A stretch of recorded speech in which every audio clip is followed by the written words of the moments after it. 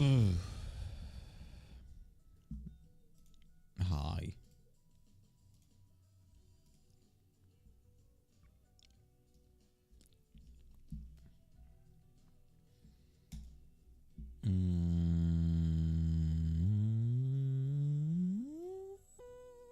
Hello. I don't even know if the stream works. Does the stream even work? I don't even know if I'm here. I need to put my pop out chat. So my OBS shows my normal chat. I don't fucking see anything here. Okay. The chat on my screen is also not the right chat, but who the fuck cares? Okay.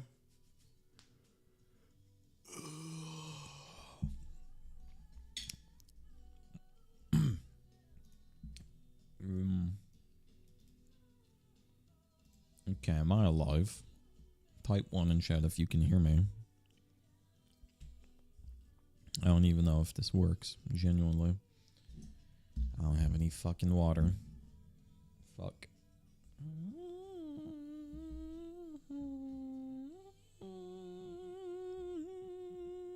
Can't wait for the Backrooms movie. The what? Isn't the Backroom a code name for anal? The fuck is what the fuck is what is a backroom? I think it's those like labyrinths with no clear exit or something that simulates like an infinite dimension or something. Thunk. Thunk. Well, does this work? Oh yeah, it does. There we go. Let's turn off that. There we go. Okay. Haley wants to go see it in the theater, but it's so fucking pricey I can't pause to pee. And I can't pause to pee. Wait, what? Seeing a movie's pricey? That one or any movie? When is going to see a movie pricey?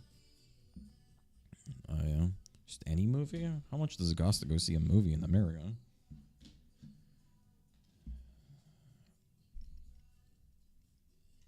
I think here. Usually it's what, like, I haven't been in a while. I just used the free option. Sure, but like, how much does it cost to go to the theater? Because the normal price of a ticket here is €8 for any movie. But if you use a discount, or there's a daily discount for almost every movie theater, then it's $4.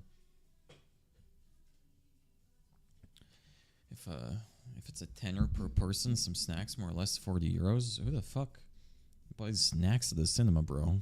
It's literally for multi-millionaire Saudi Arabian princes. Who ever buys snacks at a movie? You're supposed to like illegally smuggle them in. Come on, guys. Have you not? If you're just get a backpack and put all your fucking snacks in the backpack. No. All my zip ties went all over the place. All over the fucking place. Why so cheap? How much is it in the UK? Then drink and snack if we don't sneak ours in. It's like $56. Yeah, why would you fucking get snacks to a movie? Just sneak them in. Why would you pay money for that? I mean, it's also questionable. Why would you pay money for a movie? He says he's going to see a movie tomorrow. So that's a bit of a fucking boop-de-doop-de. Anyway, hi. Guys, I'm here. How are you on this wonderful, beautiful day full of, life, I think. Okay, I need to send over my Google Drives. a 5 out of 10. It's just like a better than average day. I will also add, just so we can have some community scares, okay? It's been 4 days since anyone has heard of Mort. The man that was posting literally 25 photos a day. It's been 4 days since anyone has heard of him in any capacity. So, probably, hopefully, nothing happened. In the UK, it's 12. I mean, that's not the end of the world, is it? For a person in the UK, when do we hold a candlelight vigil? Fucking now. We'll give it like a week. If we haven't heard of him, within a week, then it's gonna be bad news bears. Okay, I need to send over my Google Drive links. Okay, I need both of these. Copy URL.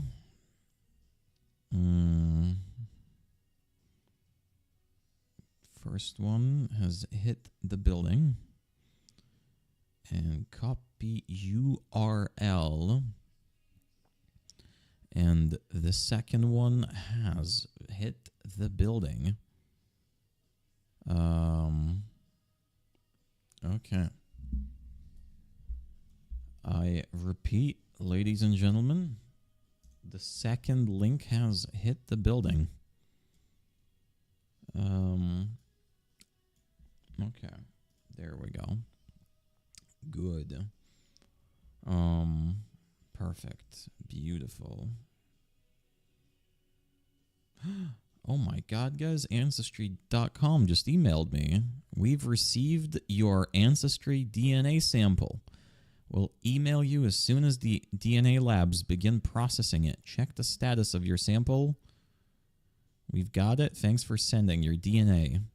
Now it's in the processing queue. We'll know. Should be available within 6 weeks. Oh my god.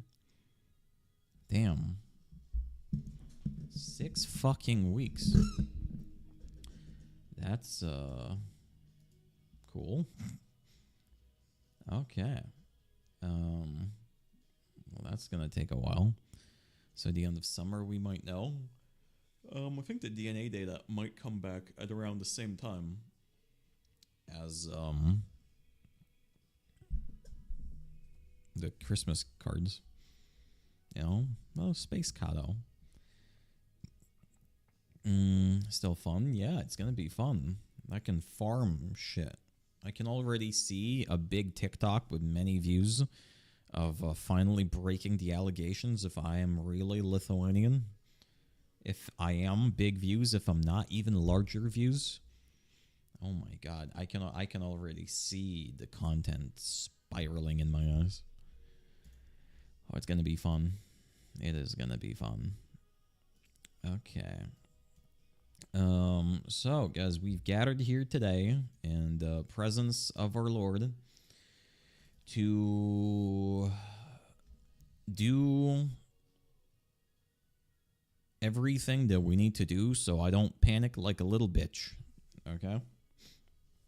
That is basically what we're here for. We are here to do everything within mine and our power to make it so there is no questions of any kind of left about Comic-Con. We're going to look over everything they've sent, and we're going to look at it bigly, okay? In a heated pillow.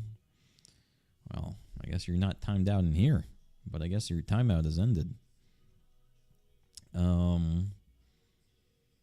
Okay, wait. I want that link in Firefox. Where's my Firefox? Okay. Beautiful. Beautiful. Okay, they didn't give me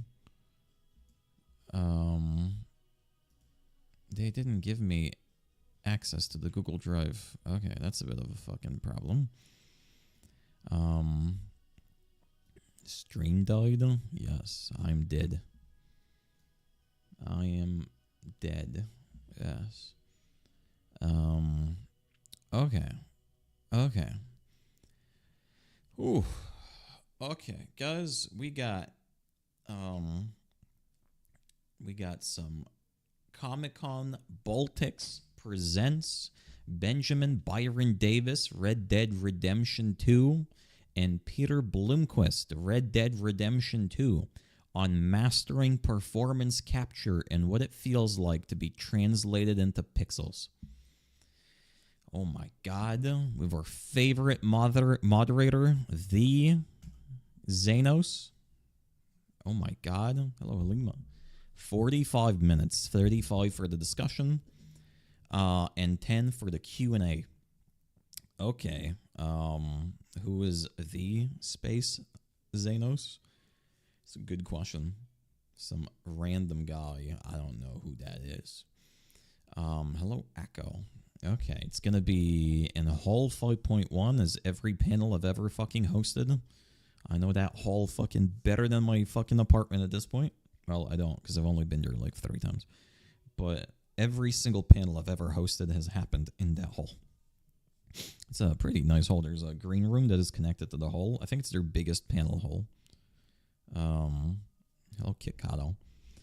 Panel description: step behind the scenes in one of the gaming's most ambitious productions with Benjamin Byron Davis and Peter Bloomquist, the actors behind Dutch van der Linde and Micah Bell in Red Dead Redemption 2.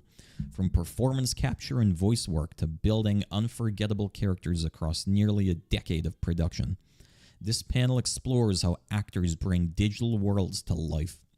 Expect stories from the mocap stage, insights into crafting iconic performances, and a closer look at what it feels like to see yourself transformed into pixels. Okay, this is going to be like a pretty technical interview. It is like a decently technical interview. It's not exactly like about the game, but everything surrounding the game, I guess. I always wonder, like, I don't actually know, and it would probably be good to know, what are some other notable games that both of them have been part of? Which I guess we can start off immediately. Oh, good reminder. I need to turn off the chat on the screen. Okay, there we go. Benjamin Byron Davis. What else have they done?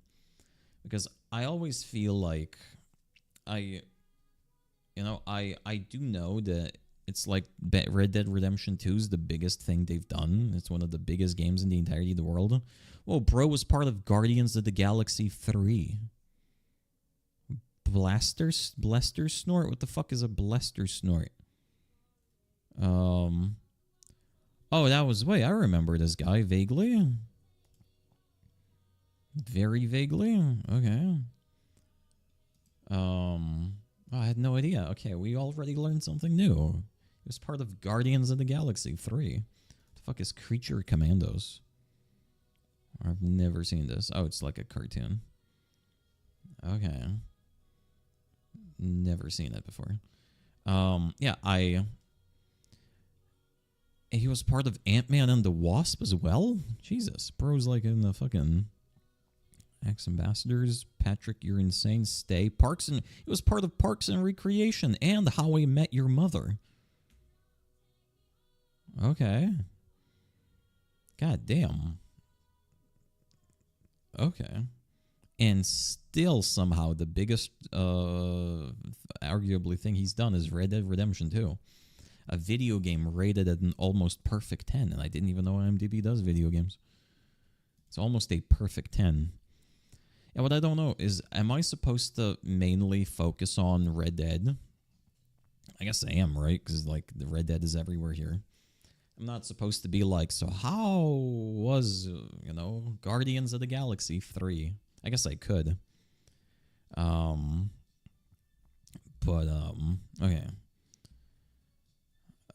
And then there's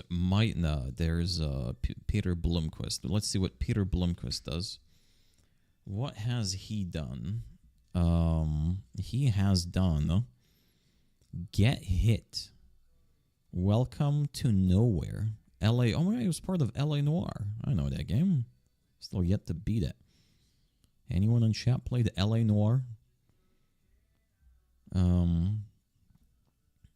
Despite his frequent portrayal of immoral characters, Blomkvist has been described as very kind, gracious, and cordial in real life.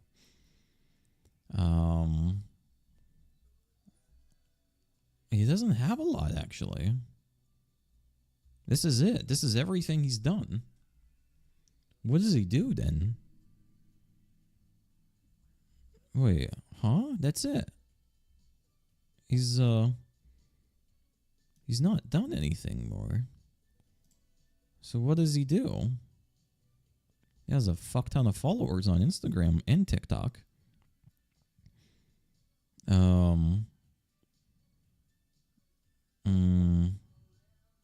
Oh, he got death threats for being in Red Dead? That makes sense because he plays an evil character.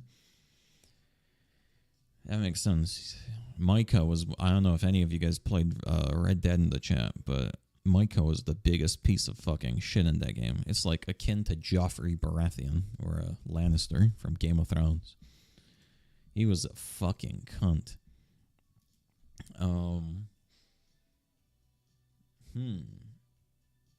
Okay. But I guess that's... I mean, I could ask him about it, but it's a little bit also like... aside from my... what I'm supposed to do. Should I upload a story about being live on my B stream? Technically, I don't know if I'm doing anything wrong by, like, preparing for Comic-Con live. Like, I don't know if technically what I'm doing right now is legal. Because, like, I'm showing the notes, but, like, the notes don't have anything sensitive. It just literally notes for me. I want people to see prepare. I want people to help me prepare and give me ideas. So, kind of. Guys, everyone in chat say hello, Instagram. Okay. Right now, guys. Everyone in chat say hello, Instagram.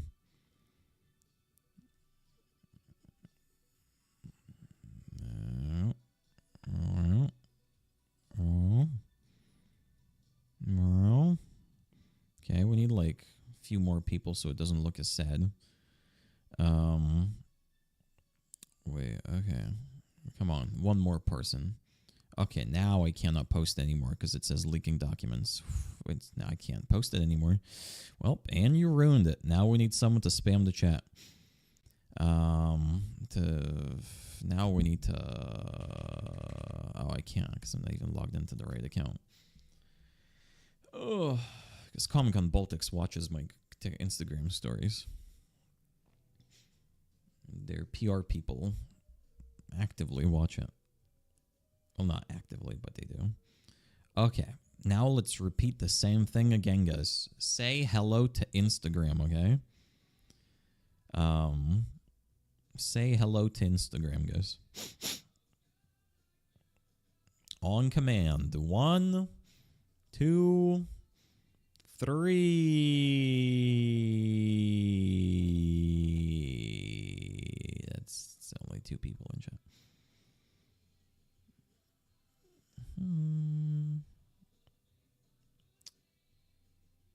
Okay. Somebody permaban Halima.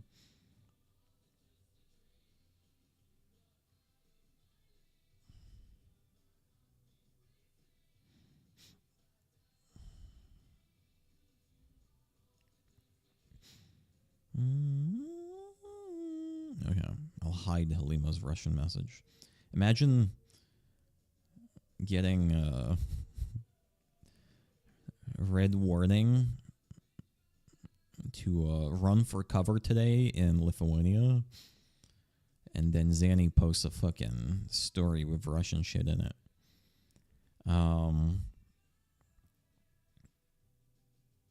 Oh, fuck, I put the wrong link in.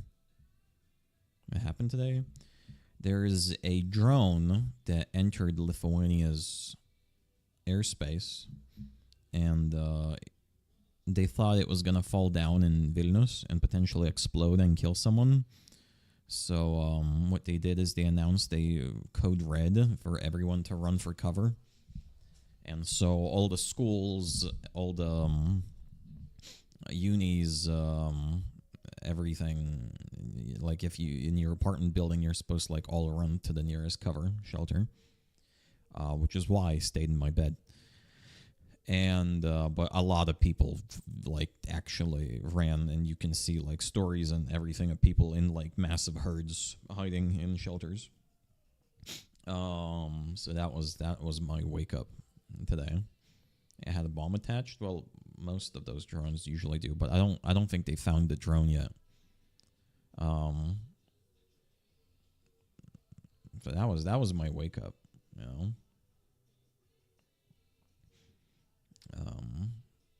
Yeah, that was my wake up.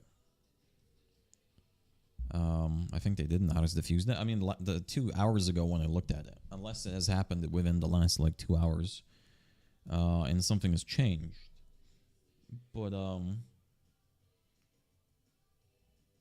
yeah, I don't know, because there was nothing cited, nothing found.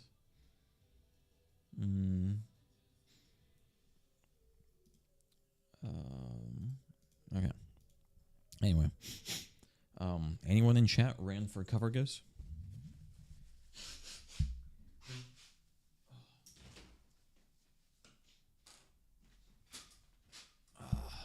Okay. At least 5 minutes before the audience Q&A, inform the audience that the question session will begin shortly. Point out where the microphone is located, where the attendees can line up to ask questions. If nobody lines up, continue the discussion with suggested questions, but if someone approaches the microphone later, allow them to ask their question as long as there's still time remaining in the discussion. I was sleeping peacefully. Yeah, I bet you were.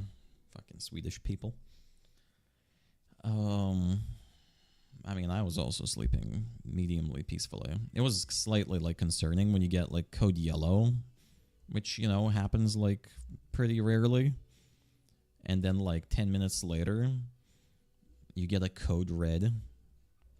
They said they were going to activate the sirens in the city as well, but they were too late in coordinating them. Didn't you get a warning? I think only people in Vilnius got the warning, and Ignalina, and somewhere near Kaunas. Because that's where, I think it was the last sighted or something, because it flew by Vilnius. At least looking at their map of where they announced the warnings. Okay. So, I'm supposed to give 10 minutes for the discussion. So, at 30 minutes into the panel, I'm supposed to announce the Q&A. That's the hardest fucking part. Ah, fuck. I don't even follow the news nowadays. I didn't even know about it. I doubt it's even being reported in, like, Poland. Like, it was just a drone. It's just the reaction was very big because they assumed it was gonna, like, land and explode in Vilnius. But, like, this is the fucking 5th drone problem like this in, like, the last month. Latvia had one, like, 2 days ago. Estonia had one. It's either Russian drones that they troll us with or Ukrainian drones that, due to being intercepted or, like, jammed by Russia, end up flying haywire. It's all over Polish news as well. Oh, okay. All right, then. Okay. I guess that's good, potentially. Okay, so 30 minutes into the panel, I'm supposed to announce the Q&A.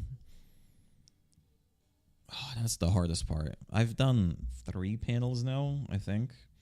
2 that I've hosted. And I've never been able to do the Q&A because I always get so fucking tunnel visioned, I forget about the Q&A and the panel ends.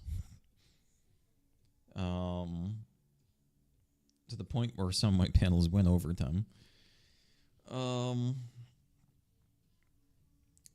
Okay. I need to set a timer on my watch, probably. That's gonna go off at the 30-minute mark. because otherwise there's no way I'll remember to do the Q&A. And the Q&A is like easy content.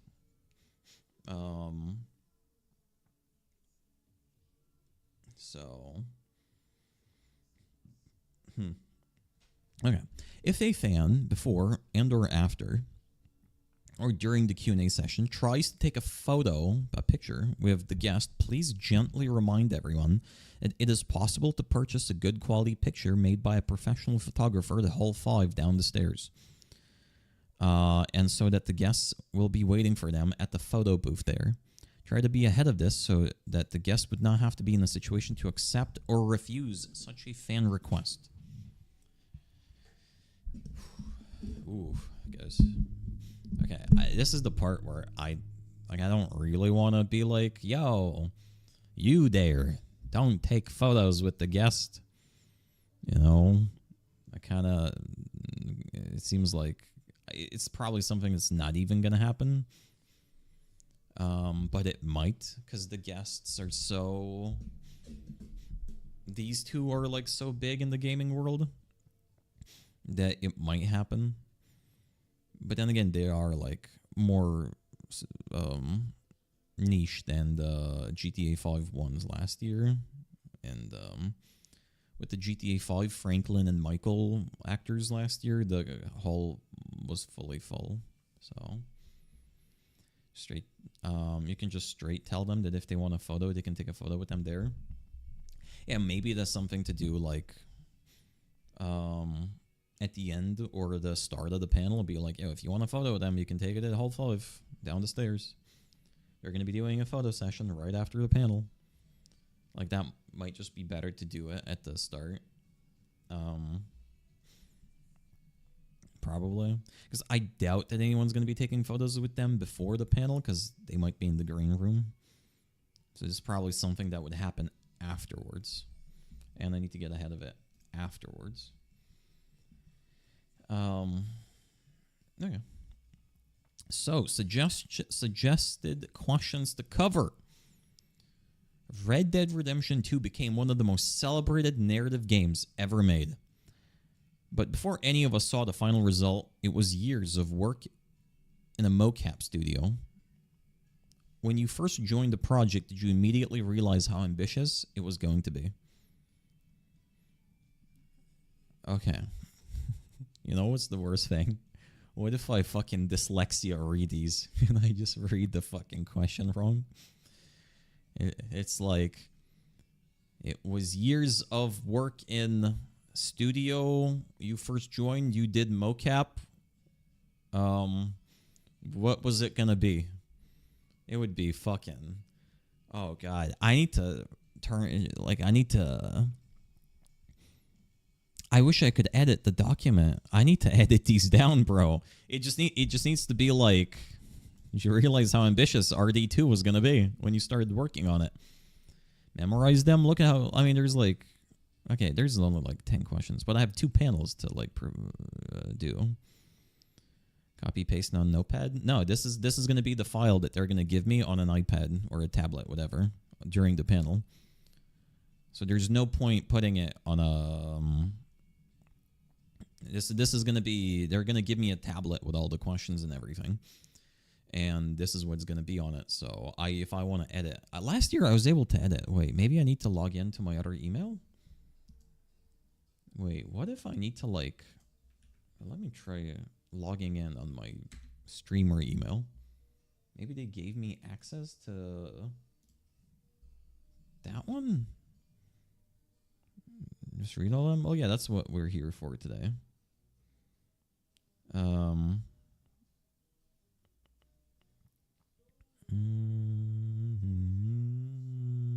wait. In the meantime, guys, so how are you? What's new in your life today, guys? Okay, this is a very intimate, romantic atmosphere here. Yeah. How's life? How's the wife? How's the kids? You know, what's new?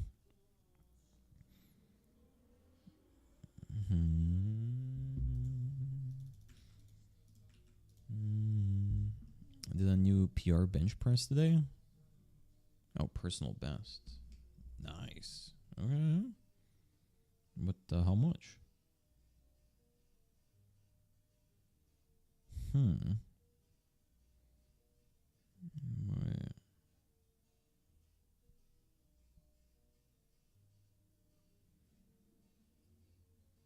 Okay, this is slightly concerning. 95. Oh, shit. Okay, that's good. That's nice.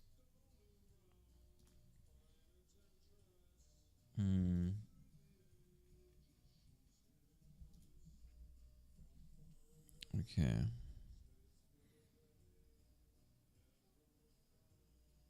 With gold and brown. Okay, authenticator code.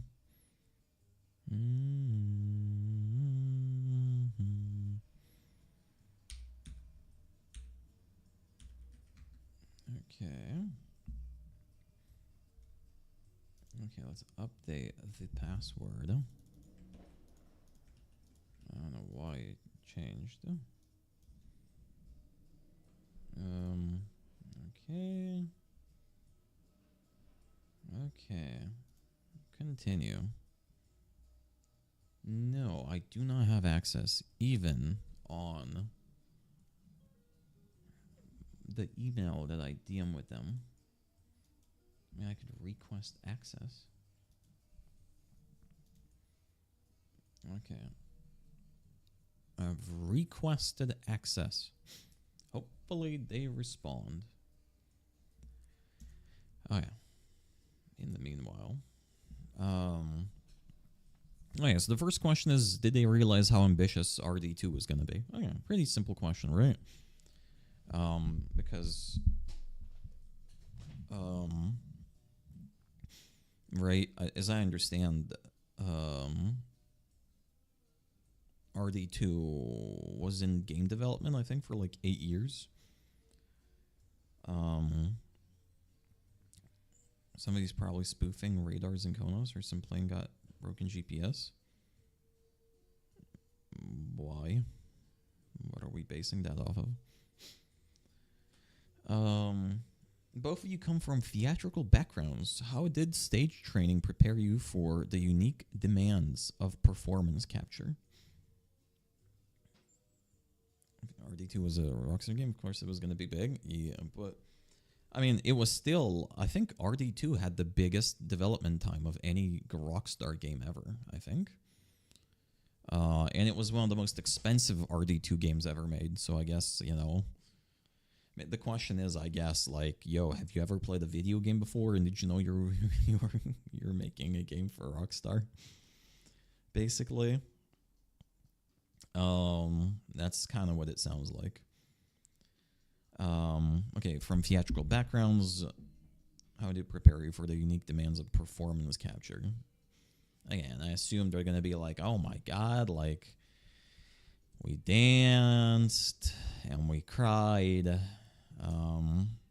It's going to be the longest production time of any game at this point. I mean, I hope it is, because, I mean, it's the largest scale game ever made, so, I mean, I seemingly, yeah. But game production in general is getting longer and longer. So it's also like a bit of, you know, it's kind of like not just GTA that's getting longer. Magnificent. Oh my god. Channel is in flowers only mode. Aw, you are my flower in the morning, Magnificent. What's the biggest challenge in performing for a live audience, performing for a camera, and performing for sensors and cameras? Okay, that's a good question. Performing for, like, yeah, if they did theater, live audience. Performing for a camera. Okay. Sure, yeah, it'd be like for film, and then performing for sensors and cameras, that's for mocap. Oh, yeah, that's a good question, actually. I like that one. Would be funny if they reschedule release date. Hot take, guys, and hate me for this. I want GTA 6 to get delayed. I want it to come out anytime soon. Hate me. Hate me. Despise me. I want it to be delayed. Because I'm not going to be able to play it anyway, because they're not doing a PC release. Um, someone put money on the betting websites. Yeah, somebody pull up Polybet. Okay. Can you walk us through the typical day on the mocap stage looked like for you? Wait, what a typical day looked like for each of you. How did the set look? How did you find the world of 1899 in that environment? Oh god, these questions are too fucking long. I like the questions are fine. I just wish they were shorter. Like, because there's like the back history for the question, and then there's like the actual question. I'd want to separate these out. So I can give like the backstory, and then I'm like, so what did the bathroom in the Rockstar office look like? You know? I'm gonna bet on Jesus coming before GTA 6. I mean, there is a reality where the world ends before GTA 6. Are you able to ask them if they really enjoy the time period, or did they do what they got asked? Yes, I am.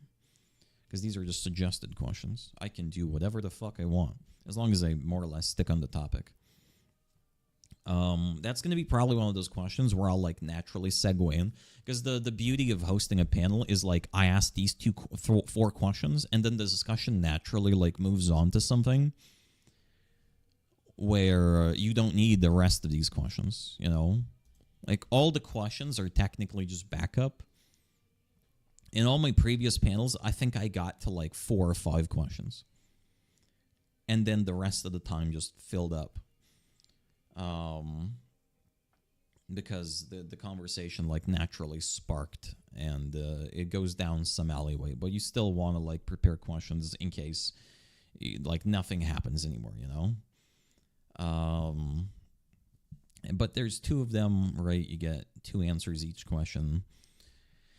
It probably is going to be fine in terms of time. If anything, again, my panels usually run too long, and I need to do the Q&A. And I assume there's going to be people, like at least 1 or 2 questions in the Q&A. Okay, so the typical day, how'd you find the world of 1899 in that environment? Oh, God, I feel like this is 2 different questions. Oh, yeah, no, wait, there's like 4 different questions. The typical day, how did the set look? How'd you find the world in that environment? This is 4 different fucking questions, because all of them would require, like, has being involved in such a successful project led to more opportunities, or the reverse? Or are you too linked to it? Oh, that's a good question. That's all because, right, like, Red Dead Redemption 2 came out 8 years ago. This is almost a decade-old game.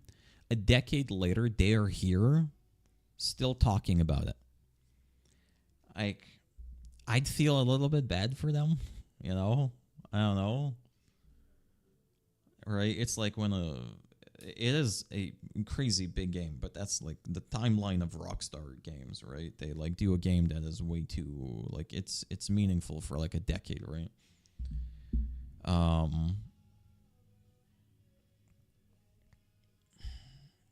It's a good question.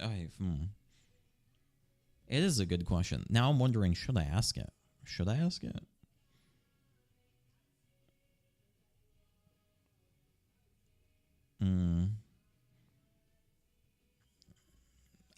Because I feel like some people would be like, they would love that question. Some people would hate it.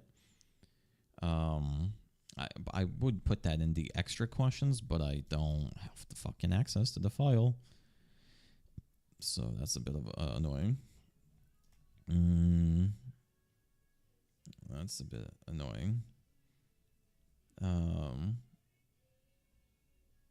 So, okay, wait. Okay, so the typical day, the set, the world of 1899. What does it feel like to watch yourself translated into pixels for the first, or what does it feel like for the first time? Shouldn't it be like, what did it feel like to watch yourself translated into pixels for the first time? Was it strange, thrilling, or uncanny? More like unzany. You get it, guys? You get it? Unzany? Because you call me Zanny for some fucking reason? I think Brian in chat was the first person to ever call me Zanny, and then it picked off. And now we just all do Xanax live, you know? Ask them if they watch your stream. You know, I talked to Permaban MBK. I talked to Jack, who's also a host there, and Jack's number one piece of advice was, do not talk about yourself. Do everything possible to not talk about yourself on a panel. You are there to make their personality shine, right? I am there as an instrument to portray them, and I remember reading a few comments on Reddit, I think, about the GTA 5 panel last year on the Lithuanian subreddit that Demico hosted. I don't remember if it was many, but a decent amount of the responses were like Demico just kept talking about like his experience with the game, and we just wanted to hear the actors talk, which is kind of fair. I was at that panel, and I was like, you know, hearing him talk about his own experience with the game was like cool and like relatable, right? But then so many comments on Reddit were like, yo, bro, like, we didn't come for him. We came for the guests, which is also, like, kind of fair. So, right. It's good advice. It is good advice. And I've failed at every single panel I've ever done. But then again, every single panel I've ever done was about content creation and, like, my experience with content creation or the guests. It's like every panel I've ever hosted was the same panel 3 different times. This is the first panel I'm ever hosting that has nothing to do with content creation. It's about a game. So nobody gives a damn about the presenter. Yeah, the presenter, you don't come to the panel for the presenter. The presenter is just a fucking whiteboard. The presenter is just supposed to do a good job at navigating people. And getting them to express everything, right? Like I remember when I was on my first panel in the first Comic-Con as a guest, and the interviewer asked me questions, and like, right? Like I loved being asked those questions because it was like exciting. And you get to like share your experience and shit. So maybe what we're learning here is that I'm a narcissist. You know, maybe that's what we're learning here is that I am just a narcissist.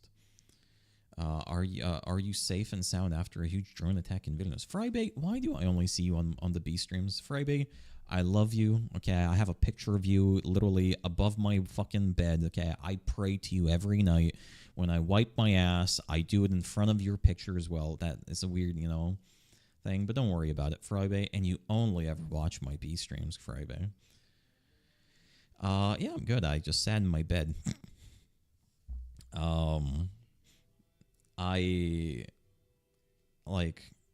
It was very underwhelming for me because I was sitting in my bed. I got the warning, and there were just people cutting grass outside of my window. And I had like a vaguely hard time taking it seriously when the people just continued mowing the fucking grass. And like nothing changed. Later I checked where like is the nearest shelter next to me, and it's like 3 apartments, maybe like 2 apartments away. Wonder why the sirens didn't go off. They answered. I watched the live stream of the defense minister or whatever. They said it was basically a coordination issue. By the time they had gotten the sirens ready to attack, they had already seen that the drone flew past Vilnius. So there was no by the time it was ready, it was already meaningless. So B stream is real Xanos. A stream is for the normie society. You see, the A stream is what pays my bills. But I understand. It's a fine reason. It is a fine reason. Hello to Petoclier as well.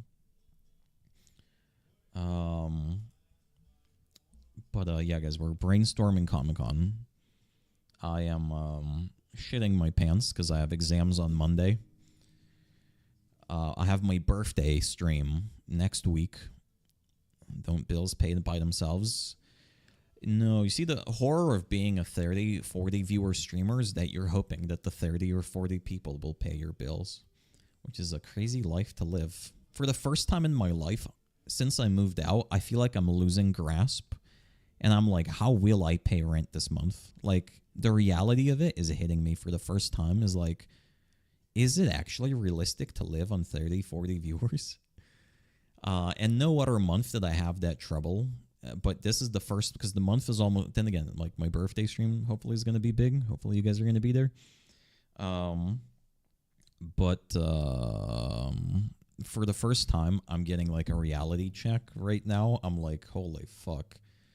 What would I do if I can't get rent money? Didn't have to hoe yourself out yet, so you're doing fine. Well, I think a lot of the streams I do are hoeing out. So technically, I hoe myself out every stream. You know, technically. I need to respond to my group mate. She just had an exam, and I am the emotional support pillow. You could say it's heated as well.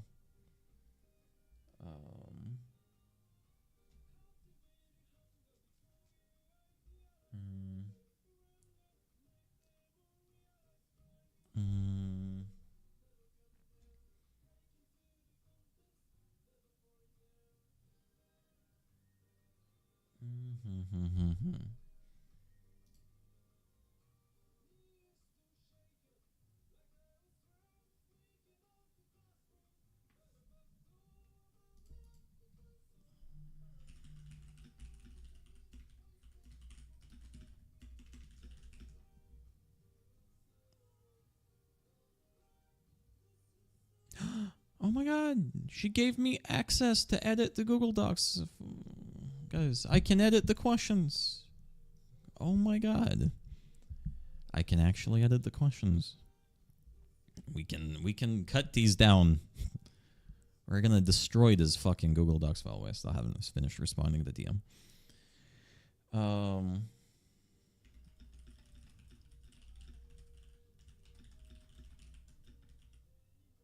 You know what you need to do? What? To set myself on fire to prove a message that I'm a big supporter of Assad?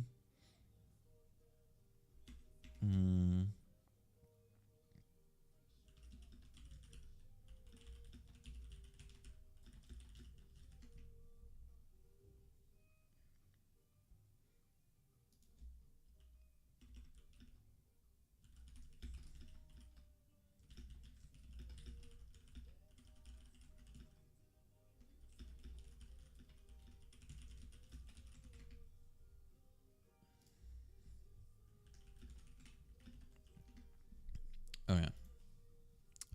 TTP. Toilet. TTP. Tiny toilet paper? Time to penis. Wait, what does that mean? Do you want me to shove a dick up my ass? Huh? 1 hour at the psychologist is like 200 euros. How are you not rich yet? Because, okay, first of all, the average psychologist these days charges 50, not 200. Second of all, I'll only be able to do that in 5 years. So by that time, it's going to be 200, but I'll only be able to do that in 5 years. Yeah, that's currently we're surviving off of around like 600 to 700 euros a month. That is how much the stream makes plus my garage rent. That's more or less what I survive on every month. So, you know, it is going, just not this month. But maybe my birthday is gonna make up for it.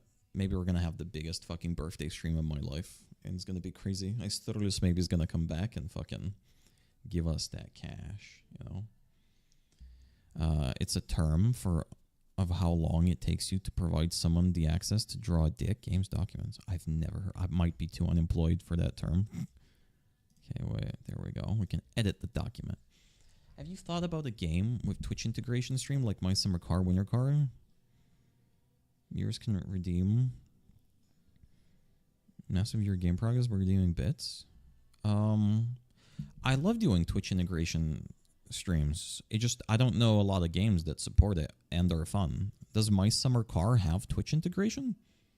I remember we played that game and I dubbed it as the worst fucking game ever made, and but I don't remember any Twitch integration in it.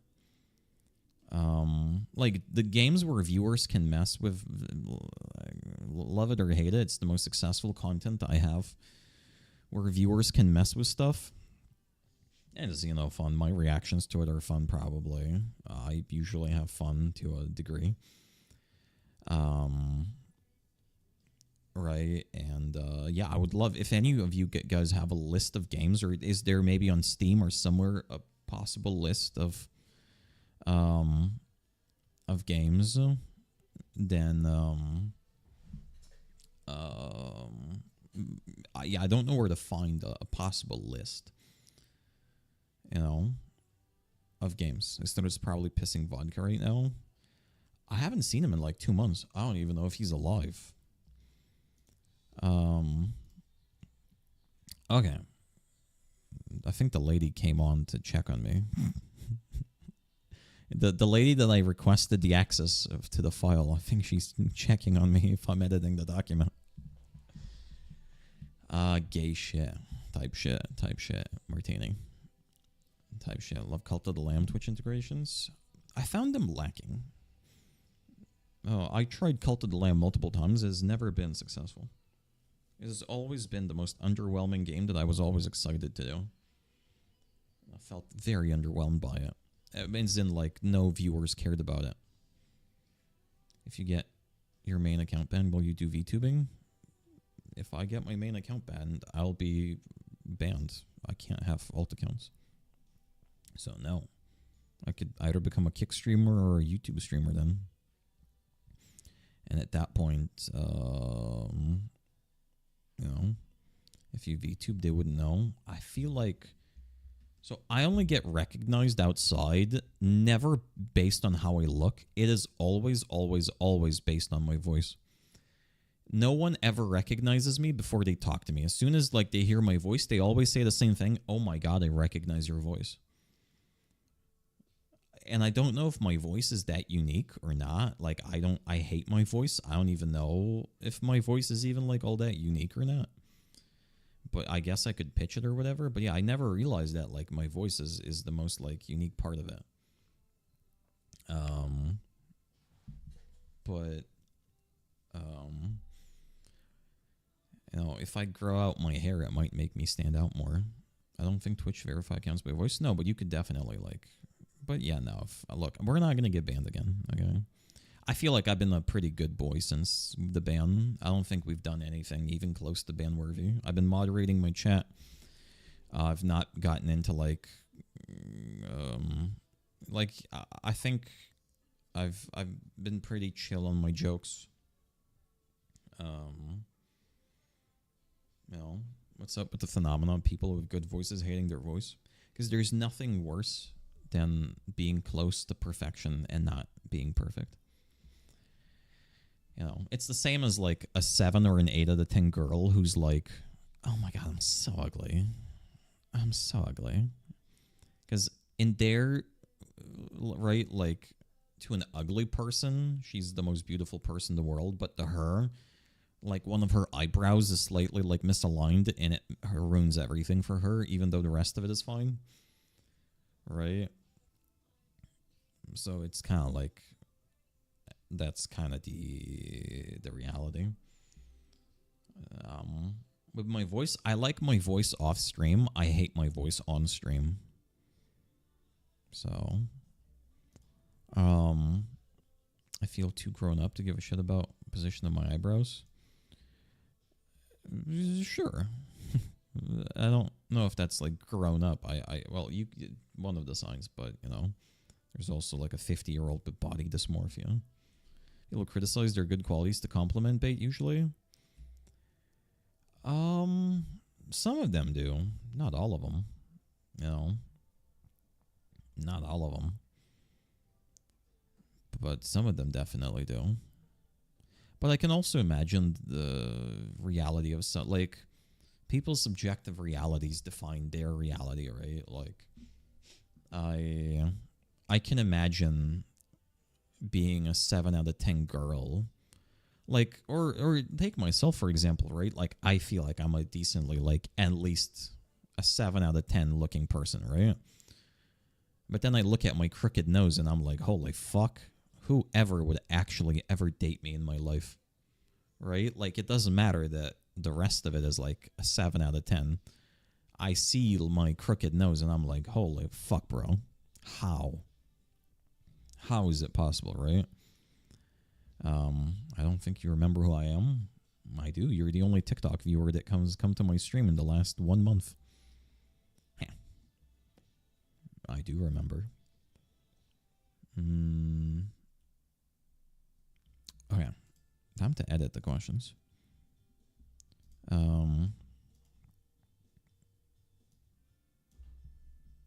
Okay, I think I'm going to do it like this.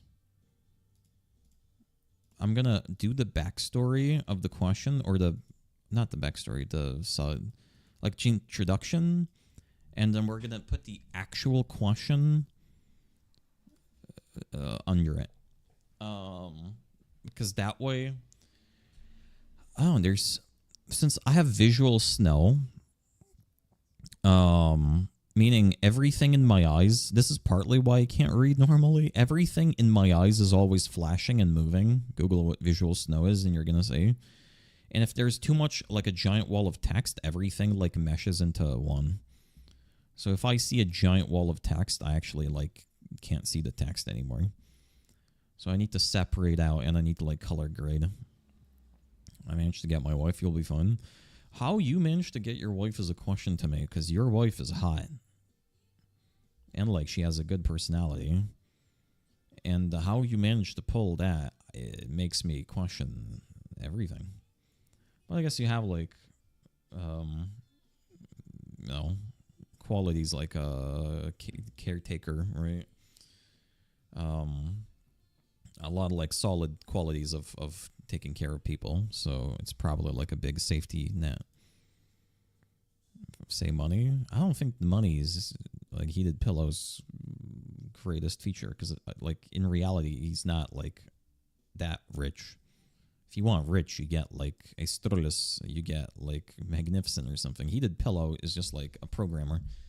It's not like he's only a human, you know? He's not like one of the multi-millionaires we have in the chat. He's just a programmer. I always try to look at myself like other people would. It's the same as like I wouldn't leave the house in sweatpants, but do you notice others in sweatpants? Fuck no, so I wear sweatpants. Fair. I would not be able to leave my house in sweatpants. I don't dress well, but I could not dress badly, and like, yeah.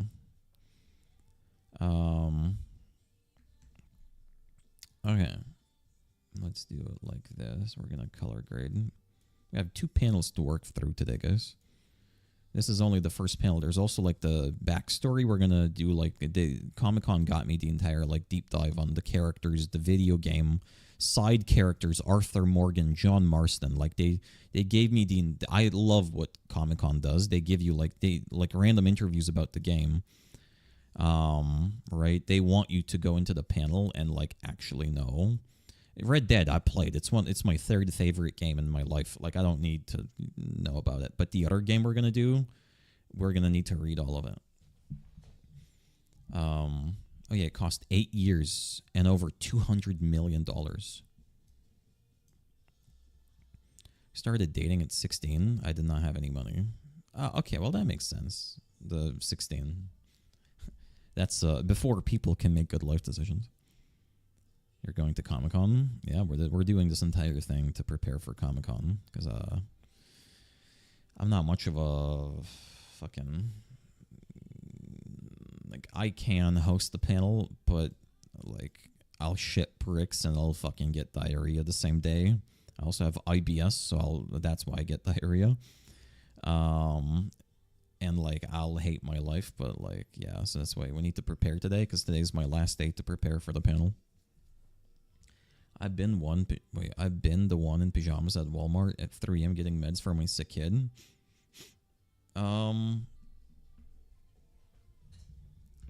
I feel like when you have, I don't know about you guys, but when you need to do something for another person, all of your anxieties and everything goes away.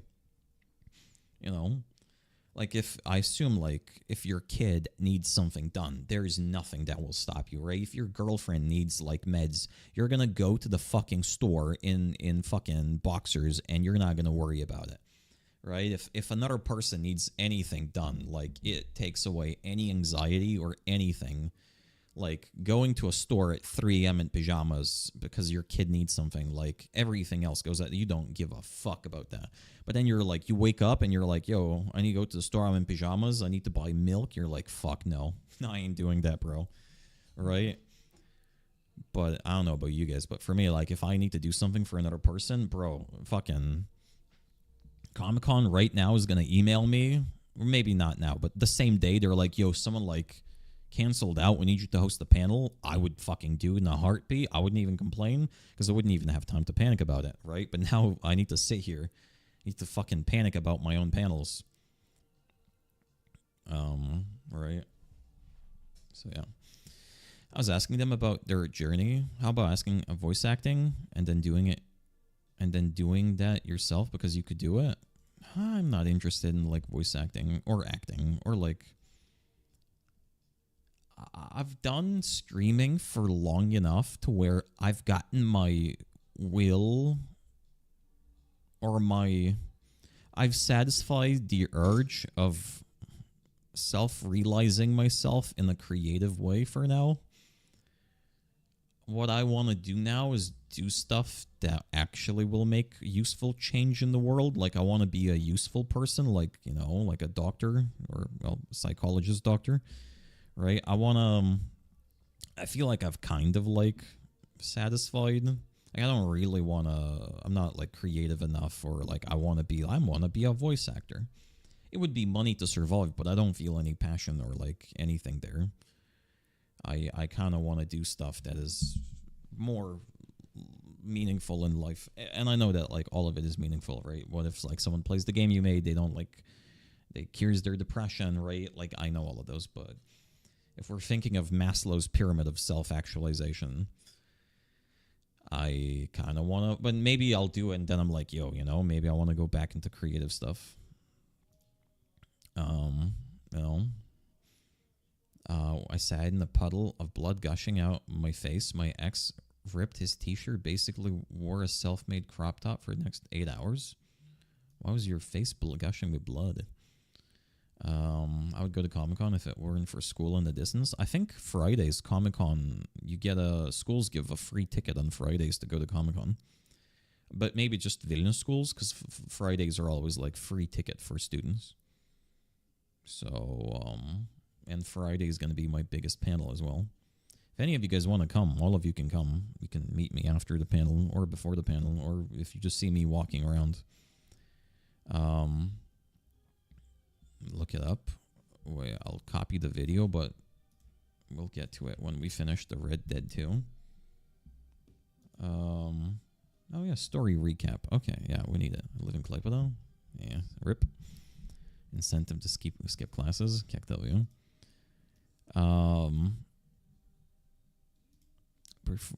Okay, what's the biggest challenge in performing for a live audience? Bold. Performing for a camera. Bold. You guys think if we put all these questions in an AI detector, it would say that all these are 100% AI questions?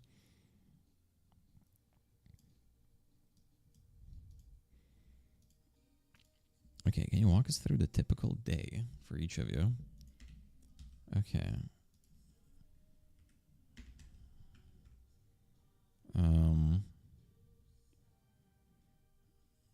Okay. Did you get to the bunker today? Yeah, I was safely bunkered up under my bed covers. Um, I got the warning, and then I just sat in my bed. There, like I said, there were people cutting grass outside my window, and I followed the news and everything, and I was like, okay, slightly concerning, especially when Noseda our president was evacuated to like a safe space or shelter as well. They evacuated him to a safe space. They got him to Twitter. But yeah, no, I didn't do anything. I just sat in my bed. I was talking to a friend, and she also didn't do anything, and I said that we had the survival instincts of fucking Nemo. All right, KFC was nice checking up. Okay, good luck. What does it feel like to watch yourself translate into pixels? What was it like? Should I change this question? I feel like it should be, what was it like? This question is, I don't know. I'm not a native speaker, but this question is like killing my fucking natural English senses. Watch. What was it? What was it like? Like to watch yourself. Okay. Wait, what? Wait, what? Because I fell into the concrete, knocking my teeth out, and needed 9 stitches. Oh, shit. Do you have, fillings? Like, did you get crowns, or how'd you replace the teeth? Did you get fillings, or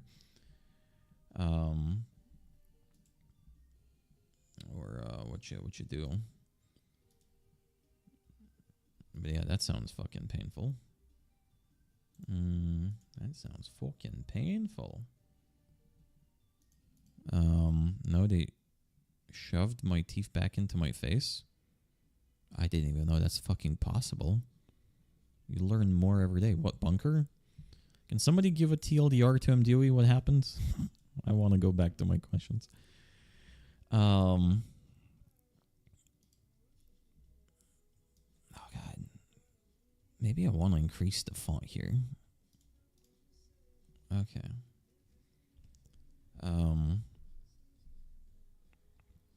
I feel like I also want to do numbers instead of dots. What am I watching? Me, and more of me.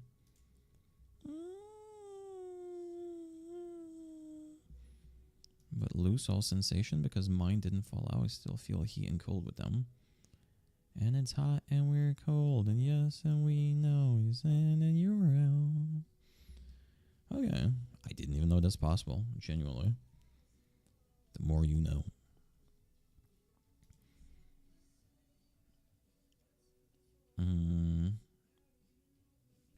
What was it like to watch? Okay.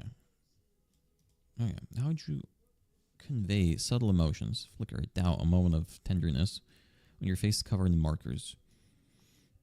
This feels like such an artificial question. Like, if I asked this question, I would need to, not read it. Am I allowed to swear in a panel?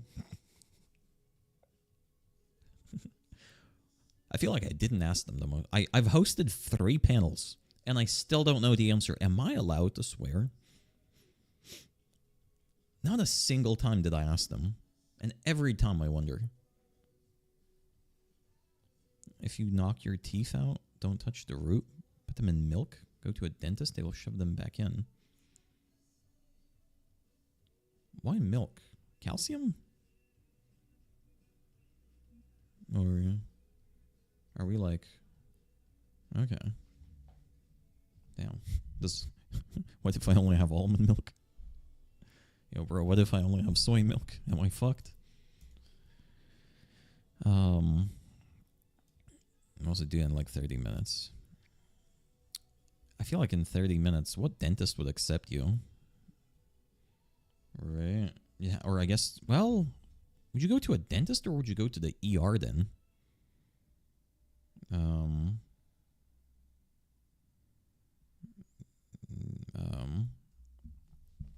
Because, yeah, I guess at that point you go to the ER. Urine bleeding. You will. I remember, I don't know if you guys remember when I busted my leg open, kind of. Well, I only, I got the skin off of it next to my knee. I fell down while jogging, and I scraped all the skin off my knee. Bottom of my knee. And looking back at it, that was literally just outside of the ER. And instead, I limped back home. And I struggled with it for like the next month. And it was like semi-infected. I should have just literally walked 3 minutes to the ER immediately. And it would have solved most of the problems. But to be fair, I'd never been into that ER. And the idea of going there was scary. Because I'd never been there, you know. And I never go anywhere where I've never been before. I only went to the ER for the first time when I busted my balls 2 months ago. It was fun. It's dumb. It do be how it is. Flicker of doubt. Well, okay, doubt. Fear. Anger. We're gonna change all of these a little bit. I hope they don't. You hurt, you go to the doctor. To be fair, like I fell, and it didn't look bad. Right? Like I looked at my knee, and it had just like holes in it, and I was like, it looks fine.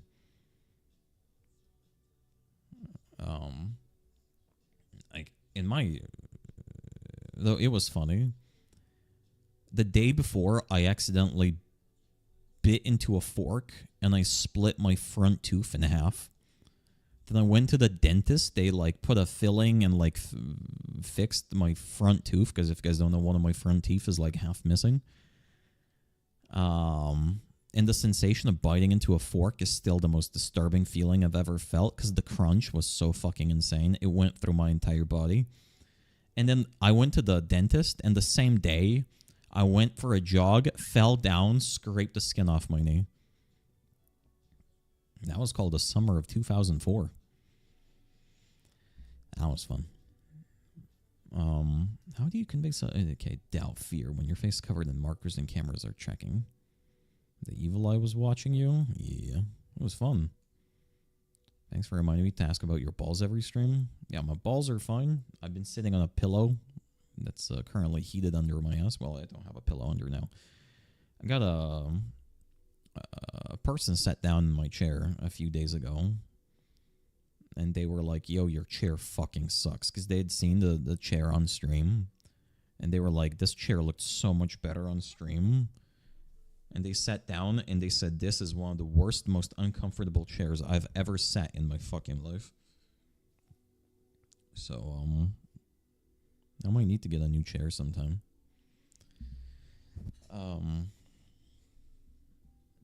You guys want a jump scare? Can't be worser than mine. True, because the worser does not exist. Chairs are expensive. It would be like 200 euros for a decent chair. Do you guys want a jump scare? Type 1 in chat if you want a jump scare.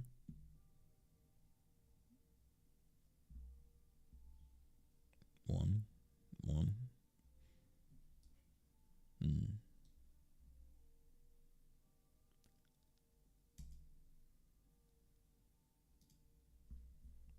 There you go. Okay, Benjamin. Oh, fuck. That was the worst part. I need to differentiate between Benjamin and Peter. Okay, Benjamin is the big Hulk dude. Peter is the crazy guy with crazy hair. Benjamin, you were significantly taller than Dutch, and the animators had to adjust heights, including the other characters' eye lines? How did that technical reality affect your physical performance? Oh my god, wait, does it even matter how in motion capture? Do you need to be the same height as the character that you're portraying? I mean, I guess eye line wise, right? Because like the motion capture tracks your face, and I guess maybe it's like hello in the nose. We get to see Carlax voice actor. Are you busy?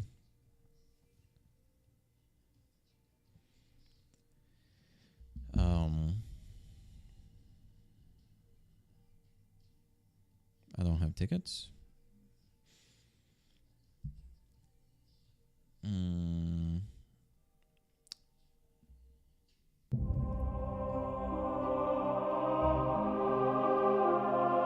Ananas_LV just subscribed.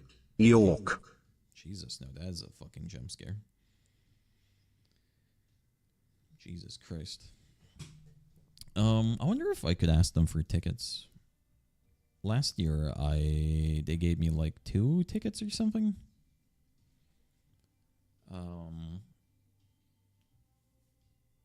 But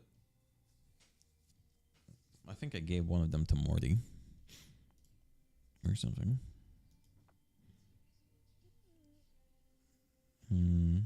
It's a far from start. It's going on for a while. Best thing you can do is not to vote in the heads into the presidency. There's a rumor now that the U.S. plans to pull out all of the military out of Lithuania in September. But it's a complete rumor, and I don't know if it's true. But it would align with what Trump has been saying. And there's been other rumors of other countries, not just Lithuania, that Trump, around September, plans to pull all military out of NATO countries. And if that happens, well, fuck me. I'm pretty sure the jets we're using to shoot down some of these drones, at least Estonia, are even like American. So if that happens, it's over. We might as well move to fucking, I don't even know what. Might as well move countries. I brought one to log in Alabubo game on. Oh. I'm still meaning to get her on the stream sometime. Good, he loves sucking Polish D. Trump? I'll bring you a Labubu if you reserve 2 of them. I'm too lazy to ask them for tickets, honestly. I have so many fucking problems, I'm lazy to write an email. Okay. Benjamin, you were significantly taller than Dutch, and the animators had to adjust heights, including the other characters' eye lines. I want to learn this. Does it matter?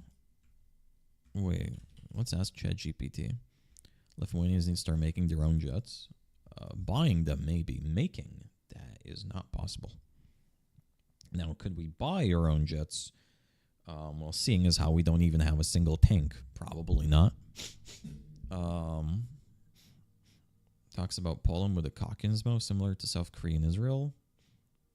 I mean, to be fair, Lithuania is also up there with Poland as one of the few countries with their NATO budget over 4% or whatever. But interesting.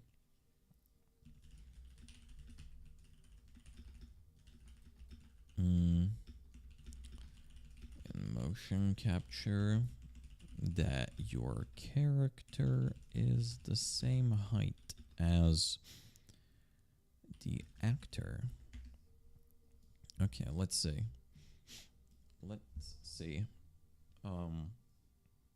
I want to understand this question. Height matters in motion capture, but does not match perfectly. Eye lines can look wrong, even shorter actors. If a shorter actor is supposed to look Dutch in the eyes, but Benjamin is much taller, the actor may naturally look upward, but in the game, Dutch may not be that. Okay, that makes sense. Okay, because it tracks the eyes, and then it just looks weird. Touch and distance, handshakes, hugs. Oh, yeah, because you're tracking their entire body. Movement proportions change. Very tall person naturally walks, stands, gestures differently. Okay, I understand. See how much prep I'm doing, guys, for Comic-Con? No other panelist does as much prep as I do. Micah is a character with very specific physicality. His posture, his swagger, his way of occupying space. How much of that comes from you versus the direction of the animation?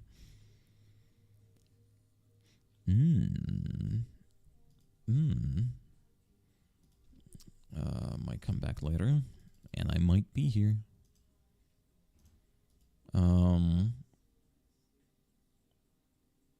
Love my pineapple. I love pineapple. It makes your semen taste better.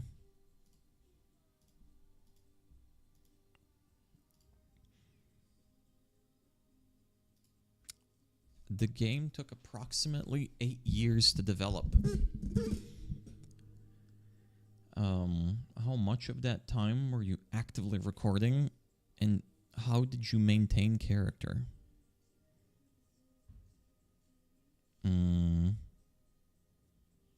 Consistency across such production.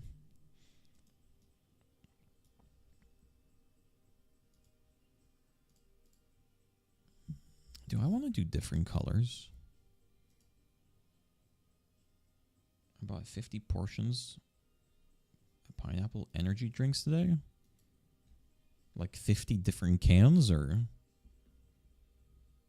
Oh, you not when you mean portions, you mean like a powdered drink that has 50 cups you could use. I wish Lithuania had good options, but they're so expensive.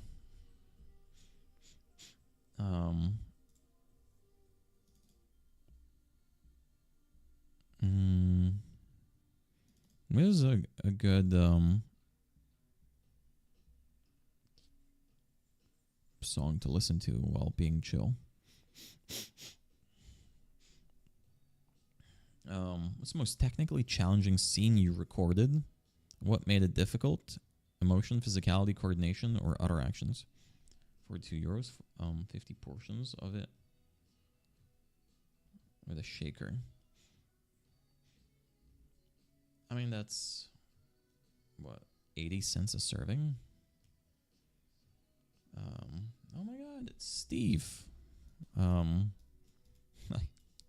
Hello, hold up. What the fuck? New channel? This is the channel I use to go live where nobody watches me so I can do my homework. Hello. Welcome. When are you coming on my stream? I'm preparing for my Comic-Con panel with the Red Dead Redemption 2 voice actors. Hope you miss me. Yeah. People are still asking to get you on my stream. So after Comic-Con, I'll come on. Good, because please don't come on before Comic-Con because it's in 2 days. But also my exams start on Monday, so that's going to be a bit of a cock-up, to be honest. I get to take my clothes off. Robert, yeah. Yes, that's Robert. M. Dewey's still fucking horny. You see, there's a rule on Twitch, and I don't know if it ever gets enforced, but there's a very ironic rule. The rule is you cannot take your clothes off stream or on stream, but you can be topless as a man on stream. I don't think it gets enforced. So, yeah, if you want, you can take your top off. You guys want Robert to take his clothes off on stream? M. Dewey probably does. What's the most technically challenging scene you recorded? What made it difficult? Emotion, physicality, coordination. Ah, fuck. I'm thinking of reading these out loud. These feel very non-genuine questions. Not the question is hard, but like emotion, physicality, coordination, or with other actors? Because I would be like, so I wouldn't say, I'd be like, what's the most technically challenging scene that you recorded and what made it difficult? Other people doing anything physical? Any actions you have to take, right? I would say it like that. But if I'm like, so what's the most technically challenging scene you recorded? Emotion, physicality, or coordination with other actors? The drink, 160 milligrams of caffeine, vitamins, some nootropics. Holy fuck. Halima, if you win another one of your fucking gambling streaks, send one to me.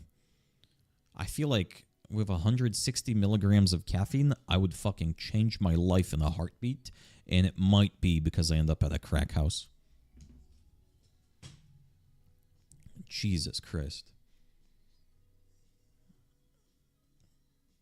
I kind of want to try one now. I wonder if I would go out of my fucking mind or not. I really wonder. Also, guys, I have made a decision, and this is a decision I did not make lightly because I made it very hardly. I have made a decision, guys, and I have made a beautiful decision. Unlike any decision I've ever made before, I've decided to go back on ADHD medication. Thank you for listening to my announcement. I haven't been on ADHD medication in full time on over a year, maybe like, yeah, I've technically only taken it consistently for like 4 months out of the last 3 years, and I've decided to start taking it consistently. Will you adjust the dosage? No, it's the lowest dosage possible, but I'll take it daily because I've never done it. Oh yeah, the ones that messed me up were like the large dose ones, but I'll do the smallest dose, but I'll do it daily because I have a psychiatrist that's a nice lady, and she's a public psychiatrist, and she's now in charge of taking care of me.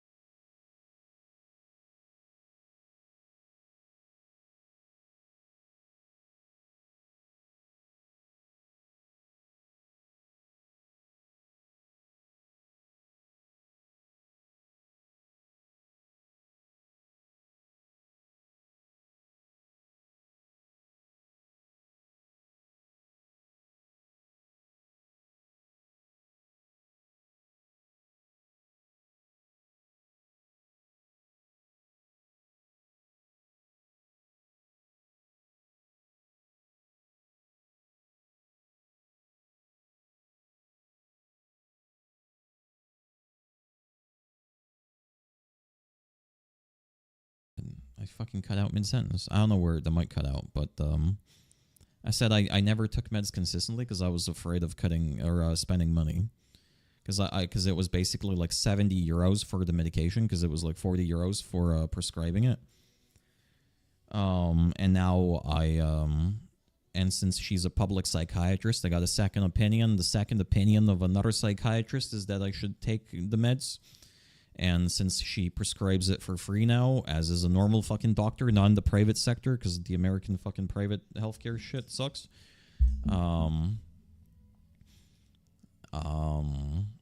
So yeah, now it's a normal psychiatrist, not a shady guy that stole 60,000 euros from the EU government, whose opinion is that I should continue the medication. And for the first time in my life, I'll take it consistently every day. Because I'd never taken it before, because I was like min-maxing, so I don't spend money. I just felt bad for spending the money, so I never took my ADHD medication consistently. So for the first time, I'll take it daily, other than the weekend. So we'll see how that'll go. I'll do it for like a month or two, and we'll see what the result of it is. Because I had only taken it consistently like a few times, as in like daily. So, curious too. I mean, the most consistent I took it is when me, and Zarel went to the cat cafe. I had taken it for like 2 or 3 months then, but soon after that, I stopped. And that was like fucking 2 years ago.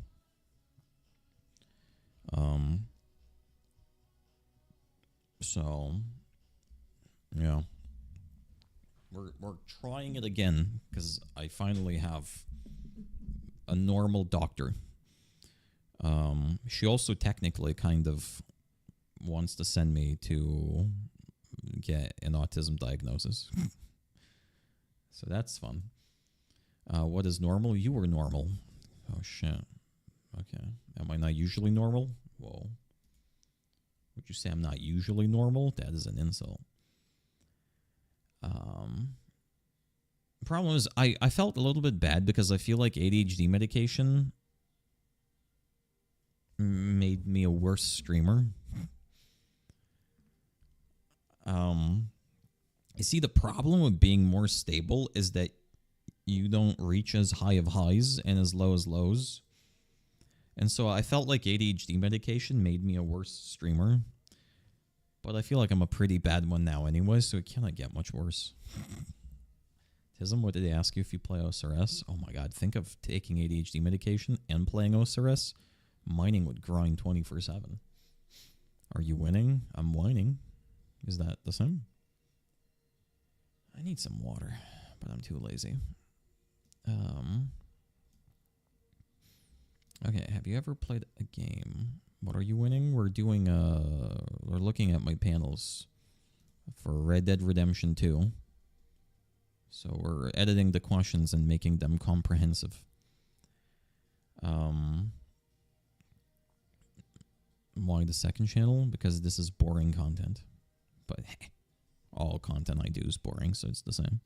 What's the most technically challenging scene you've recorded? And what made it difficult? Okay. Have you ever played a game? Have you ever played a game as a fan and been surprised by how a scene...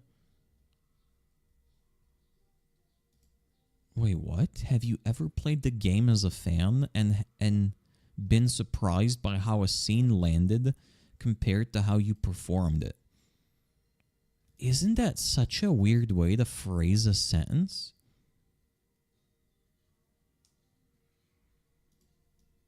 Wait, am I the only one? That sounds like... Yeah, the fan. Yeah, the fan part is... Fuck off, more positivity, please. Are you being sarcastic, Rolik, or not? No, I played it as a hater.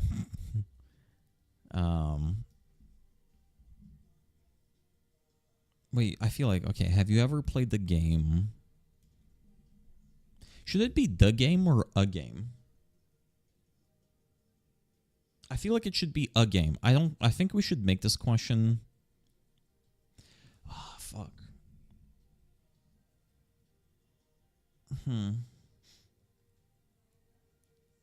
No, maybe not. All of these questions that they made are all about Red Dead Redemption 2. I feel like it would be weird asking this question about any game. Or maybe I should sprinkle in one question that is not necessarily about Red Dead. I should make this question more ambiguous. Have you ever played a game that you had been a part of and you were surprised by how a scene you performed landed on? Landed on. That makes no sense. I'm eating boiled dumplings. Based.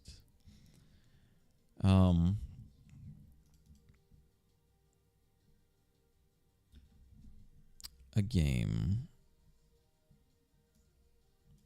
you had taken part in and been surprised. Have you ever played a game you had taken part in and been surprised? Sour cream and mayo? Mayo and dumplings? Bro, what the fuck? Are you okay? Mayo and dumplings?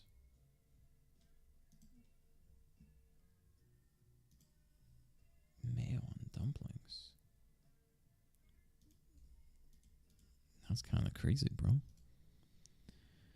Have you ever played a game you had taken part in and been surprised by how seen? Oh, fuck. I feel like the most realistic answer that people usually give to this question is, no, I don't play video games. That's usually the answer you get from most, like, voice actors, especially older ones. Like, I remember the GTA 5 panel, and a lot of the times they were like, yeah, sorry, we didn't play the game. We just went, we got paid to do the job, and we did the job, and then we left, and that's it.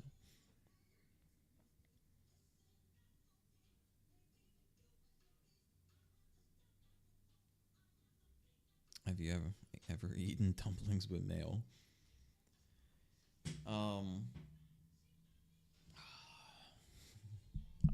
Should I put any questions about Lithuania in? I know there is one extra question I want to put in. If you go on Instagram, 1 second.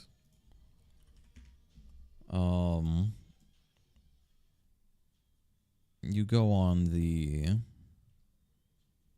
oh my god. Look, guys, they announced the panels at 5.1. Friday, Saturday. Oh no, I think that's the complete wrong hole. Is it? Wait, when is my panel? Oh, Sunday. Friday. Oh yeah, there's my panel. Comic-Con Baltics presents. Yeah, there's my panel right there, guys. I had a question. Do you play video games you took part in?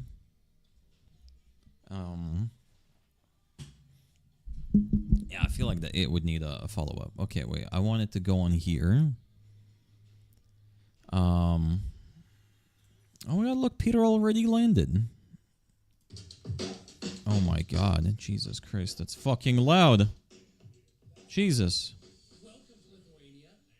Oh look, there's Jack. It was awesome. It was very smooth. It didn't crash. And I'm here. You know, what more could you ask for? You're here for all 3 days. Yeah. We're excited to have you. Is there anything you'd like to say to the fans that are coming out to see you? Well, I can't wait for the 3 days. I can't wait to meet everyone. Please, please, please stop by, meet me, and my buddy Benjamin Byron Davis is going to be here as well. So come and hang out. Come to the panels. It's going to be fun. Comic-Con Baltics 2026, sponsored by Samsung. We'll see you guys there.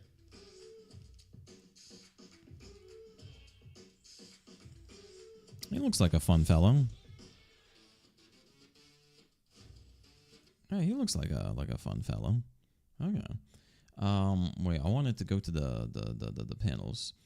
Yeah, there's people who are leaving comments on the panels of because they're doing all the 3 panels. Mine's the first one. And there's people leaving comments of will they dance? And I see that comment now on every post they made. Wait, where was the here? No, this one they didn't repost. Where is it? This one. My favorite couple. We true love you, Benjamin. The Dutch personality. Where were the dancing comments? Wait, for you, no. Most recent? There were comments about them dancing. And now I'm wondering, like, is it a meme that they fucking love dancing or something? I thought I should start. Oh, yeah, will they be dancing? Oh, no, wait, this is Peter. Will there be dancing? Wait. Oh no, what if this is like a Red Dead 2 meme? Oh no. What if this is a Red Dead 2 like video game meme that Micah said and I don't know it? Oh no. Invite him to dance? I don't know if I can that would be, I don't know how I would manage that. As in like I could be like, yo, if you want to dance, you can. Wait, okay. RD2, RDR2, Micah dancing. Boy, is it this? On this beautiful night, will you dance with me, Dutch? I thought you'd never end. What the fuck? Wait, is this a fucking porno? Huh? Oh my god, what the fuck? Where am I? Bro. Where am I? What part of the internet am I on? Huh? What part of the internet am I on? Is that actually a part of the game? Okay. Wait, can't tell if there's a side mission where Micah and Dutch slow dance. Oh, it's from like an interview. Brokeback Redemption. Oh. The Red Fuck Orgy too. Wait a minute. Yeah, there was. This video isn't available. Fuck. So there's like okay, there is a meme here. Oh my god, guys, we're putting on our detective hat. Which are your favorite voice lines that you guys have done? I guess for me it would be Dutch, get over here and dance with me. I don't Oh. remember that moment in the game. Probably at the camp. But yeah, then we dance and the gramophone was playing, right, Ben? Remember? How could I forget? Peter first started this stuff in Kuwait. He gave some interview, and people now think that that was genuinely cut from the game, which it was, of course. Okay, so it is a meme. I get it now. Your favorite voice lines that you guys have done? Okay, I get. Okay, so it is you have DJ Qualls. What the fuck is a DJ Qualls? What the fuck is a DJ Qualls, bro? Huh?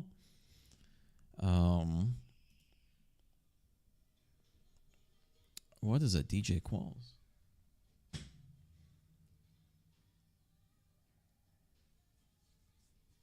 Okay.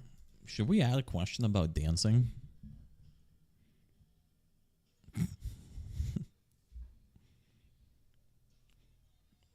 I feel like we should add a question about dancing. Don't LARP. Wait, what does LARPing mean in this context? Isn't LARPing when you like role play something? Christopher Judge, TLC on Stargate. I'm confused, guys. Nothing you're saying makes sense to me. Okay. Long, passionate speeches. Some take several minutes. Usually talking about the fact he has a plan.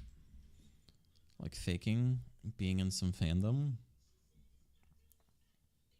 Well, I mean, if it's like a Red Dead 2 meme, then we should probably add the dance question. We should be like, so is there actually a hidden dancing scene that was cut? Because while doing preparation for this panel, I happened upon the Danspiracy.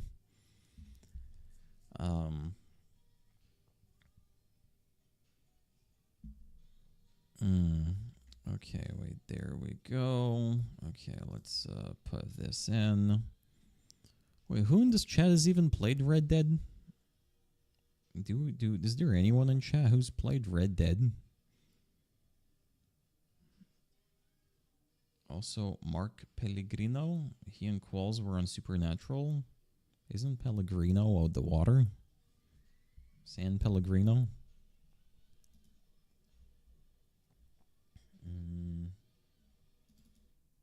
Okay, we need some music here. Played it years ago. Okay. A whole 2 hours, bought it on sale, never fully played it. Damn, one of the greatest games ever made, and you didn't even fully play it. I'd want to replay it, but it's a game that would require like 80 hours to complete.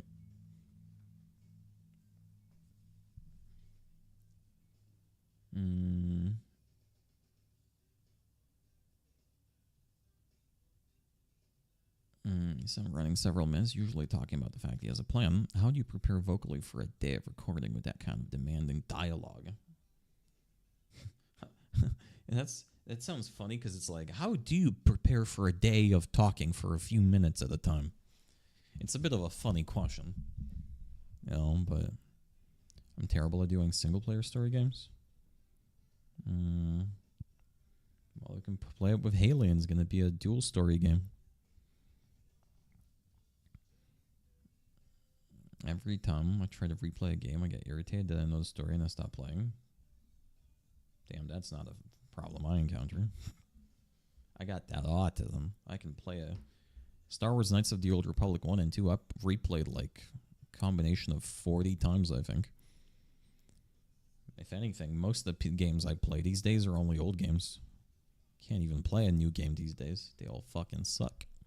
Dutch and Micah both have. Wait, I give a question to Benjamin, but I don't have another question to Peter.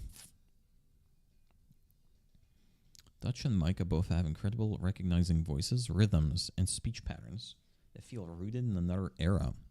How did you develop?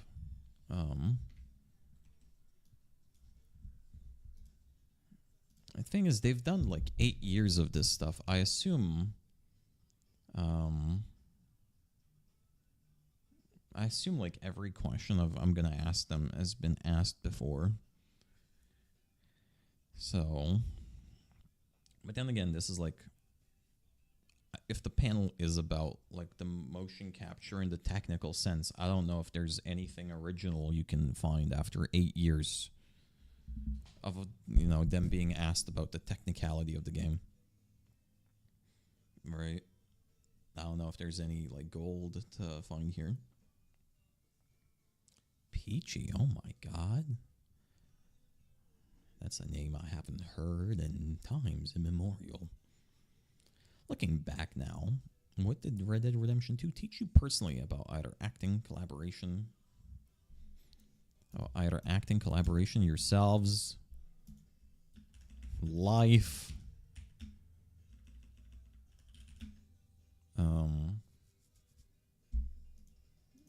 How did I misspell the word life?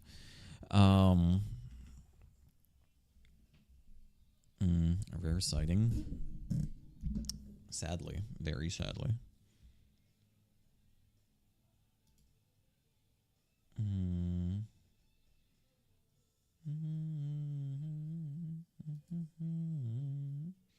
Okay, I have 14 questions. I don't think I've ever gotten through more of... I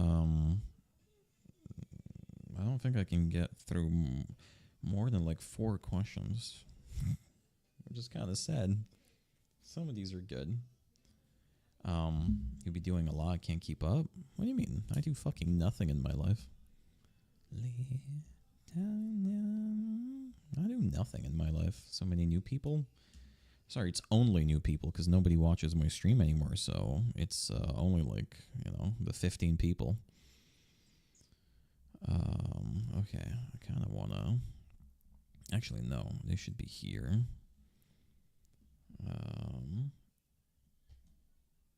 Okay, let's highlight all of these.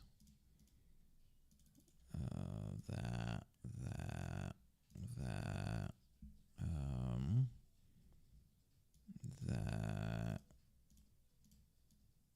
That.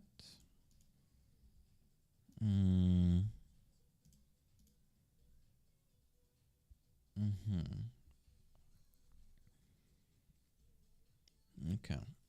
I don't know. I didn't know I've heard that. I leave the stream. My phone is in the living room. But you doing more fun shit? More panels and IRL stuff? Yeah, and I think this is going to be my last year of doing Comic-Con. As my therapist said, either it goes good, and that's decent, or it goes badly, and I never need to do another one ever again. Wise words. I think opportunities are the way, more plus. Why stressed? University shit. My exams start on Monday, immediately after Comic-Con. I have one exam where I need to prepare for 22 different personalities, as in people. And it takes I could do one a day max because there's 80 slides. Well, not 80, maybe an average of 50 slides on one. And I would need to do one a day if I want to get there, and that means I need to start today, and then I need to finish my term paper, which is technically finished, but I'm going to send it out today, so that's going to be wrapped up. Then Comic-Con. I hate doing Comic-Con. I hate my life. Oh, God. Yeah, I don't know. Look, I'm broken, dog. something the last 2 months has killed me. I'm fucking done with life. Might just be burnout. Do you get good money from it? No, but I get money from it. It's not enough to pay rent, but it's like one good Astrul stream, you know. It's a set amount of money per panel, so if I did more panels, it would be good or better. But I'm not complaining. But 2 panels isn't like that much.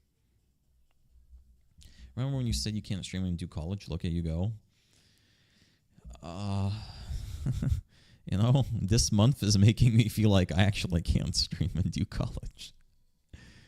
But it's exam season, so it's extraordinary bad. So it's not. At least you're finally getting paid for the panel. That is true. That is true. I mean, I got paid last year, but I only did 1 panel. Okay, what else did they prepare? Benjamin Brian Davis is an American actor, writer, director, and acting coach. He's known for his performance as Dutch Vanderlyn in the video games Red Dead Redemption and RD. Oh my god. When is Comic-Con? This Friday and this Saturday and this Sunday. But I'm only going to be Friday, Saturday. And then after the panels, I fuck off home to study. Actually, I guess not on Saturday. On Saturday, I have the dinner thing, but... yeah, it's in 2 days, baby. That's why I'm so fucking stressed. That's why I'm so fucking stressed. I'd never done 2 panels before. And 2 feels like double of 1. Maybe I should ask something about RDR1. It was like a month ago? Like it already happened? Or in a month? I wish it was in a month. It makes no sense to hold Comic-Con in May. At the end of May. This is like their most targeted demographic is like young students. It's exam season. It makes their target demographic literally is the busiest now than ever. So I'm very confused. What the fuck? Why? I'll ask that. I'll ask that. If I meet the organizer, I'm gonna fucking ask him. I'm gonna be like, yo. I mean, there's probably a logical reason, probably a monetary. Like, it has to be a calculated thing. Like, they're not doing it randomly. They're doing it on a like. I wonder what the reasoning is. Okay, Davis comes from a theatrical background, attended art school and various academic organizations. At the start of his career in acting, he primarily appeared in a variety of television series, including Without a Trace, Criminal Minds, Gilmore Girls, Bones, and others. In 2011, Davis directed a theater production, Awake. In film, he's most known for his roles in Borderlands, MCU's Ant-Man and the Wasp, Guardians of the Galaxy 3, and DCU's Creature Commandos. His first role in video games was as a pedestrian in GTA San Andreas.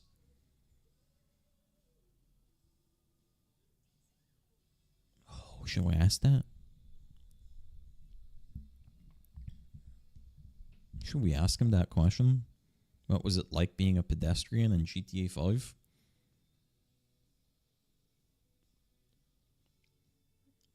Multiple times collaborated with James Gunn and Sean Gunn on film and animation projects. They're also very good friends.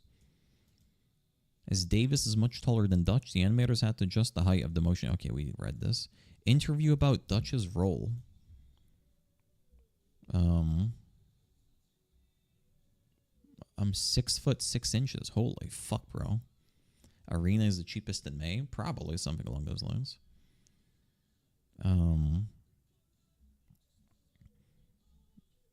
Okay. Explains his link to Gilmore Girls. He's gonna tower over you. He's gonna be like a fucking... Bro's gonna be like the Empire State Building. Peter Blomquist is an American actor and writer, best known for his roles in the comedy Get Hit. In the comedy Get Hit, video game L.A. Noire, and most recently Red Dead Redemption 2. as Micah Bell. During his 20 years in New York City, Blomkvist had written and produced original material, including multiple plays and web series for IFC.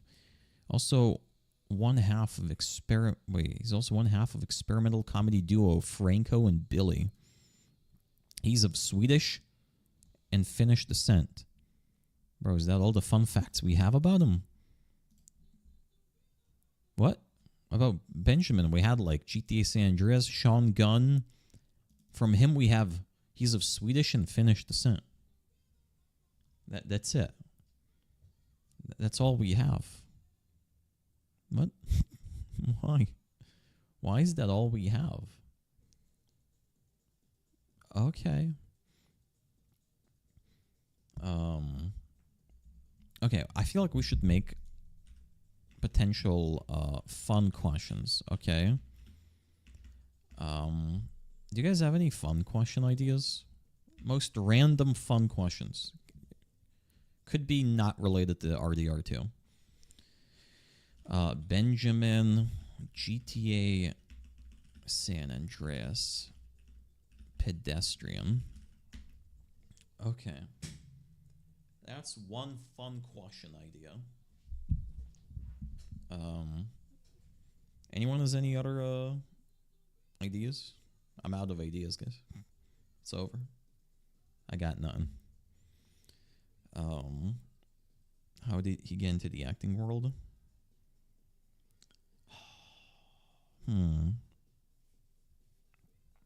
Oh, it seems there are.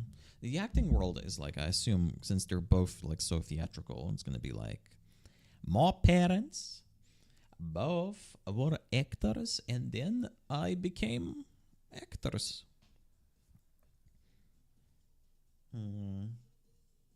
How do you approach scenes you feel uncomfortable doing? Both. How have you had any scenes you were uncomfortable doing? Maybe I should even add this question into the main ones. This feels like a good question, right? Have they had any scenes that they were uncomfortable doing? Like they needed to step out or they needed a break and they were like, yo, fuck that shit, bro. I feel like this is a good question for like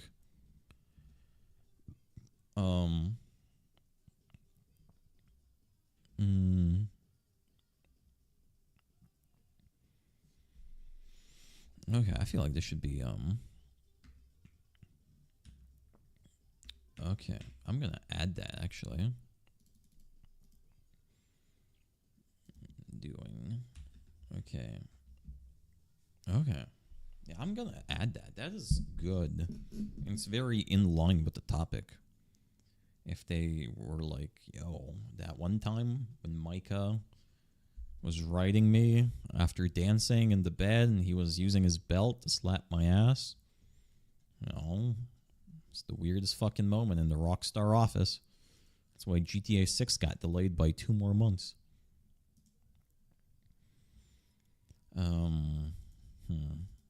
Okay. So that question goes into the main line. Gotta save that clip and send it to them. I could mention it. Like, I do kind of want to mention the dancing and say that while I was doing research, I happened upon a clip. Like, I want to find a way to organically incorporate the dancing. Maybe that's a fun question. While doing research, encountered Micah inviting Dutch to dance. Found a fun video. Okay.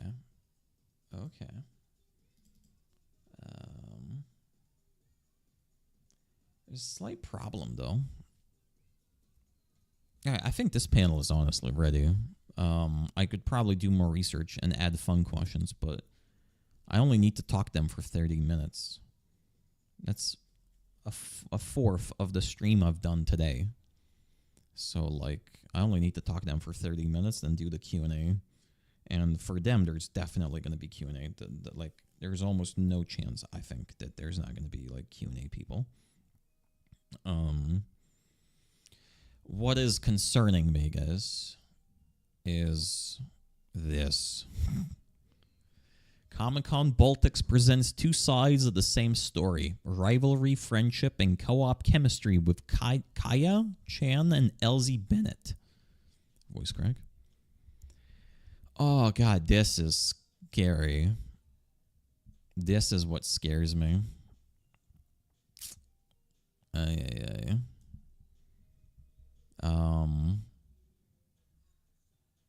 These questions are like, I don't know the game. I don't know the ladies. I don't know who I'm presenting with.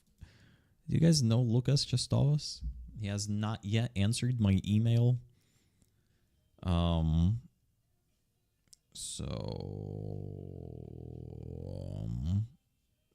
Not good. Okay. Currently, not good.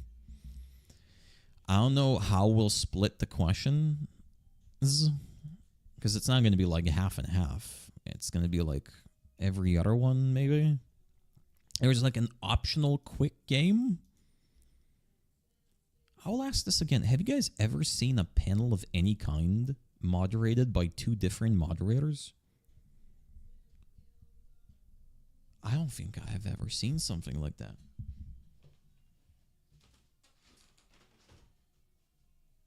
Yeah. Did it also have two guests? One moderator per guest? I don't know about the game is that it has a fun section when one person is riding a bike and the other one's trying to unlock a phone by typing a million unlock screens. Sounds like a fun concept. Okay, before we even read the questions, let's read on their history. So Kaya Chan is a Hong Kong Polish voice and screen actor.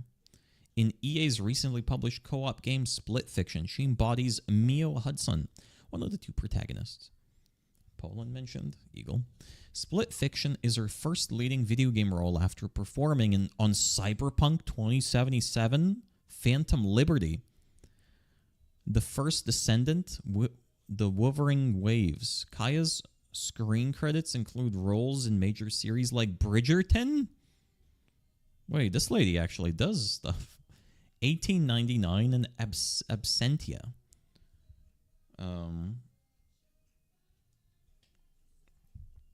Okay. She's also known for her stage performances in London's Royal Court Theatre. Okay.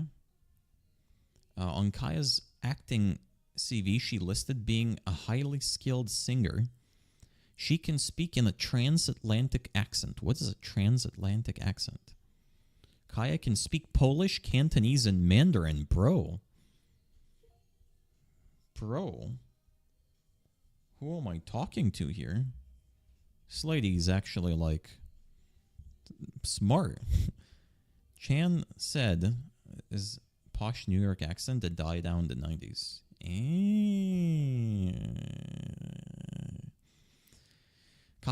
Chan said, I was very excited to play the gorilla with bionic arms. I feel like I was destined to do that, though, in a musical production.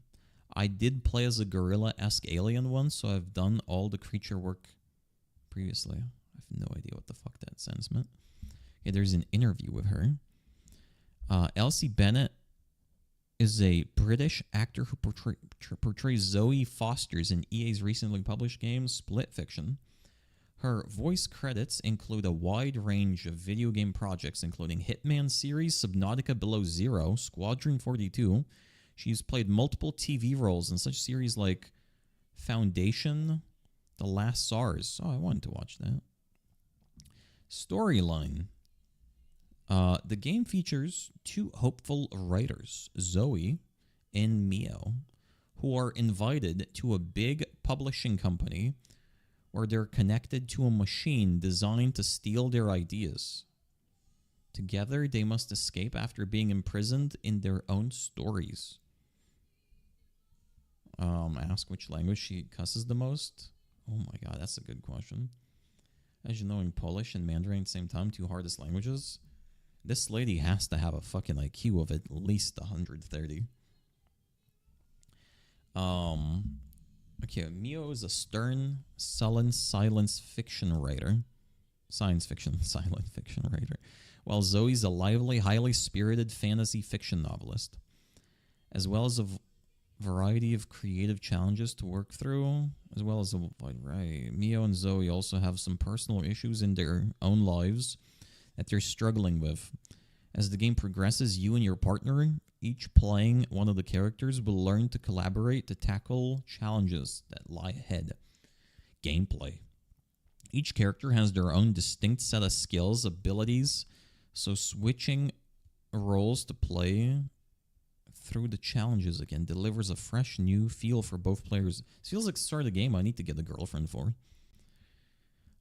In this game, players have the option to play local co-op or online co-op. Playing in local co-op means you'll be sharing the screen and console, playing side by side on your coziest couch. How many people have different couches? Developers. Okay, award-winning It Takes Two. Oh yeah, it was the game by It Takes Two. Split Fiction has become the most played local co-op video game on Steam. Most sold local co-op game within 48 hours of release, and most sold local co-op video game within 1 week of release. He had 200,000 concurrent players clocking in, playing on Steam while in the first 24 hours, and selling over 1 million copies in the first 2 days. Hazelight is an independent studio founded by Joseph Fares Studios based in Stockholm, best known for games including Brothers Tale of Two Sons and A Way Out. Okay, main character Zoe and Mio are named after Joseph's Fares. Ellie was pregnant during the production of Split Fiction, which she had to record a lot of action scenes during that time. Okay. If you're open-minded at Comic-Con, maybe you can have a story like the ones we shared yesterday. Probably not. A Way Out. I've not heard of some of these games. That is the guy who's known for the clip where he says, "Fuck the Oscars." I feel like I probably know the clip. Okay. I think it's time to watch a recap of this game's story. The story opens at Raider Publishing, where aspiring writers arrive for what they believe is a traditional publishing opportunity. Two unpublished writers meet in the lobby. One writes science fiction and the other fantasy, though they have an awkward initial interaction. Okay. Mr. Raider introduces himself as Is this an AI video? Sounds like it. the owner and founder. He reveals his company's revolutionary approach to publishing, a machine that allows writers to fully experience their stories through simulation. The writers are given special suits to track their synchronization with the system. One of the writers, Zoe, expresses enthusiasm about the opportunity, while another writer raises concerns about the medical nature of the procedure. Despite reassurances that it's safe, chaos erupts when one participant refuses to proceed. Here's the clip.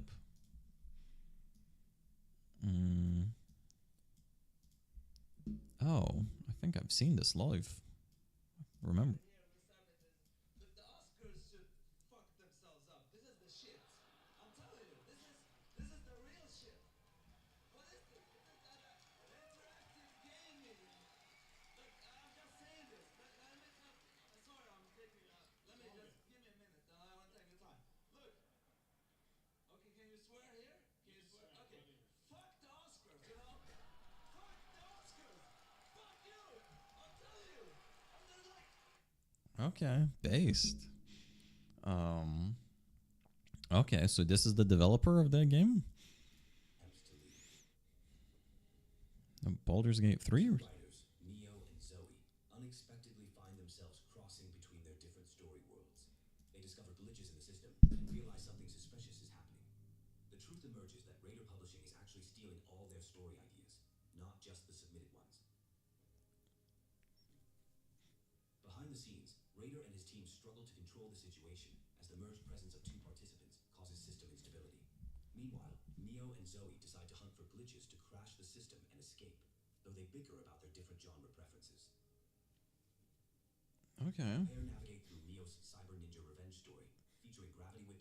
intense action sequences. They discover mysterious portals leading to unfinished story ideas and realize they can potentially... No one in chat has Split Fiction on Steam. I've never even heard of this game before. And most people in chat also have not. by removing them from the simulation. They enter Zoe's childhood story about super pigs escaping a slaughterhouse, revealing her early traumatic inspiration. The contrast between their stories highlights their different writing styles and personal experiences that shaped their work. Returning to Neo's story, they confront a crime boss character while uncovering hints about debt and repayment themes. The action escalates with explosions and a flying car chase as Zoe attempts to understand the deeper meaning behind Neo's violent narrative. A mysterious and dark scenario unfolds as two individuals find themselves in an unusual situation. The environment appears to be perpetually dark, creating an eerie atmosphere that sets up the beginning of their journey together. The pair, including Neo, work on implementing a plan to save their ideas while searching for a glitch. They prepare for an epic finale that involves stealing something valuable to reach and eliminate a crime boss, setting up the stakes for their mission. A tense sequence begins involving a self-destruct protocol, creating urgency and danger. The situation escalates quickly as they confront an adversary who controls a tank, demonstrating the serious nature of their predicament. Questions arise about the deeper meaning behind the story, particularly regarding themes of debt and payment. Despite attempts to probe deeper, there's resistance to revealing personal connections to the narrative, suggesting hidden motivations. The glitches begin expanding and spreading. Only one person needs a copy on Steam, so maybe if someone had it on Steam, you could play with them. I don't think anyone in the chat has this game, and I don't know if playing it for like 2 hours would give me any meaningful preparation, potentially. I'm not sure. The good part is that Chestovas allegedly has played through this entire game and has 100% achievements on it, which kind of makes me wonder why the fuck am I on the panel, but I guess I'm the comedic value. I don't know. Still preparing for Comic-Con? Yes, I am. Them on observers. The situation becomes more complex as these anomalies start interfering with the mainframe, preventing standard extraction procedures. You can carry the interview? Well, it needs to be like a 50-50, because otherwise it's just like weird. Why am I there? Right? He doesn't need to carry the interview. I need to carry my own weight. The question is, how do I carry my part of the weight? But the thing is, it's a little bit hard to decide any of this when I haven't talked to him. And I don't know if I'll get the chance to talk to him before the panel. I hope so, because otherwise this might be a shit show. Creating a crisis for those monitoring the situation. The scene transforms dramatically as participants find themselves with new abilities as shapeshifters. One becomes a fairy, while another transforms into a monkey, introducing fantasy elements into their experience. This leads into a quest involving an Ice King and a cursed land. The adventure continues in an area called the Underland, featuring Lord Evergreen, a significant location with personal meaning. The journey becomes more complex as they navigate through this mystical environment.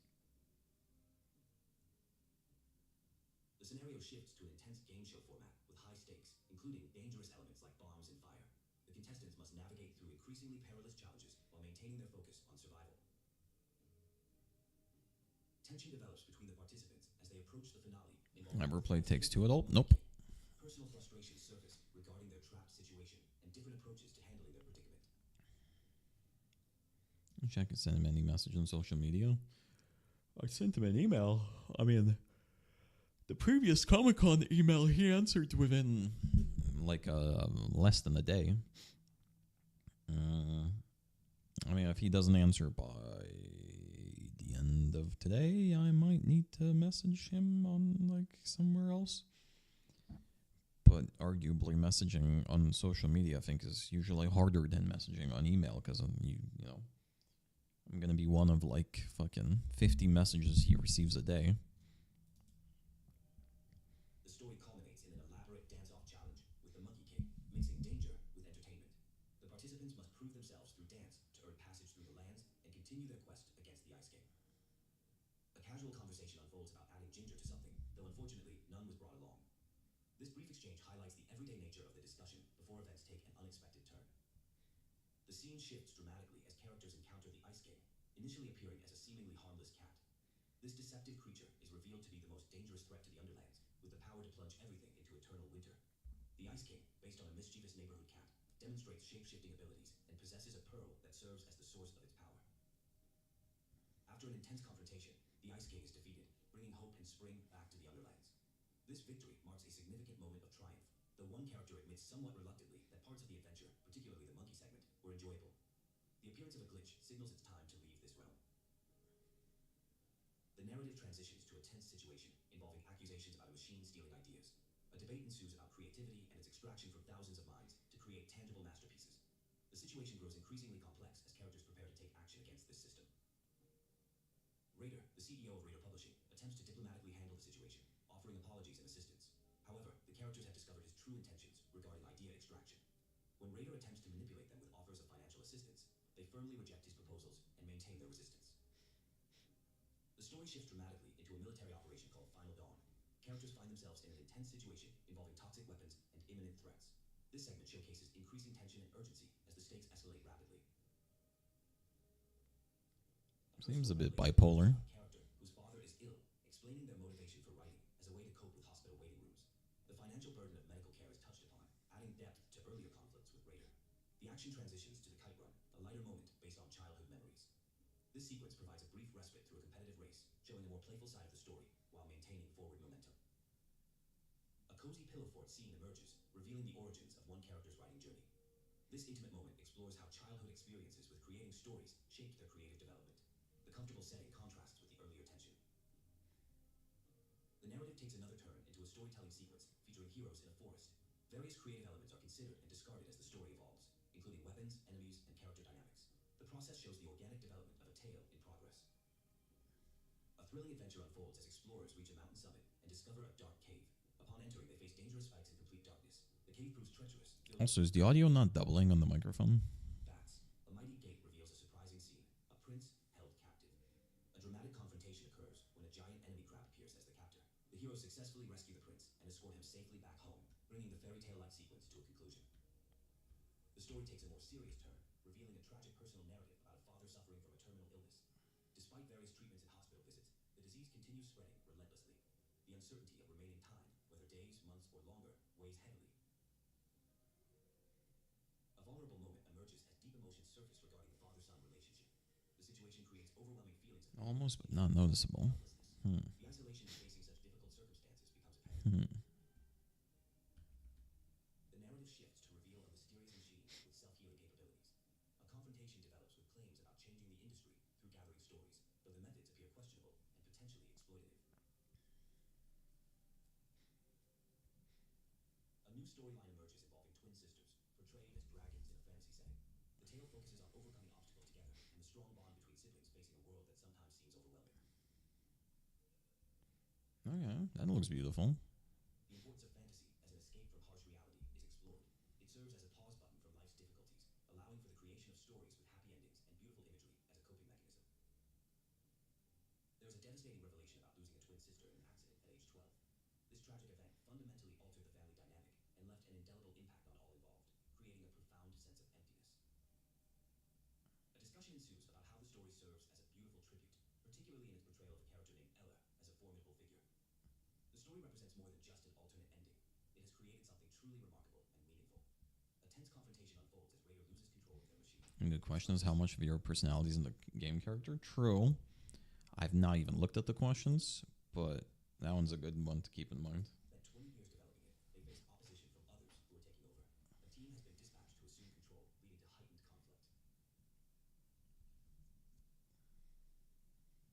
The machine experiences another glitch and cannot withstand additional damage. A risky solution is proposed, accelerating to full power to push subjects into their subconscious, despite serious safety concerns. The decision is made to proceed regardless of the dangers. The subjects find themselves trapped in the subconscious realm. You watch videos in 2x speed? No, I watch them in 1.5. And enter a prison-like environment that potentially represents suppressed thoughts and memories.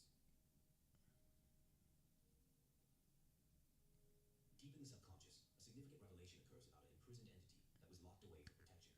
This leads to an intense confrontation with a darker version of Neo, representing internal struggles and suppressed emotions. Okay, so the game is Battle, the dark version is defeated.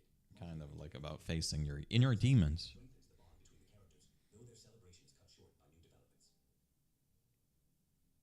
The journey continues into another layer of the subconscious, featuring a more ominous atmosphere. They encounter friendly guides and discover a gallery of childhood memories, leading them toward a Oh, spiritual edition. The path leads to a haunted home where painful truths about a tragic accident involving Ella at a river emerge. The revelation of guilt and responsibility for this loss becomes a crucial moment in confronting past trauma. An emotional scene unfolds where Zoe is dealing with guilt and self-blame. A supportive conversation occurs where someone consoles her, insisting that whatever happened was not her fault. The exchange highlights a deep bond between the characters as they express their love and care for each other. The scene shifts dramatically to a confrontation involving a machine. Someone is fiercely protective of their creation, declaring control and authority over the situation. A tense chase or pursuit begins, with characters trying to figure out their next moves while dealing with glitches and uncertainty. Neo and Zoe become separated, with one apparently trapped in an unusual situation. The scene becomes chaotic as size perspectives seem to shift mysteriously, with characters appearing either larger or smaller than normal. A showdown begins to unfold with someone threatening to use creations as weapons. The conflict reaches its climax with someone desperately defending their creation and dream. A battle ensues, resulting in the destruction of the machine. The creator is devastated, lamenting the loss of their life's work, while others show little sympathy, suggesting they save the story for a biography. The mood lightens as the characters reflect on their experience and decide to write a book about their adventures. The story then jumps to what appears to be a book release party, with characters discussing appropriate attire and celebrating their publication achievement. Such an AI script. An emotional moment occurs at the release party, with someone showing their published work to their father. The scene is The way it says with someone, what the fuck? discuss their books, titled Split Fiction, which, though initially a working title, has grown on them. The authors share a moment of friendship and reflection before their release party. They express contentment with their achievement, emphasizing that their friendship matters more than the book's reception. I was up The 9 bond is strong, despite occasional playful teasing about cheesiness. Okay. I was up 9 material in the bullet game and lost on time. Yeah, that happens. You know, in bullet, timer is part of the material. You know, it's one of the timer is also part of the material. So up 9 but down on time. It's not up 9 then. Okay, so what did we learn from that video? The game, it's like it's the kind of like the cliche of two different characters that learn that are like two different personalities. One's like jolly, the other one's like colder. Then after facing obstacles, they learn to get along. They learn about their traumatized history. They go through their trauma. They battle their demons, and in the end, they leave and they become friends in real life. Okay, that got me like a general sense of the story. I really don't have like a sense of the gameplay though.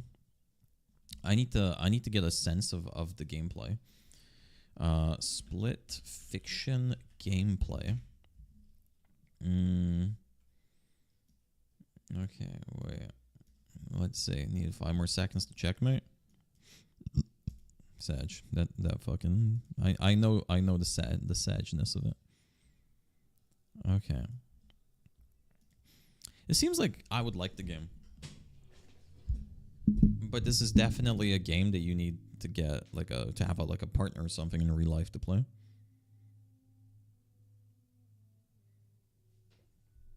Like it looks fun and it looks beautiful at the same time.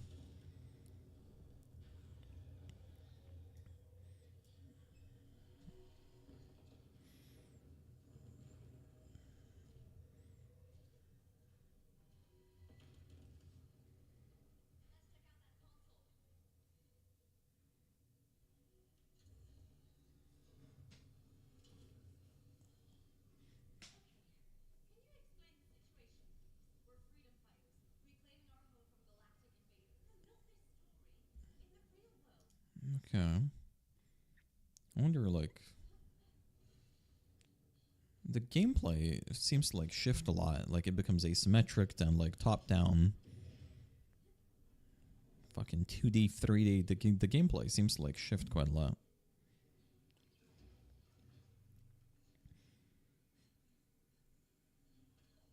This does feel like a game I would probably enjoy if I had someone to play with in real life.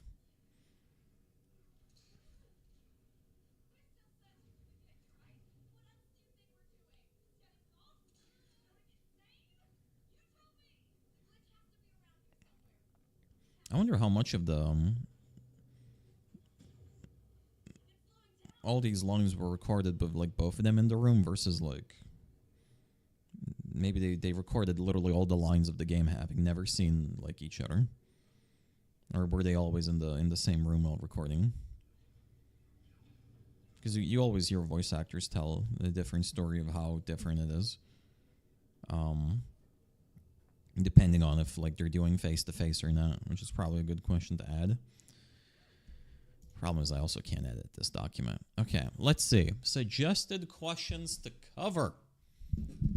Mio. Oh god, is it Mayo or Mio? Oh no.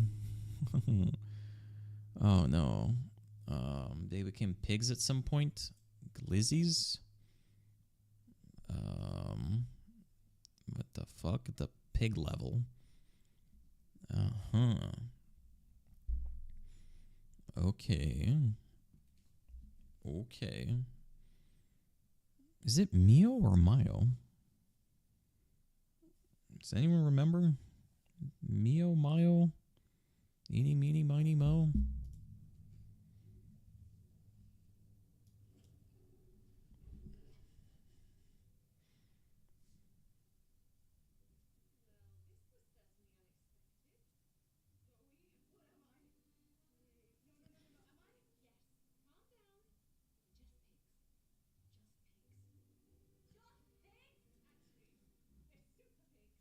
Super pigs.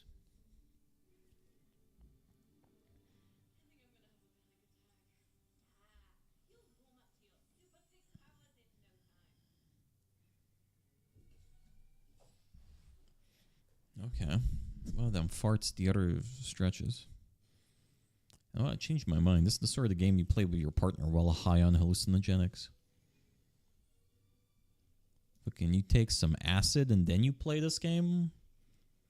Holy fuck, bro.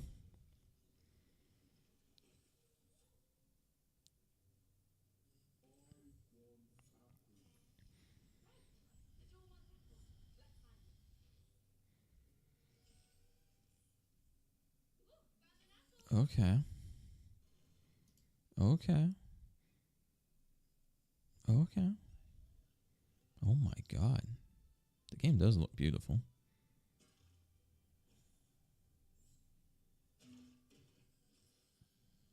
Ah, the pig's flying.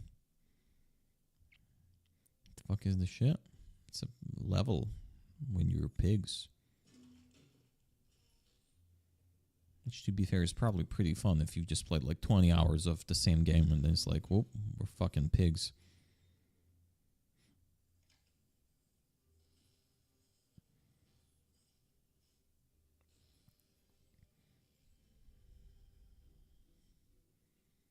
Imagine this was the entire game, though.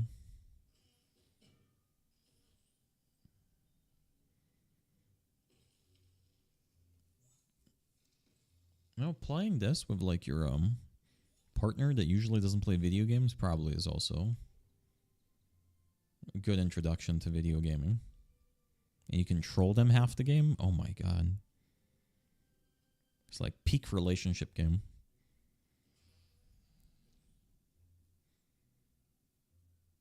Pass my driving test today to drive 200 kilometers an hour into a wall. What? What does that mean? Did you pass it? Was that part of the test? Would you just decide to... I don't... Is that a good thing? Is that a bad thing? I'm confuzzled.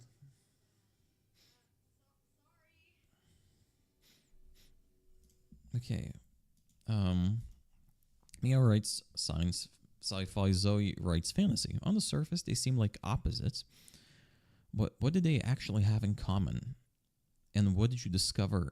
And but what did they actually have in common? And what did you discover that? And when did you discover that as actors? Oh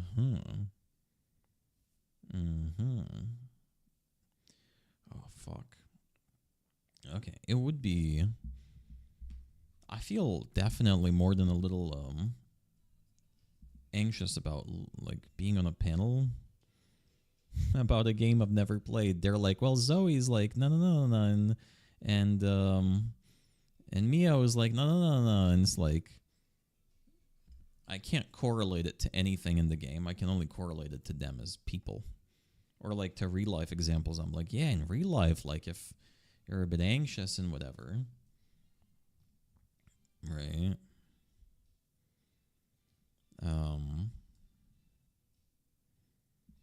Fuck. I wish just all of us was here to tell me if he's played the game.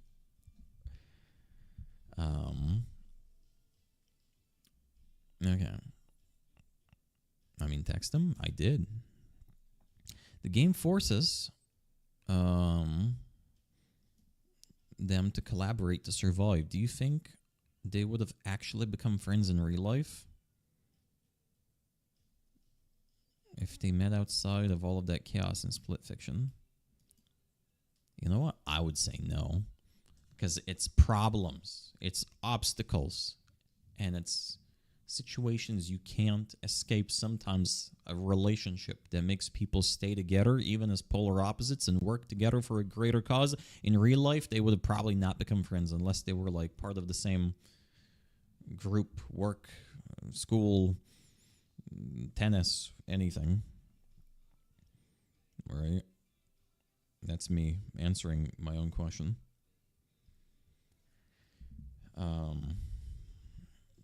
Did these characters change the way you think about friendship or teamwork?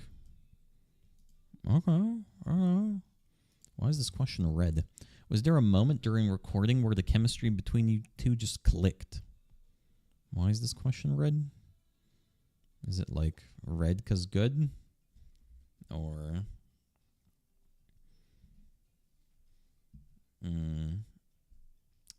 Mio and Zoe argue a lot, but they also really care about each other. What was the hardest part about balancing that push and pull dynamic? Okay, a lot of these are like personality questions. It's such a different panel than the other one. The other one's like, so tell me what you did to get into your Texan, accent. This one is like, do you think friendship can save the world from hunger? You know?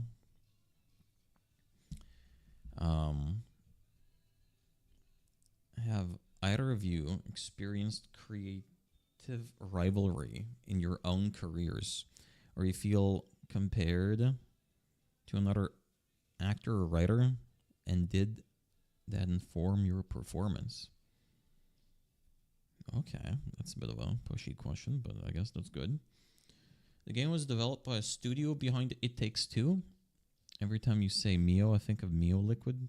Mio Liquid, people add to water to flavor it. I don't even know what that is. Is it Mio or Mio? How am I supposed to pronounce Split Fiction? Mio. Wait, let's watch Jacksepticeye's. Mio has to be pronounced somewhere at the start of the...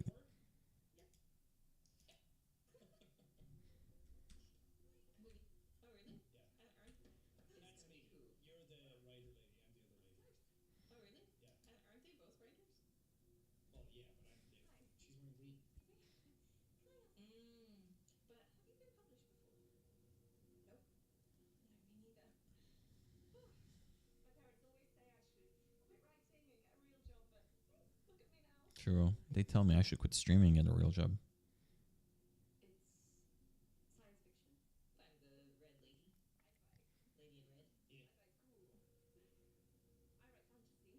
Okay.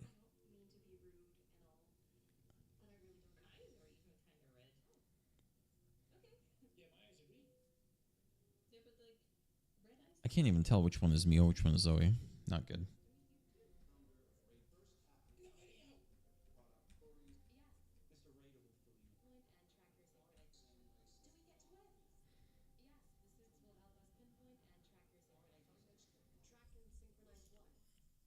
Maybe someone will make a video game about you two someday. Oh, I hope not. I don't know if most video games about a specific person are end up being good. Yeah, blonde is Zoe. The dark-haired one is Mio or Mayo. I want to hear. I'm just scrolling through the video to hear someone pronouncing Mio. Oh,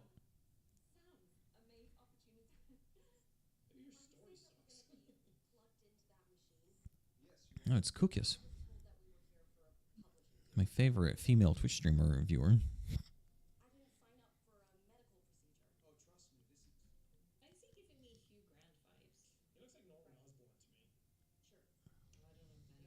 Big Dublin. Activate the suits.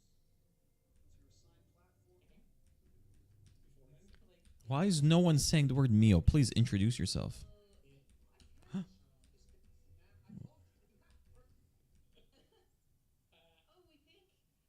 Fucked up my cal while running? What happened? Okay, she said Mio. It has to be Mio, right? It has to be Mio. Okay. Okay, Mio and Zoe argue a lot, but they really care about each other. What was the hardest part of balancing that push and pull dynamic? Okay. Have either of you experienced creative rivalry in your own careers, where you were compared to another actor or writer, and did that inform your performance? Yeah, it's a bit of a mouthful of a question, but I think I pulled a muscle, a strain or something. Now I won't be able to do cardio again for fucking weeks. Yeah, that's working out. It's like when an old person breaks their hip and then they die. You know? Did you do warm-up before going for the run?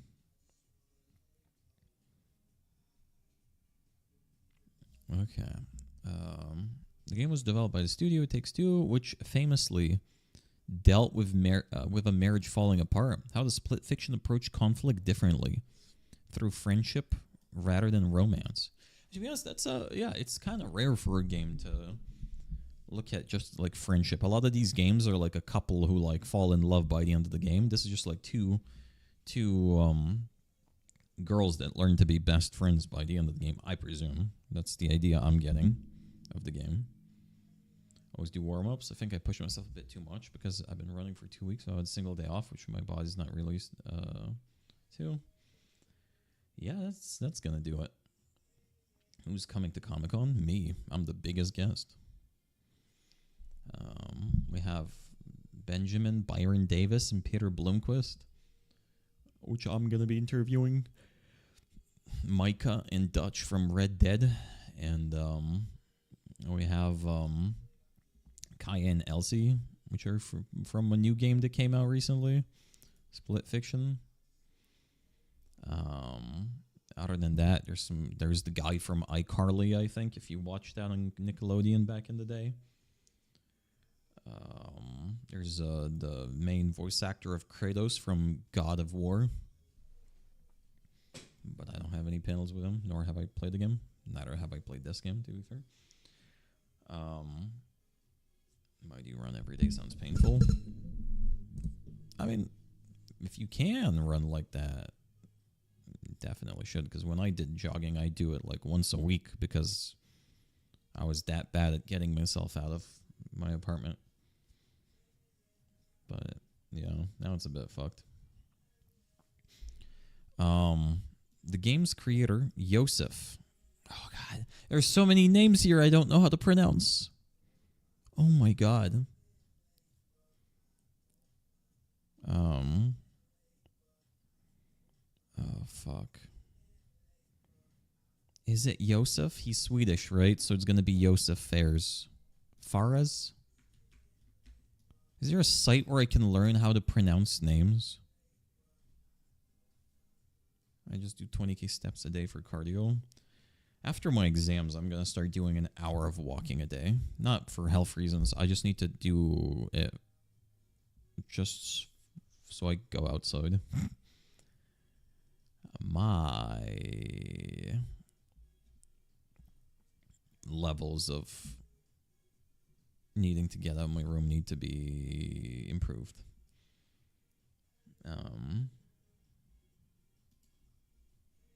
Anyway, okay. every scene and decision taken from Hela will be based on what we feel great is for the game. With me, they respect it and they let me repeat. Hello and welcome to the Game Business Show with me, Christopher Drip. Now, when we launched the Game Business Show, we just missed out on one of the big, cool games of last year. A game called Split Fiction, developed by Hazelight Studios and published by Electronic Arts. It's a cooperative multiplayer only game. It's a very emotional title. It's a very cool game, and it's the follow-up to It Takes Two, which is a game that's always in the charts, also made by Hazelight. And before that, it was a game called A Way Out from that team as well. Brilliant games.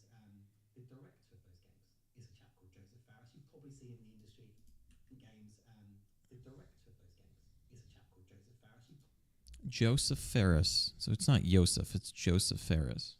Oh, God. Swimming is also great, but guess who can't swim? Me. I'm raising my hand. Yeah, me.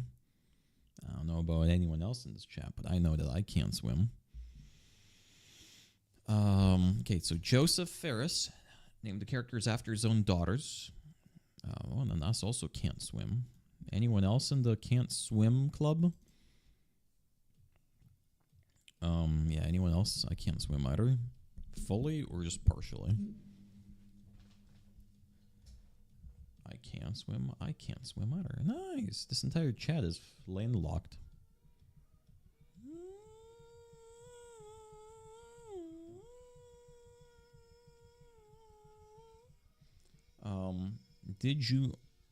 Did knowing that make the relationship feel more personal or meaningful to you? I love living on an island. Well, technically we all live on an island. That's on a flying marble in the middle of space. You know?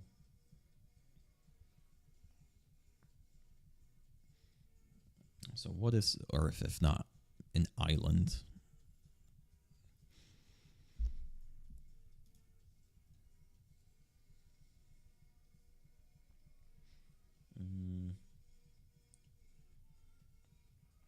Did either of you relate more personally to your own character, or did you sometimes feel closer to the other ones? To the other one? Oh, that's a good question. Did you bring any real-life friendships, rivalries, or personal experiences into your performance?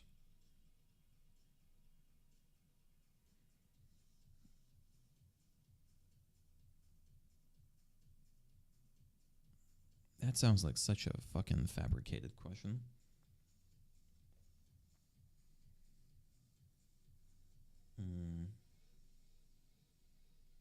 How much of your off-screen friendship made it into the game itself? What's a line of dialogue from the other character that genuinely moved you when you first heard it?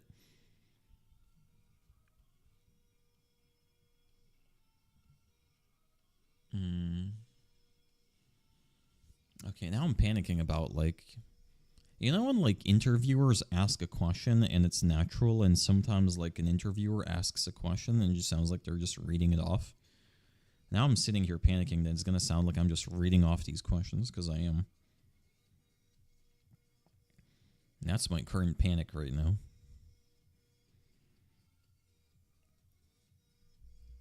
But the Earth is flat. You know what isn't flat? My ass.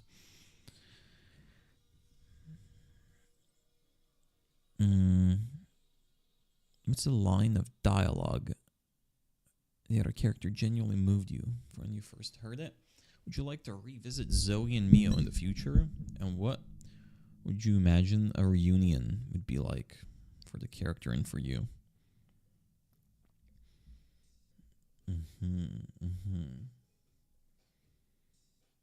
Oh, God. The more I read these questions, the more I panic. I feel like I wouldn't have a lot of follow-up.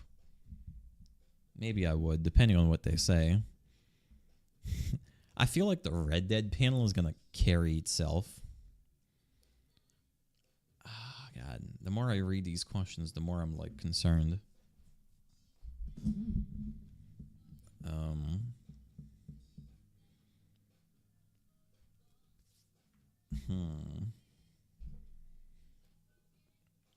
Wait, okay, quick optional game. 3, 2, 1, answer.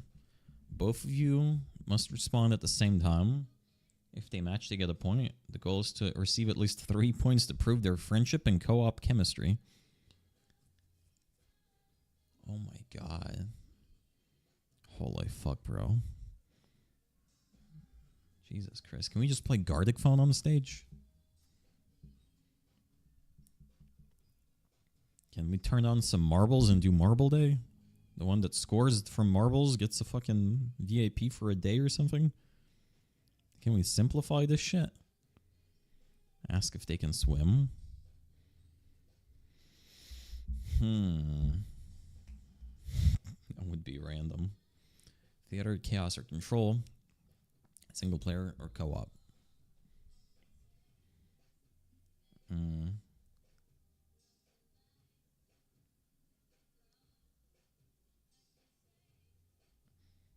Okay, wait, do I even understand this game? Do I do 3, 2, 1 before every single one? I'm like, okay, sci-fi or fantasy, and then I'm like 3, 2, 1. And then I'm like theater or film. 3, 2, 1. And I'm like chaos or control, and then it's like 3, 2. Is this what they want? And then if they both guess this, they choose the same one, they get a point? Do I understand this correct? Say it in German. I would get 0 points then.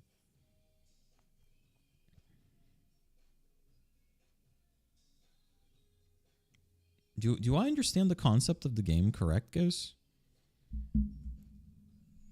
Because I actually don't know if I understand the concept. Am I understanding this concept correct? No clue. That doesn't help me. Fuck. Mio or Zoe, no explanations allowed. Texting or calling, morning person, night person.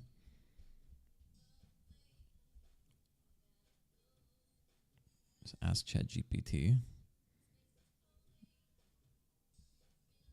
I mean, it feels like this is a simple game. At least, yeah. I think it's correct. Oh, God, is it Kaya or Kaja? Is it Kaya or Kaja?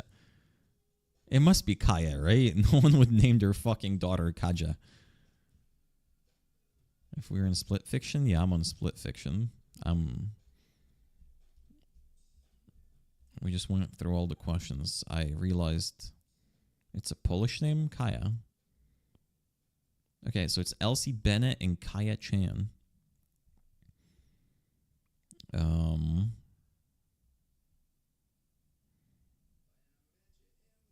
Questions. Yeah, we went through the questions, but okay.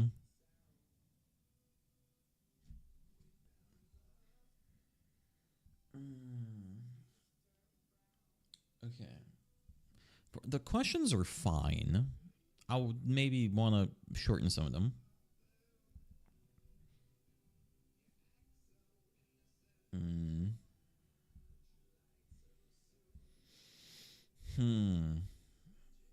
Watch some other interviews. Ah, yes, that's what I was gonna actually do. Kaya Chan and Elsie Bennett interview. It's 2026. I've got kids named Skylight.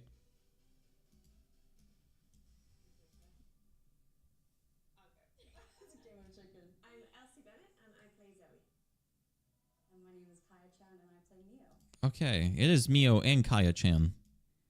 The character of Zoe really appealed to me because she's just so honest. She's so kind of like, here is who I am, unashamed of it, really happy to be geeky and be really into fantasy and doesn't care if that's cool or not. She just is so passionate about everything she does and it's kind of refreshing.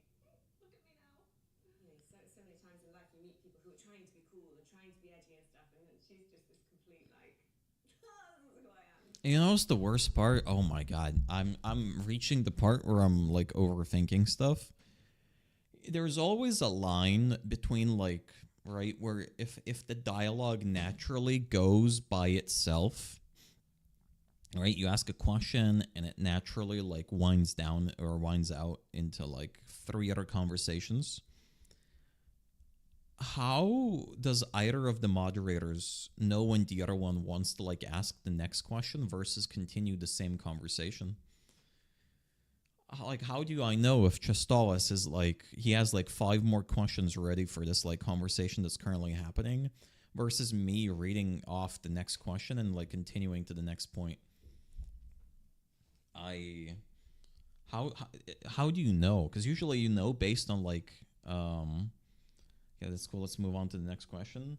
No, sure, you can say that, but what if Chestova still has 5 more questions for that conversation? That's I mean like he's not right. He's waiting for her to finish speaking or them, and then he's like he has 5 more ready. He's like, so how did that affect you, and how did you feel like doing that? And instead of me being like, okay, that's cool, let's move on to the next question, right? Like I don't know his vibe at all. I don't. Yeah, that's because usually you do it based on like chemistry and knowing the other person. But if it's your first time meeting these 3 people on stage, oh God, Jesus Christ, oh God,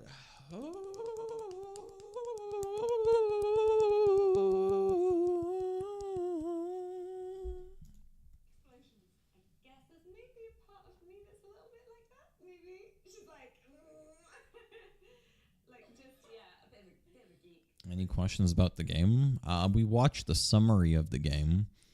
We watched the 20-minute video on the summary of the story, and it seems like it's a game where you got like 2 polar opposite characters who start off as like completely different personalities.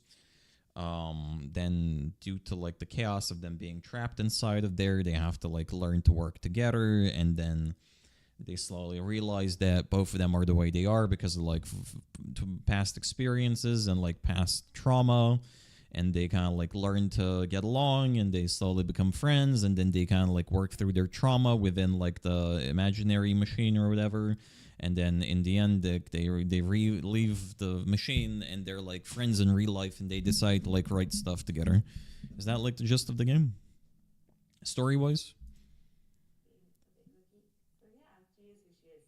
Mio is the opposite. I think what I really love playing about Mio Okay. is experimenting with that hard exterior that she has. Look, I don't mean to be rude and all, but I really don't do small talk. And then being able to find the softness and the vulnerability and the fear that's actually hiding underneath. It's fun to try and play the badass, play the person who's not going to cry. Look at Easter eggs and laser hell could make for interesting questions. I don't know what that is. Link me something on it. I'm going to be scared. But then to feel all of that melting inside is, I don't know, I find that really exciting. To one degree or another, we're all kind of doing that in real life. And then to take that to an extreme tells me, you know, oh, how am I like that in my real life? I don't know. It's very confronting. Should we talk about our first audition? Yeah. So, a little anecdote for you, maybe. When so we auditioned separately for this initially, and then they did a chemistry test, and we were sort of like, okay, should we like run the lines? And we ran the lines together, and we were like, yeah, cool, we got this. Okay, cool, let's go in, let's go do it. And it was a scene in a lift. We went in and we did the scene, and then you know at the end someone says cut.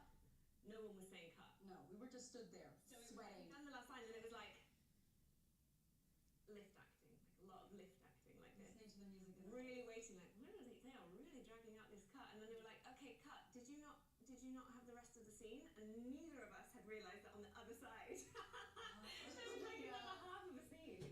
And from that moment, That's we were funny. like just laughing. we lost it. We lost Did you agree to do the panel? Couldn't you back out of it? I could have, but I don't know. They gave me a panel. I just said, why not? They didn't really ask. They were just like, you're doing these 2 panels. I was like, okay. I didn't really like care. Looking back, I should have backed out of the whole Comic-Con. Yeah, looking back, I should have just said no. But hey, rent needs to be paid. What the fuck am I watching a... Bro, it's a video from 2004? What is that? Can't tell if those are lasers or what the fuck is happening.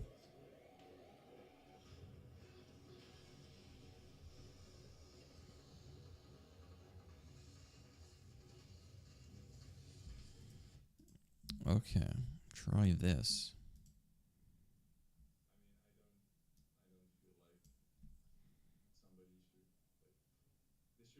Yeah, I agree. Because like, if you get it, you're getting it on 100% basis. Like, Mm. oh, I saved 0.1, crazy time. I don't know. I always look at the right. Like, Okay, so it's like a secret laser level. Okay, it goes. Is it called asymmetric 2D? It becomes a platformer. Okay.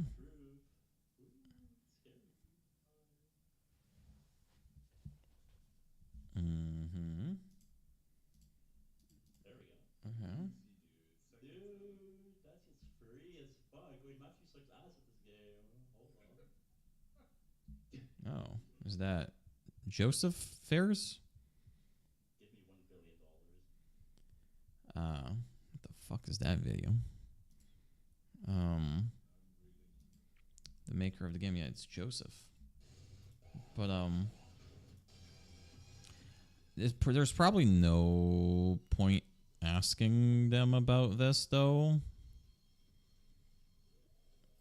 because they're only the voice actors. They're not really gonna know anything about this.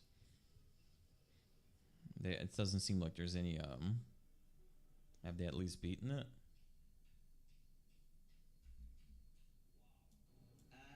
Amazing. You have to understand this challenge. There are barely people in our team that can make it. Took us a lot of time to finish it. And I'm telling you, this is a crazy, crazy achievement you have done. And I'm not talking to you guys who are looking on this on YouTube. If you're seeing this on YouTube, you should go to the game. It's a really hard challenge. But to those of you that are actually in the game, seeing this video, I'm super amazing. I'm gonna tell you one thing. If you see me in real life somewhere and you can prove to me that you actually did this challenge, I can promise you the first one who does that, I'm gonna fly you to Sweden and show you early footage of our next game. I promise you that. And then show you some other surprises as well. I guarantee you that. Just grab me wherever, whenever, and just prove it to me. And I promise you, I will take you to Sweden and you will have the adventure of your life. Again, extremely good. Okay. Yeah, okay. Maybe it would be. Thing is, we don't even know if they played the game. For all I know, I'll ask them, like, yo, have you actually played the game? And they're going to be like, nope. Never seen it in my life. Collected the check, fucked off. You know?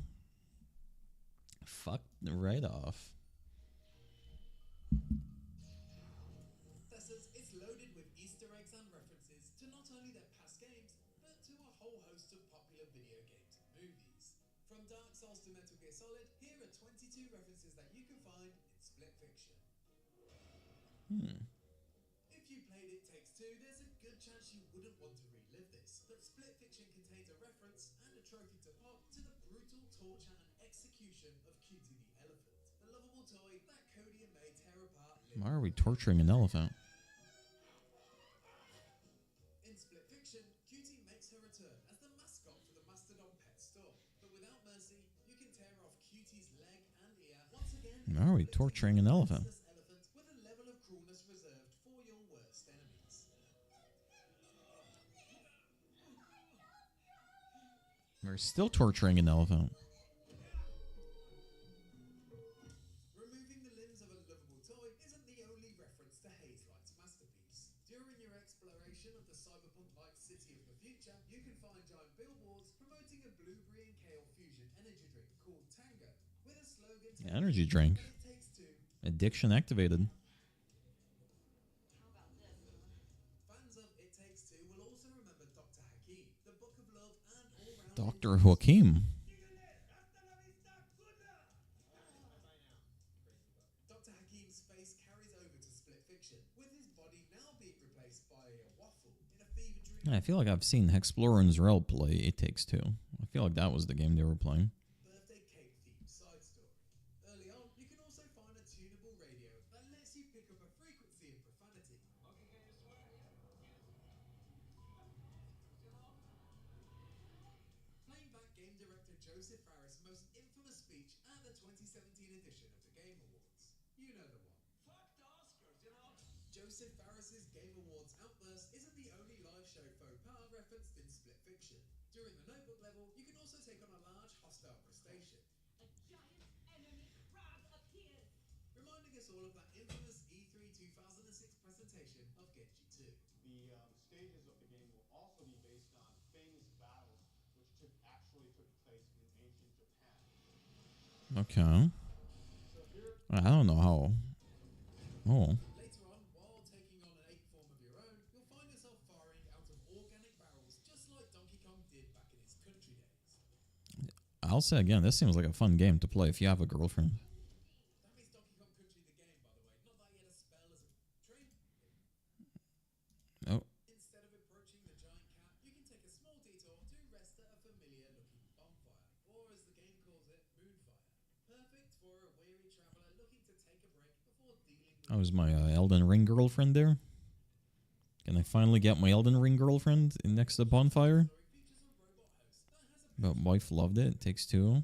Loved It Takes Two, so I might check it out. Seems like more of Takes Two. It Takes Two. Makes for quite an on-the-nose reference to GLaDOS from Portal.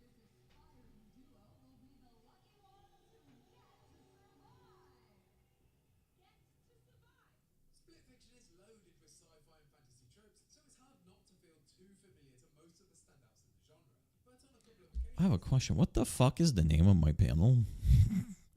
Wait, Friendship Co-op Chemistry with Kaya. Okay, wait, so okay.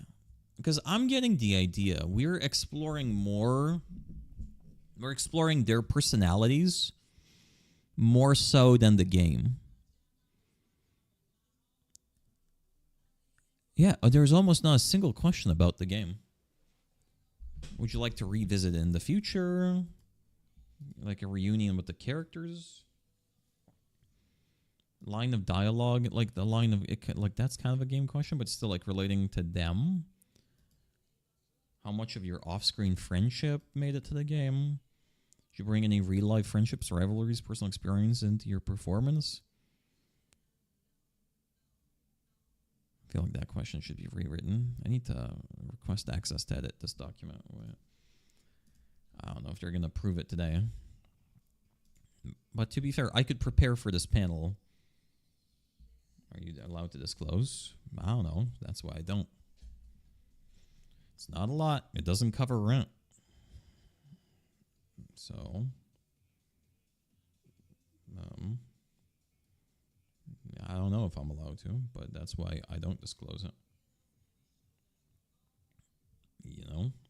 How's the stock market today talking about money? Oh, it's good. Rare.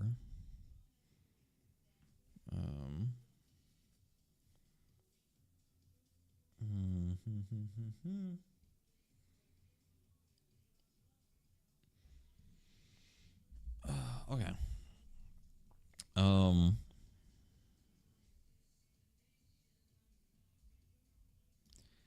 I feel like I need to simplify a lot of these questions because I'm just thinking.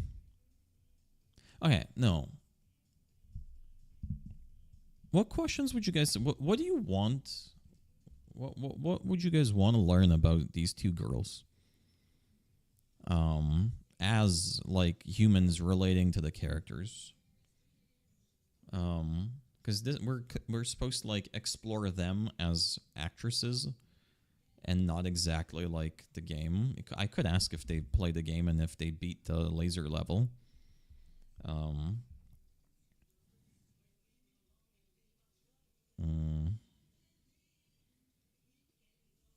But I wonder, what do we want to learn?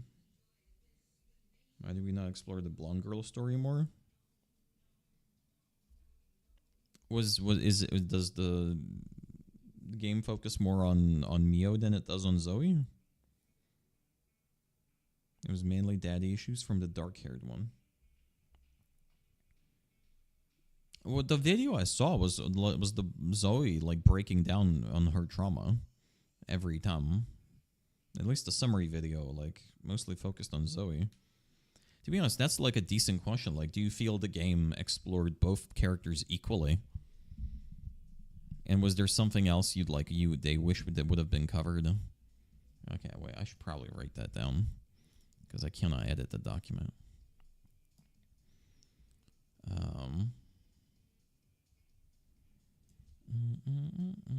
Best way to get to know a person is not to make it seem like a structured Q&A, but rather just two friends having a chat.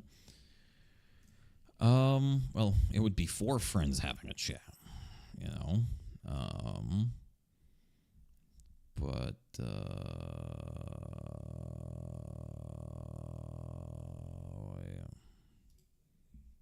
okay.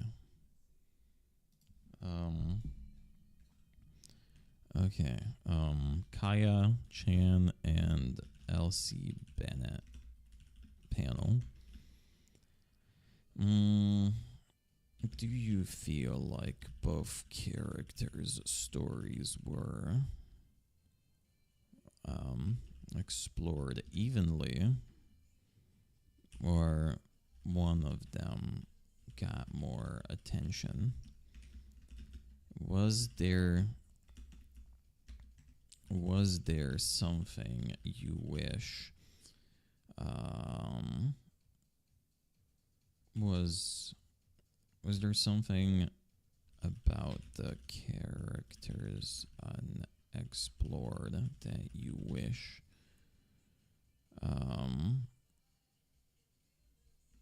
unexplored characters left unexplored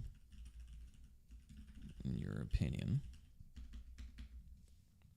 We mainly focused on the black-haired one because she was always angry and barely talked, so we had like 2 levels about her problems. 2 levels about her problems. Ask ChatGPT, explain each level and the character's problems.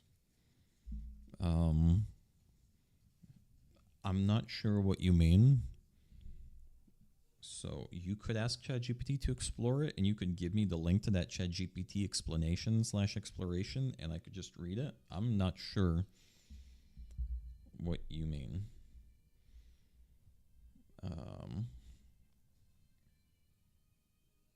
Okay. Oh, fuck. That's what the thing is, like, if they're like, well, Neo, in my opinion, when she had the thing, you know, I feel like, oh god, this panel scares me more than the first one. Hang on, I'm only supposed to handle half of this panel, and Chestovas has played the game, allegedly. So, if I had the chance to sit down with him and talk about it, it would be snappy. The thing is, I kind of would only have time now on Friday or Saturday before the panel, but it's like pretty early.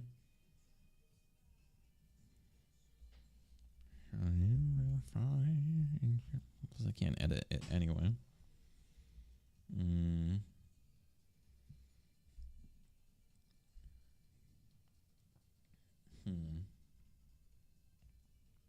This panel is raising my cortisol levels. It feels so... I don't like talking about things so arbitrarily and so, like, I hate asking questions. And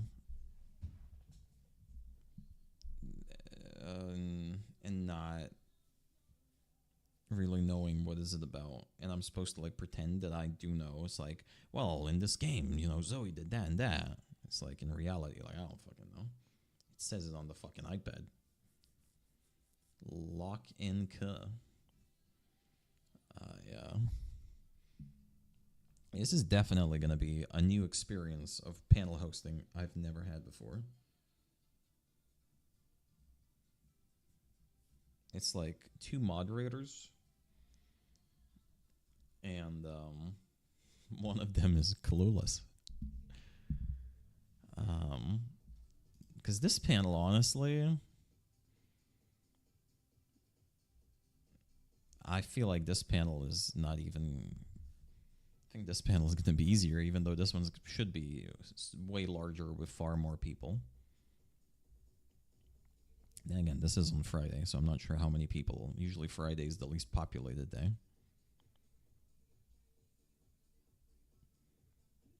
And your Prime viewership base are females. See, I feel a lot more anxious talking to girls than I do with big elderly men. And these are two big elderly men. And these are two women.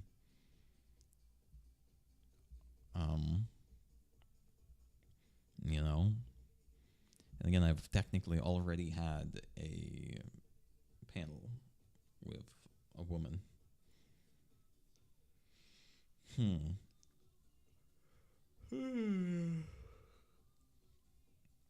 seem to break a sweat when MDU's in sight.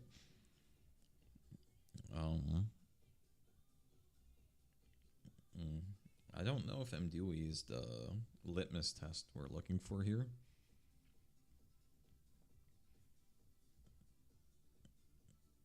I do wonder if it's like objectively harder for me to interview women than it is for men, because I've done.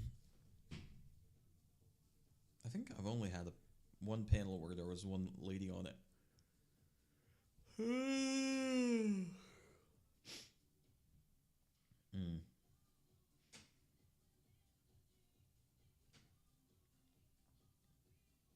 I always wonder, do like other moderators at Comic-Con do so much? Well, this is not so much, but like, do they just get these questions and they just go with them, or do they like edit them and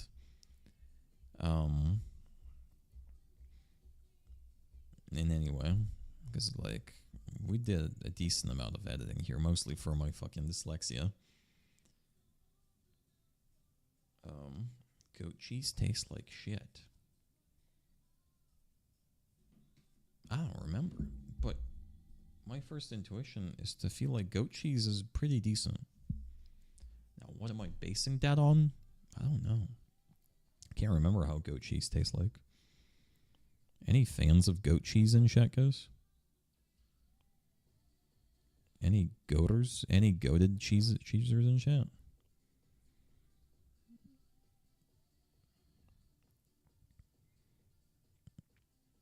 Now, I will say, cheese in general, based. Okay, cheese in general is absolutely based. Trading a tortilla, and I want to puke from it. Now, I don't know if you're supposed to add it to a tortilla, I'm going to be honest. I feel like it's something you eat on its own. What am I going to eat today?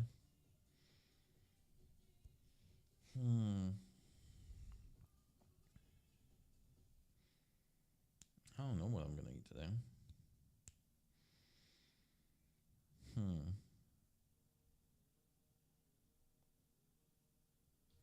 Sent it in Discord.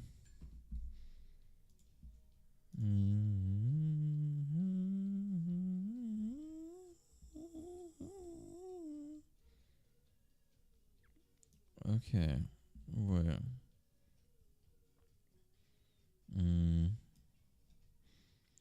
Level 1, Fractured City.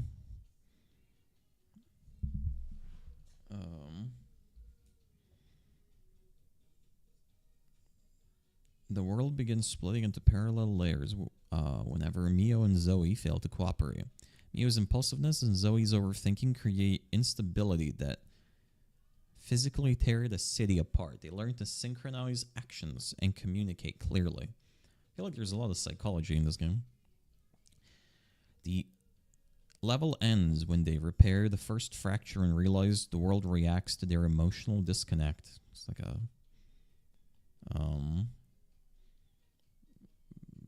like a mirror of reality when real world reacts to your emotional disrepair.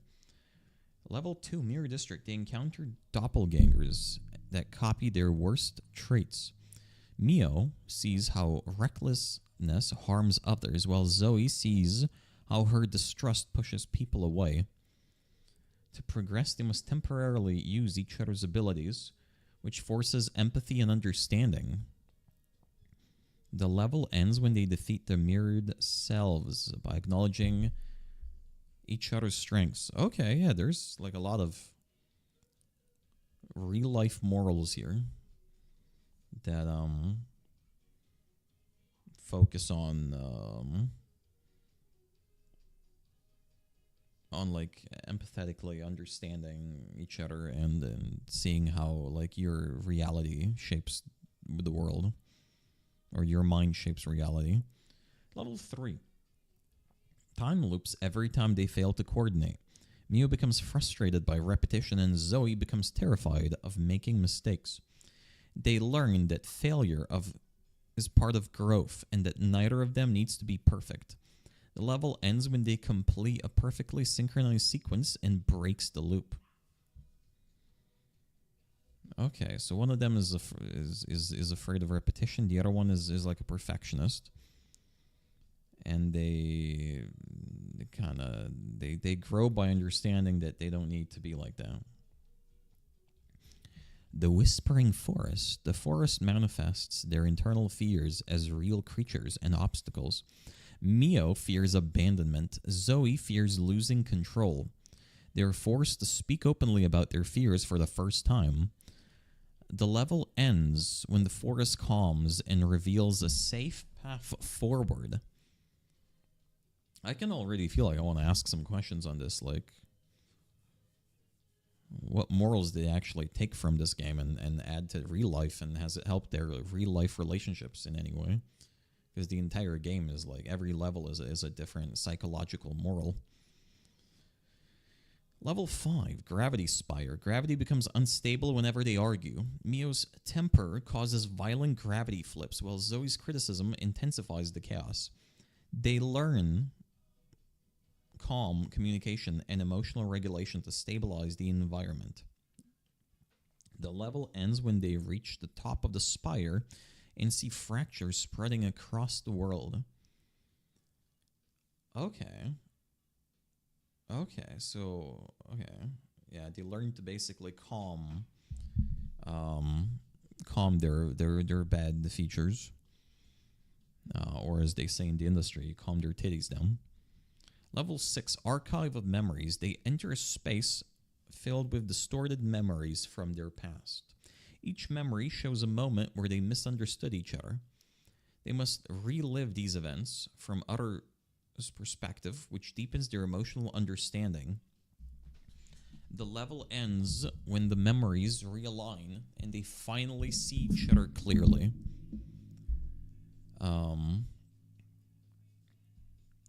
The Rift Core. The world begins collapsing as the final fracture opens. The level tests their ability to trust each other completely. They must rely on each other's abilities without hesitation or backup plans. The level ends when they combine their powers to seal the rift, stopping the collapse. Final level. The world splits into infinite versions of itself. To finish the journey, they must act as one. One controls movement, the other controls the abilities.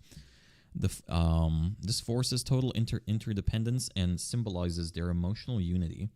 The game ends when the merge fractured worlds into one stable reality and emerge stronger than ever.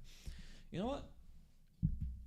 I like this game. This game feels like it would teach you stuff about your partner when you're playing it with them. Not necessarily like romantic partner, but still whoever you're playing the game with. Like the game is almost like a tool to explore your real life friendship person or with the person you're playing it with.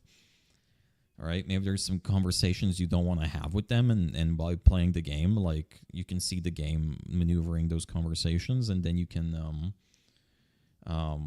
actually like you have a time and place to discuss it with your partner, or just the person you're playing it with. It doesn't need to be romantic, right? It could be anyone. These games have actually saved relationships. Yeah, I could see this. There's some like valuable bonding here. Why Mio is more focused on than Zoe? The world breaks because Mio, not Zoe. Every major fracture and stability on world-splitting events is tied to Mio's impulsive decision, emotional reactions. Her anger, fear, and avoidance directly distorts her environment. Zoe's issues complicate things, but they don't trigger the chaos. This makes Mio the primary catalyst of the story.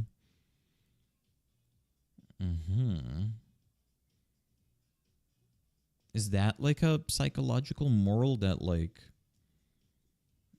the neuroticism that Mio feels is like more world shattering in real life than Zoe, who kind of like has her shit together a little bit, but she has like flaws that come out here and there. She's like less neurotic, and that is inherently less of a problem, and so the game focuses more on Mio on purpose, maybe. Now wonder. It was more shattering. Mio's problems were bigger, and she shoved them down. Okay. There are a lot of like psychological questions. You could actually, if I had played the game,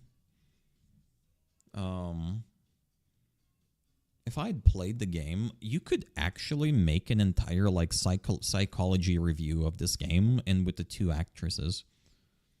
Like you could make an entire 45-minute panel from a psychological like psychoanalysis, of this game. Not even like talk about the game, just like not like gameplay wise, just talk about the story and the psychological morals behind it. On my first day, I wanted to play this game. The guy said it's boring. Yeah, doesn't sound like the guy's. I mean, the gameplay of the game probably isn't that interesting to everyone, right? But because if you just showed the gameplay to a random person, the gameplay is great. Sure, yeah, but it's the kind that like doesn't impress you by seeing it. It's the kind that like you enjoy while doing it, right? It's not like you see a YouTube video of it and you're like, "Oh my god, it's the greatest game ever made." It's the kind where you learn to appreciate by like playing it, right? But it's probably like a hard sell right off the bat. Especially if like they're a fucking, I don't know, Counter-Strike player or something. Okay, wait. The Mio primary catalyst of the story.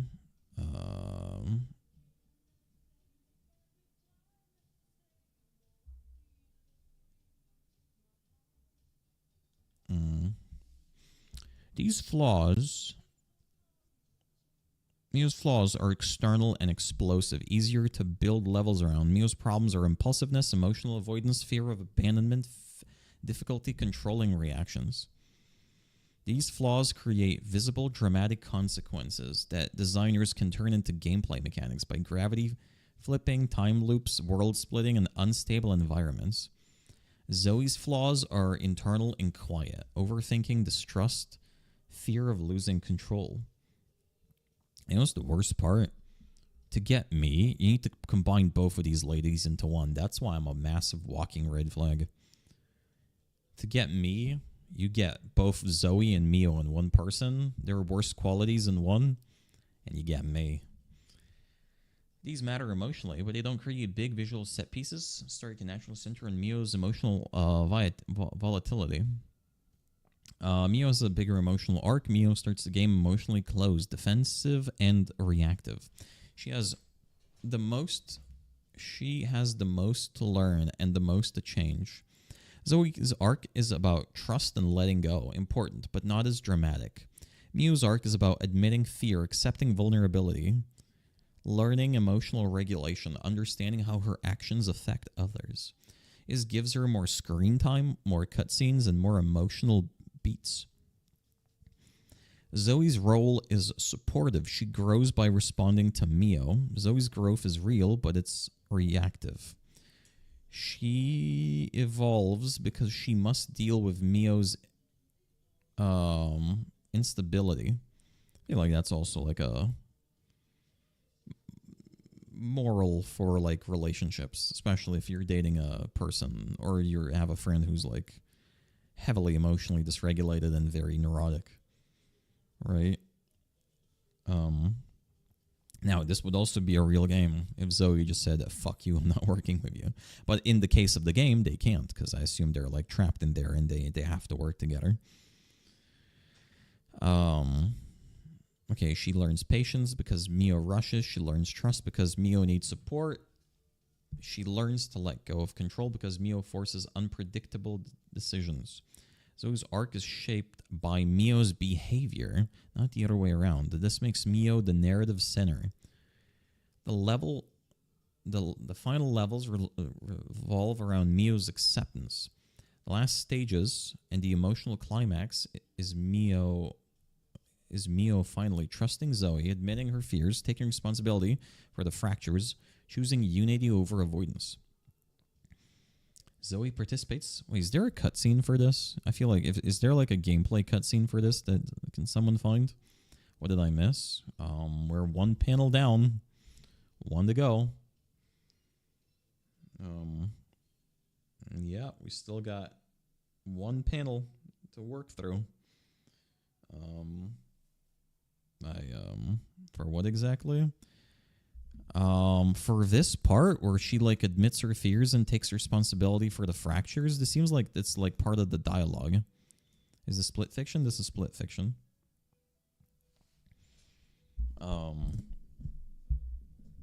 Yeah, for these, is there a cutscene for these where she like admits like, because this seems like an emotional cutscene where she's like,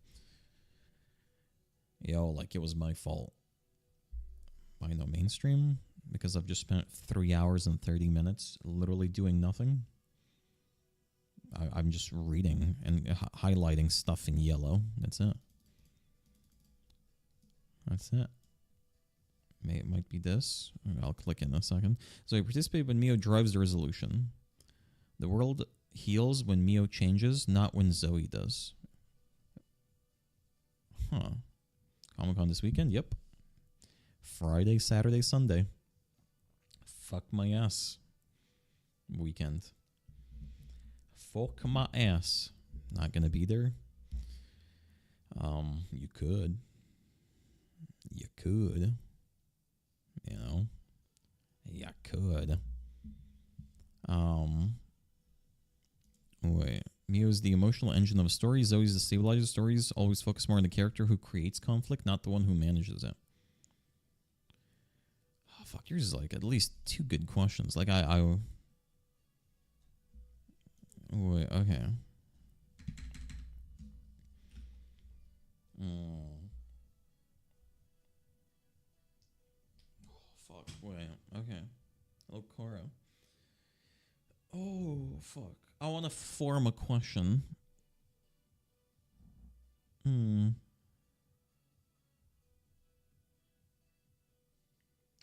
don't know. I want to form all of it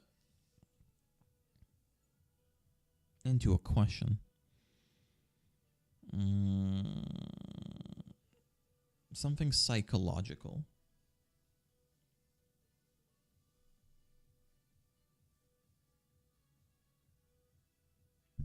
I don't.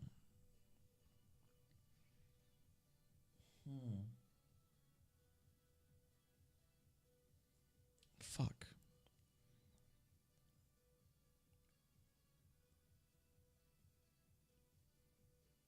One second, I'm mentally preoccupied on the question I want to phrase.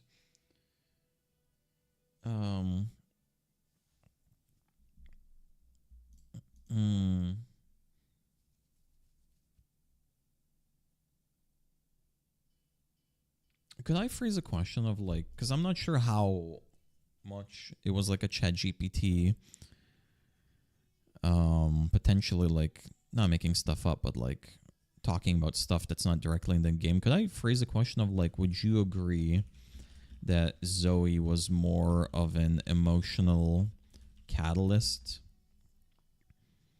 and of the game that was the problem, while Mio, and Zoe was more of a supportive role? Because I wonder, like, would they hear this and they're like, what are you talking about? Like, we've read all of that summary, but I wonder how much of everything that was written there is like explicitly talked about in the game, or it's like ChatGPT like breaking straws. Okay, wait. Is the cutscene from the game? Oh. I'm in Spain. Did a hella presentation. Damn, what the fuck you guys doing lately? People doing presentations. People doing Spain. Chinese software. Okay, we learn how to pronounce her name. Why are we here? Only to suffer.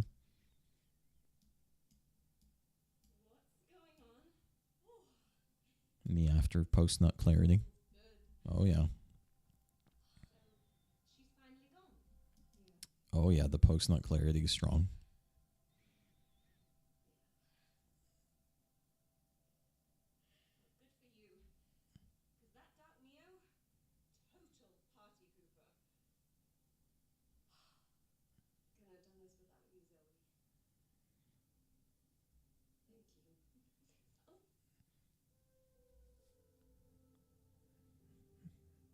Is this the cutscene I wanted?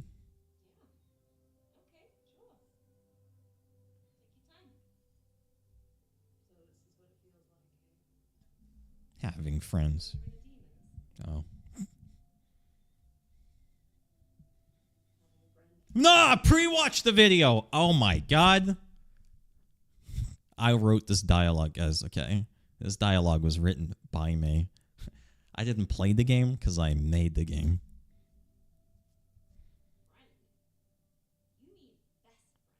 Whoa, now. Chilled, everybody. I haven't even played the game yet. Game name? Two girls, one controller. No, but seriously, I'm preparing for my Comic-Con panel. And I have two panels, and one of them is about a game I've never played. So we're watching cutscenes, and we're getting to know the game, which apparently is a very good game to play if you have a girlfriend or a boyfriend.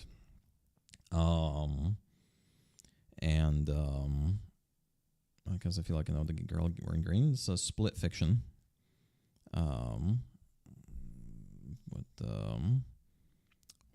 Wait, okay, why Mio's like that? She grew up. Okay. I wonder now. In the game, is it only Mio that faces her dark half, or did Zoe have to face her dark half as well?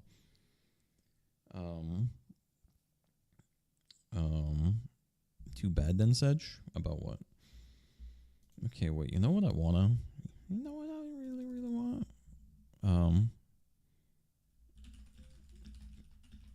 What was the name of that song? Wait.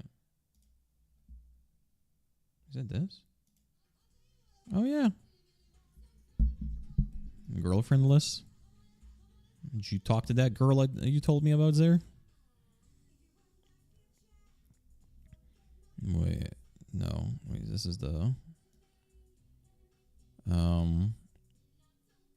Wait, okay.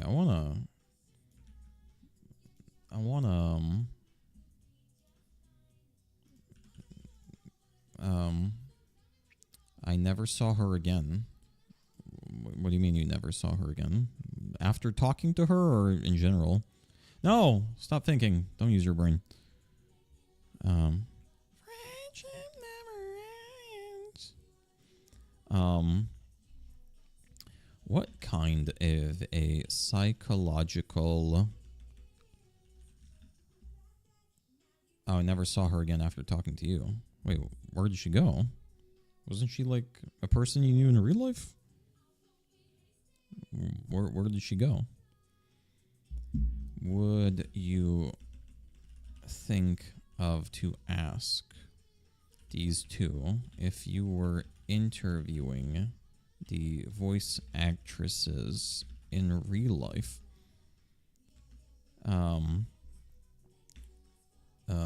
Single, deep, or no? If only I knew. Oh, rip. Guys, F's in chat for Zare's potential girlfriend. She disappeared into the wind before he even had the chance to ever look her in the eyes.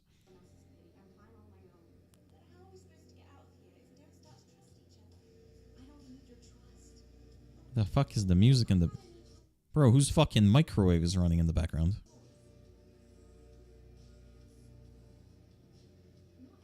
Jesus Christ.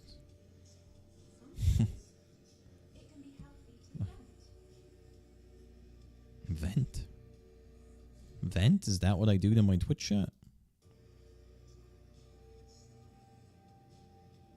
Okay, the toaster noise was too crazy there. I'm gonna be honest. Oh, this is the cutscene we saw while watching the summary.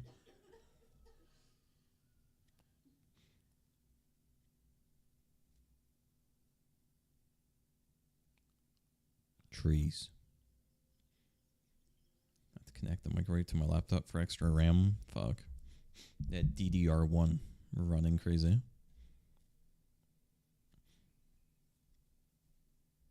got this. We got this. What's your favorite microwave brand? Apple. I only buy the iMicrowave. Laptop runs DDR3 like a boss? The fuck you running? Like a fucking i5 4430? Oh, that's a desktop CPU. Fuck. Oh wait, no, in the game Zoe's sister dies. That's what, right? The blonde girl, Zoe's sister dies in the game. Or the sister was dead before the game. So is it really Mio who's dealing with all the problems of Zoe's sister is the one who's dead? Ah, fuck. I really should have played the game. You can't emotionally synchronize.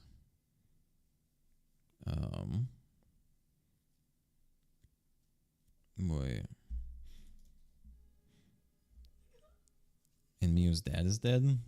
Yeah, so is it fair to say then that Mio is like the main emotional antagonist of the game? If Zoe also has like so much trauma, it doesn't sound like she's just like a supportive role then, right?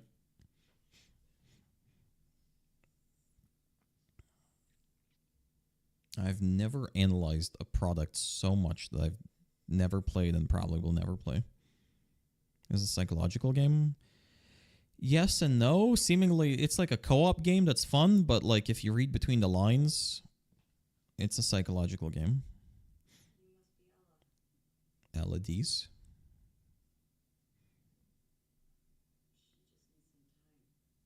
The damn text. I'm watching the video.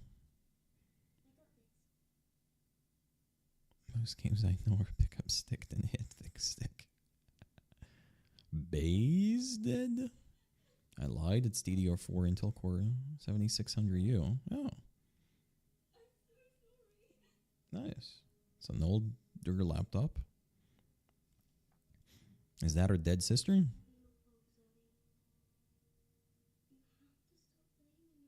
Maybe it was her fault. Maybe, like, she killed you.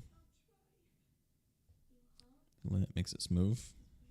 That's what Diddy said about baby oil.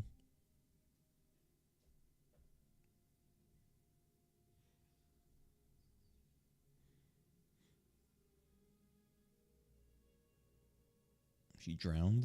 Oh shit, you guys want me to learn how to swim? Fuck that shit.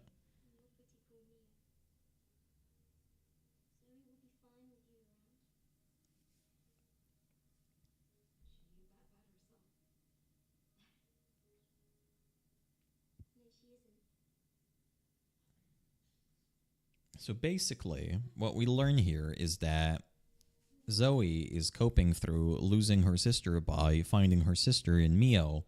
And so she's projecting. No, actually, it wouldn't be projection. Which coping mechanism would this be? When you're like using somebody else as a substitute for another person. Fuck.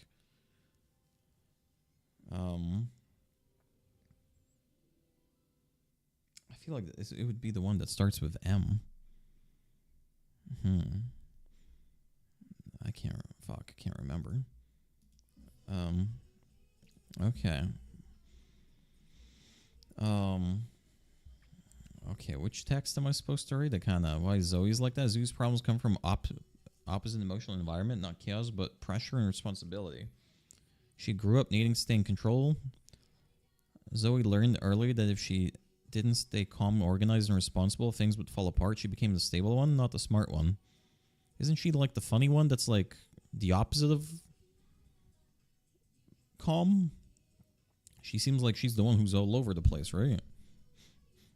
This creates overthinking, perfectionism, fear of making mistakes. Zoe believes that if she loses control, everything will collapse. She learned that trust must be earned, not given.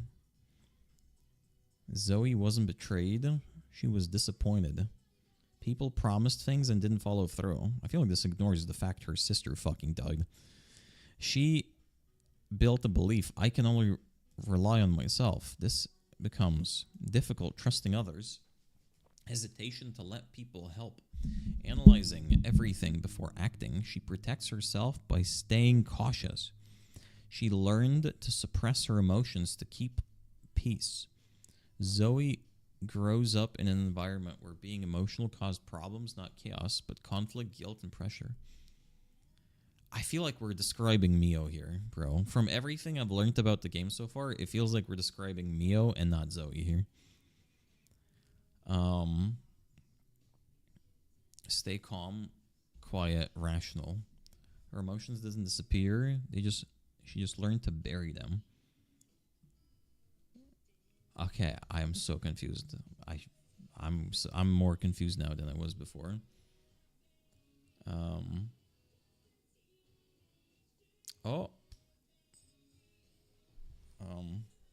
go to the dead part. Zoe's sister's death. Why it happened? Zoe's sister died in a sudden accident. You guys type one in chat if you have any close family members that are dead, sadly. Zoe's sister died in a sudden accident. Zoe couldn't stop. It happened fast. In a moment where Zoe wasn't able to control the situation. And that's exactly why it shaped her. She believes she should have prevented it. She believes losing control leads to losing people. She believes relying on others is dangerous. Her sister's death created the core fear of, if I'm not careful enough, someone will die again. Mio's dad's death, what happened? Mio's dad slowly died from an illness, fading over time instead of disappearing suddenly. She watched him weaken, promise he'd be okay, and then break that promise simply by dying. The reason Mio became the way she is, she learned that people leave even when they don't want to. She learned to act fast because waiting meant losing him. She learned that opening up only leads to pain. Her dad's death created her core fear. Everyone I love will eventually leave me. Oh my god, I learned that same lesson. I see you guys in my chat, and then you never come again. And then I'm like, they're all gonna leave anyway. What's the point? You know? Was he a drunk guy? What? Today, a Polak came up to me and started yapping about a sandwich, and when I said I don't understand, he got mad and started calling me kurva. Oh. What'd you say? What'd you say back? Writing stories to save her dad with money. Zoe made stories that are magical because her stories represent her sister's childhood. I no longer feel like we can say that, like,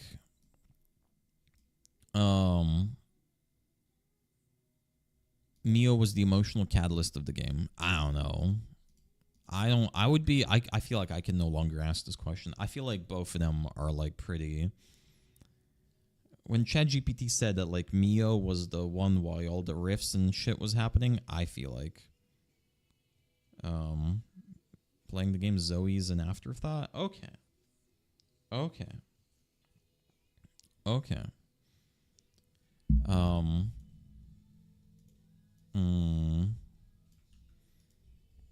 Okay, maybe this is like one question. Okay, there's a lot of material here which I should be able to translate into questions. Okay, we need to, like, form another strong psychological question. I feel like asking a question about death would be a little bit, like, fucked up for a panel, right? Like, does the game, I don't know, how did the game shape your experience of death? You know, I feel like we probably shouldn't want to ask that. You know?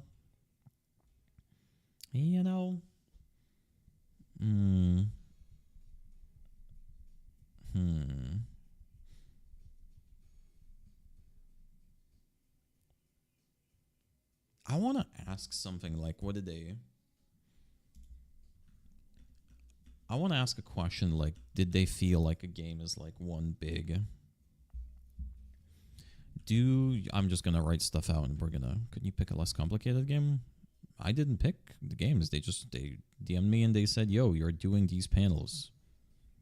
Because the voice actors are there.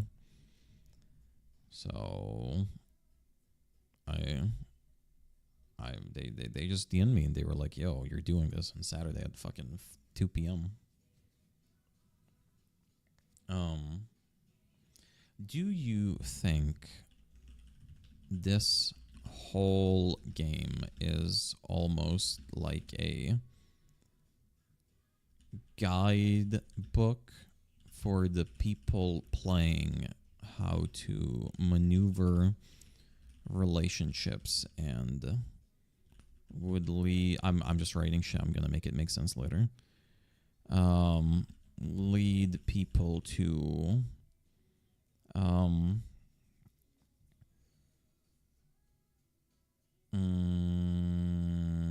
lead people to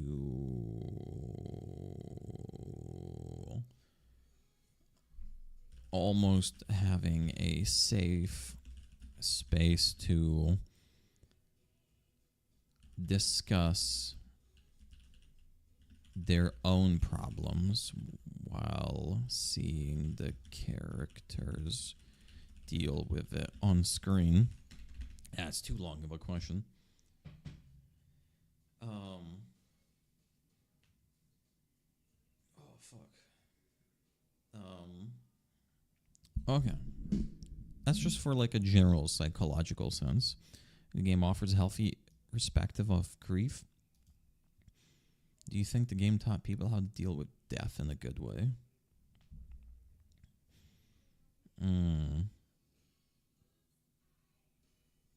You know, maybe. Because it's like a more simple question, but I would say something like the game deals with some pretty dark themes at times. Do you feel like the game how taught people with death in a good way? Okay. Combining it with all of these questions, keep in mind, guys, I'm not the only fucking person hosting this panel.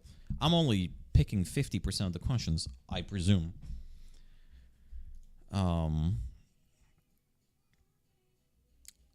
Like, looking at all of these questions and like the psychological route of the game, I'm almost like insulted by how like vague and uninteresting the original questions are. Okay, wait, I can edit the panel now.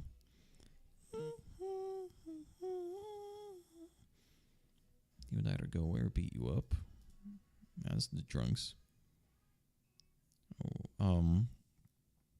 What message do you think the game's trying to send about healing and communication? To be honest, that's like also a decent one.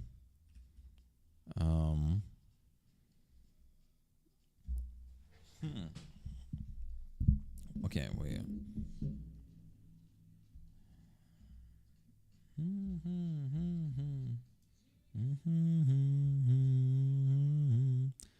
Okay.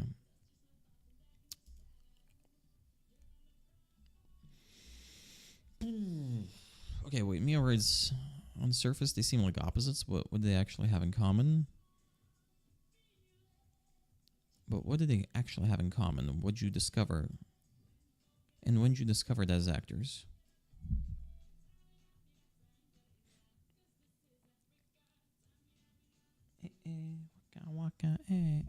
How does the game use world-splitting mechanic to explore emotional conflict?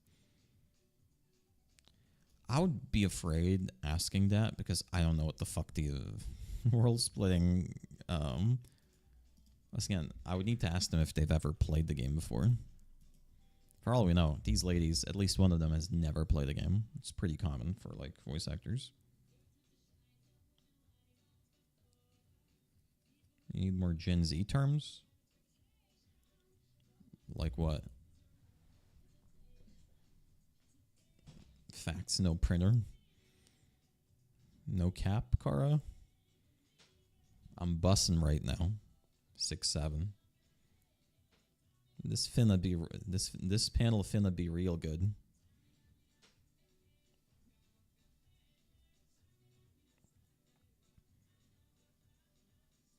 That sounds autistic. Are you saying the average person these days sounds autistic? On God, on God? For real, for real? No cap on a stack. A bear stole my Big Mac. Charlie Kirk 6'7". Type shit, bro. Type shit. Ohio respect. Yeah.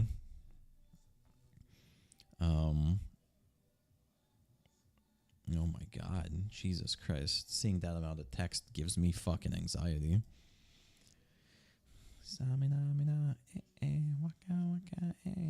How would you approach the dynamic between Mio and Zoe? Which scenes were most challenging to you?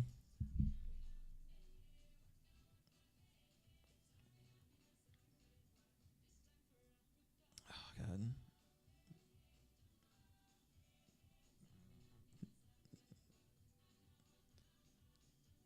Can somebody tell me what the flower emoji actually means? Is it like disappointing or like sad? I've seen the dead flower emote like 3 times. Means cringe type of sad. Oh.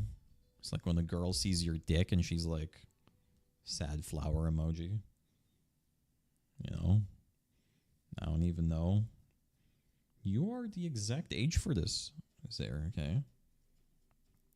I know you're more terminally offline than my fucking grandpa who's at 6 feet under the ground, but... oh my God, I'm depressed because I'm in 5th grade. You guys were depressed in 5th grade? I only became depressed in like 11th grade. Anyone in this chat has never been depressed? Type 1 in chat, guys, if you've never been depressed.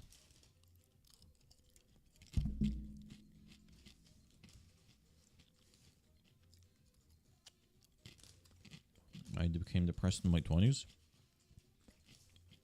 Where are you now in your 30s? Halima Zirkara. I can already say these 3 would be good friends in real life. You guys should interact more in chat. I feel like all 3 of you were meant to get along.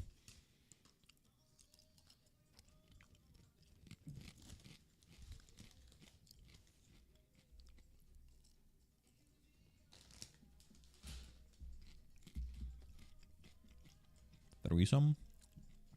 I mean, you can. And all of you guys live in Germany. All 3 of you guys are from Germany, so...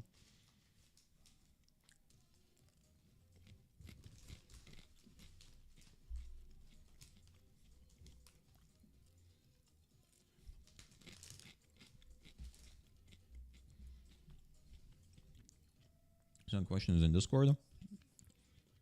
Is that some World War II joke? Did I stutter?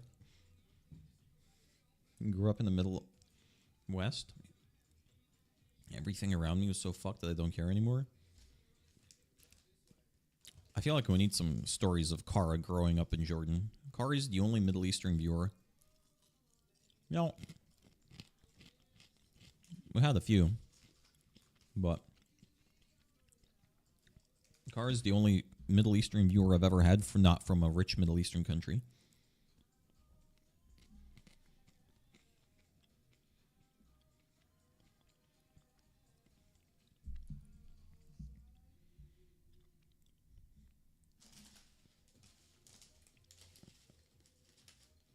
Sent them. Good, thank you.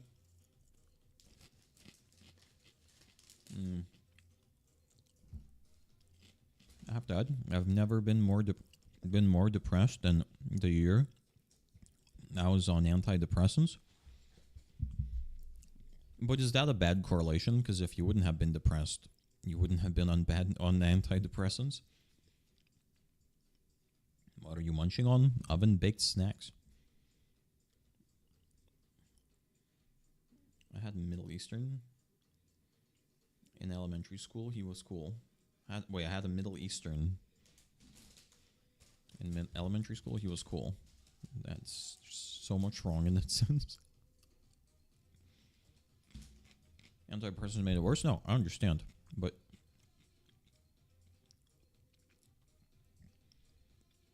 no, I did say Germany. Did I stutter? And go back to talking about sex and depression. Yeah, we're just talked about a game that's about depression. This game had no sex, okay? This game is all about depression and conquering your trauma. Okay, this is the perfect this is the perfect segue, guys. Okay, wait. The main character should fuck? I thought that was the main point of the game, that this game isn't about sex, and like this game is actually about like friendship and not everything needs like fucking. I thought that was like a little bit of the idea of the game.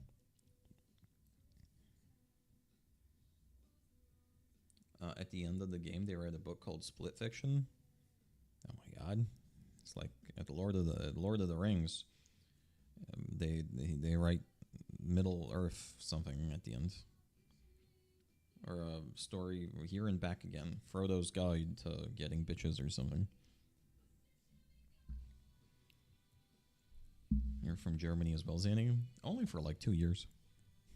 Then you guys gave us up.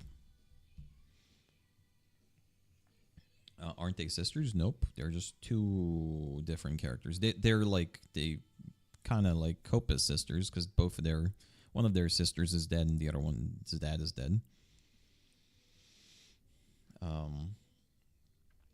Okay.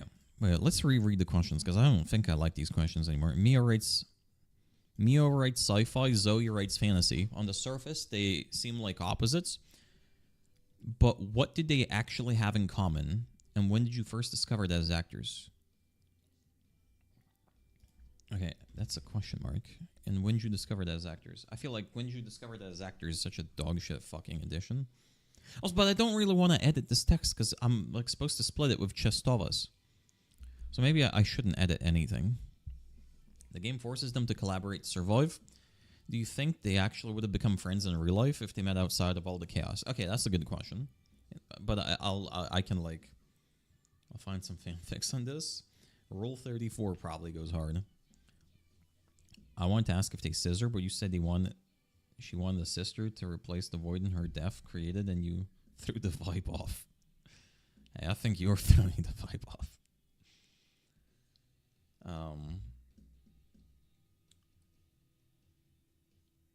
Okay.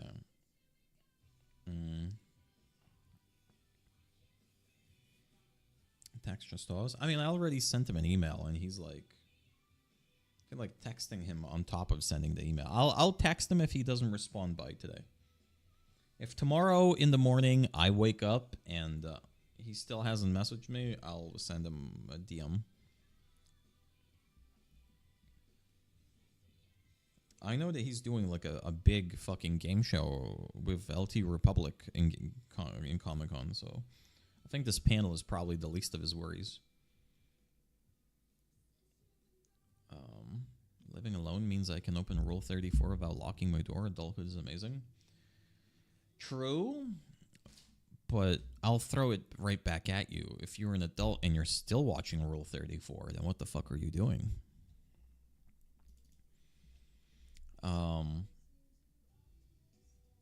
Okay. Did playing the characters change the way you think about friendship or teamwork? Okay, this is a good question because I can actually incorporate the psychological things later on. This is a good question to like segue off of.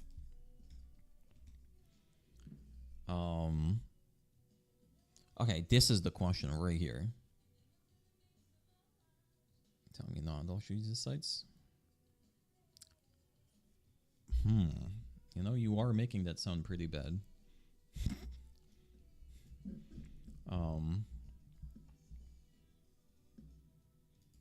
Okay, what message do you think the game is trying to send about healing and communication? Let's add, not healing here. Let's add about communication. This is a good question to ask. Like, has it made you a better communicator or something?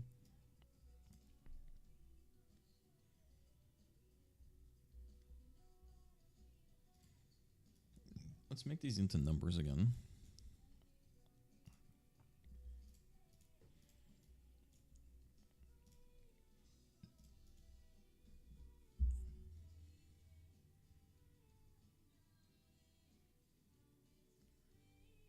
Most soft porn is targeted at children.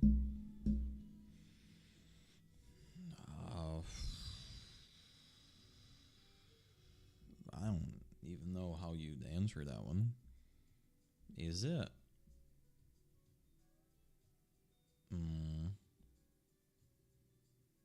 Would we say most softcore? What would we define as softcore porn? Like TikTok videos? In which case, maybe. Kids, maybe not, but like teenagers, probably.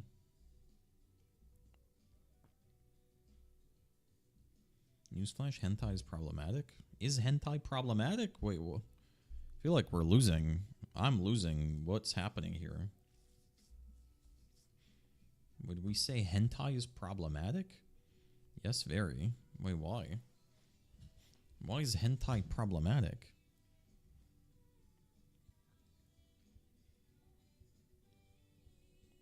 They get them hooked at a young age. Open Instagram, target testosterone boys. Yeah, on that I would agree. Yeah, teenagers. Because when you said kids, I thought like 8-year-olds. I was like, yeah. But yeah, teenagers. Yeah, like yeah. They portray children and call it lolly because the character is 3,000 years old. But that's not what hentai is. That's you're thinking of lolly porn. Hentai is when like you have a fucking tentacle monster, fucking a big booba lady. Not all hentai is lolly. Lolly shit is, yeah. Like I don't even watch hentai, but I'm a hentai defender here now. Apparently.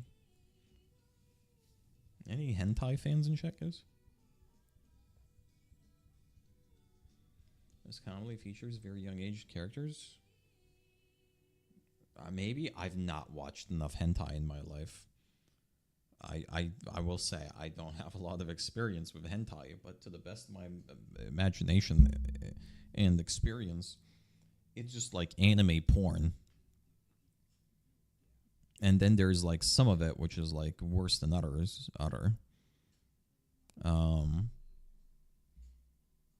But tentacle monster usually saying someone, so it's problematic.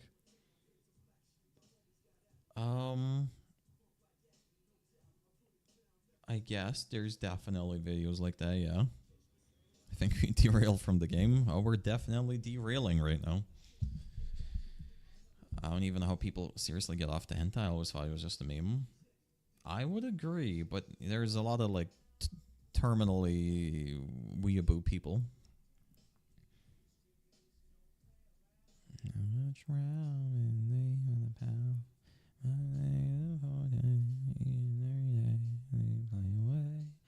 Reading hentai?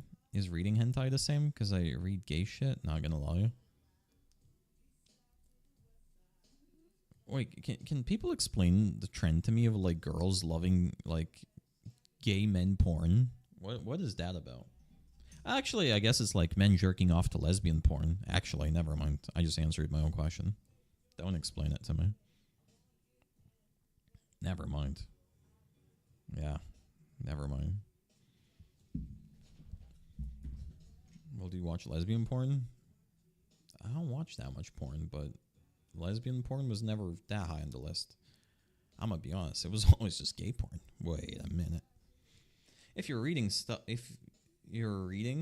normalizes SA, probably not good for your mental, but reading some gay stuff is fine.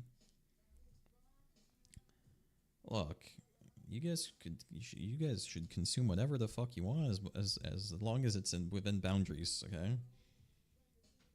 But always realize the more stuff you consume like that, the less fucking real life you'll want. So maybe just go have sex in real life instead of doing any of that. Unless you already do and you're just, it's not enough, in which case buy a vibrator. Was there a moment during the recording where the chemistry between you just clicked? I don't like this question. It needs to be like expanded a little bit, like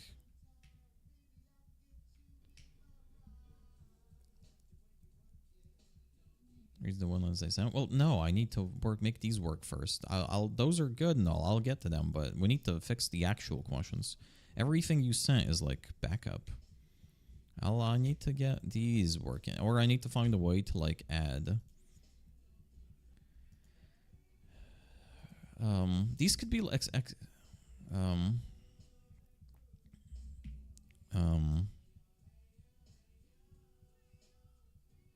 Is there a question? Okay, wait.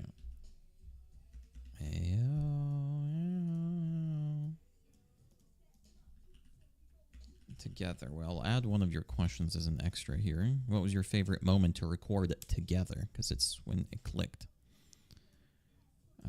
Why is this A so fucking large? Can we, like, not make it that large, please? How do I make that A not fucking large?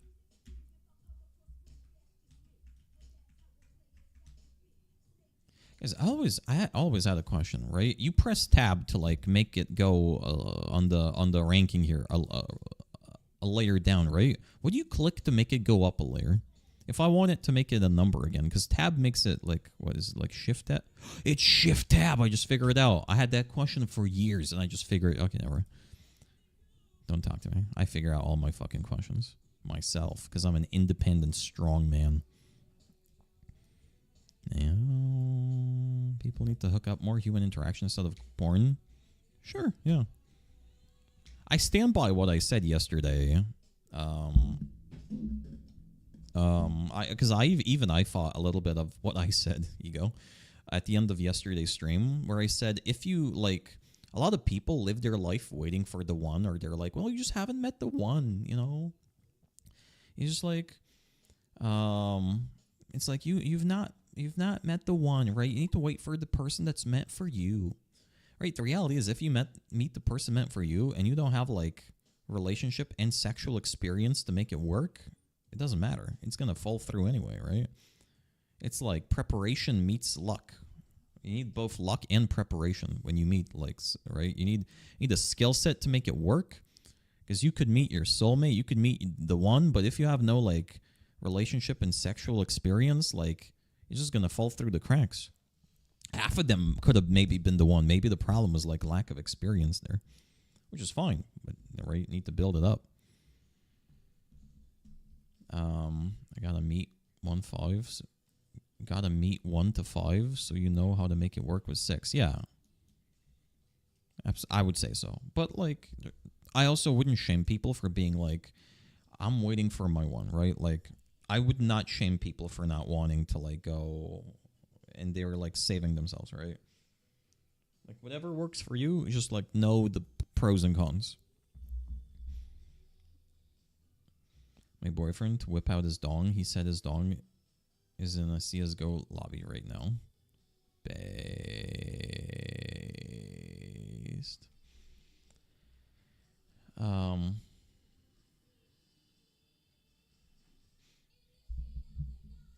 Straight back to the point. Control D is hard when most people are chronically glued to their screens.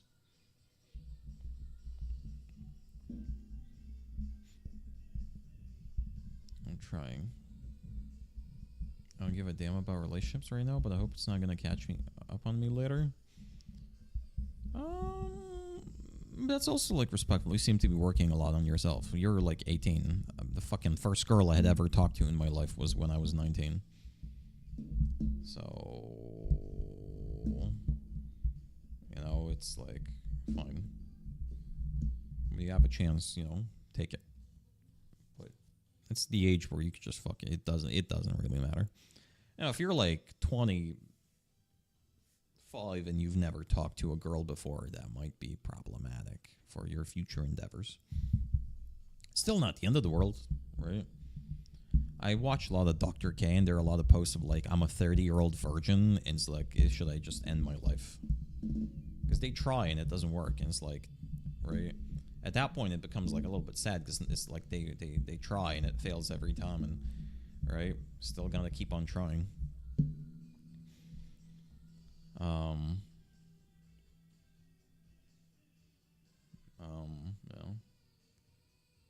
It's not like I've never kissed a girl. It's not that bad. Then you're doing good. I regretted one, but yeah, generally no regrets. What are you guys talking about here? Hookups is not ideal, though, but at least going on dates. Yeah, I'd say dates are better than hookups. But if you want to hook up, I mean, I would also say you don't want to maybe, like, hook up with, like, fucking, 20 people. Okay. Like I'm not one to care about body count that much, but if a girl is like, "Yo, I've like fucked 25 men in my life," I would be slightly concerned. Right? That's my opinion, but yeah. Saying hookups are needed sometimes? Absolutely. Sometimes. But then you need money. If you hit 30 and still a virgin, there's always Thailand. I don't know if losing your virginity in Thailand, I feel like that would haunt you for the rest of your life. You'd go to a therapist, then you'd be like, "Yo, like I'm such a fucking loser. I had to lose my virginity." Right? You'd move the goalpost then. Let's liberate my message. Oh, that was the message. But yes, if like you're a 30-year-old virgin and you lose your like virginity to like a sex worker, it would probably follow you still. You'd go to therapy and you'd be like, "I'm such a fucking loser. I had to lose my virginity." Like you'd move the goalpost. It would go from 30-year-old virgin to like 30-year-old lost my virginity. Like it's because the underlying problem is still the core issue.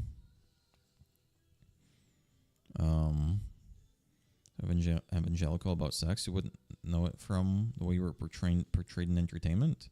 No, I feel like I know enough about like the conservativeness of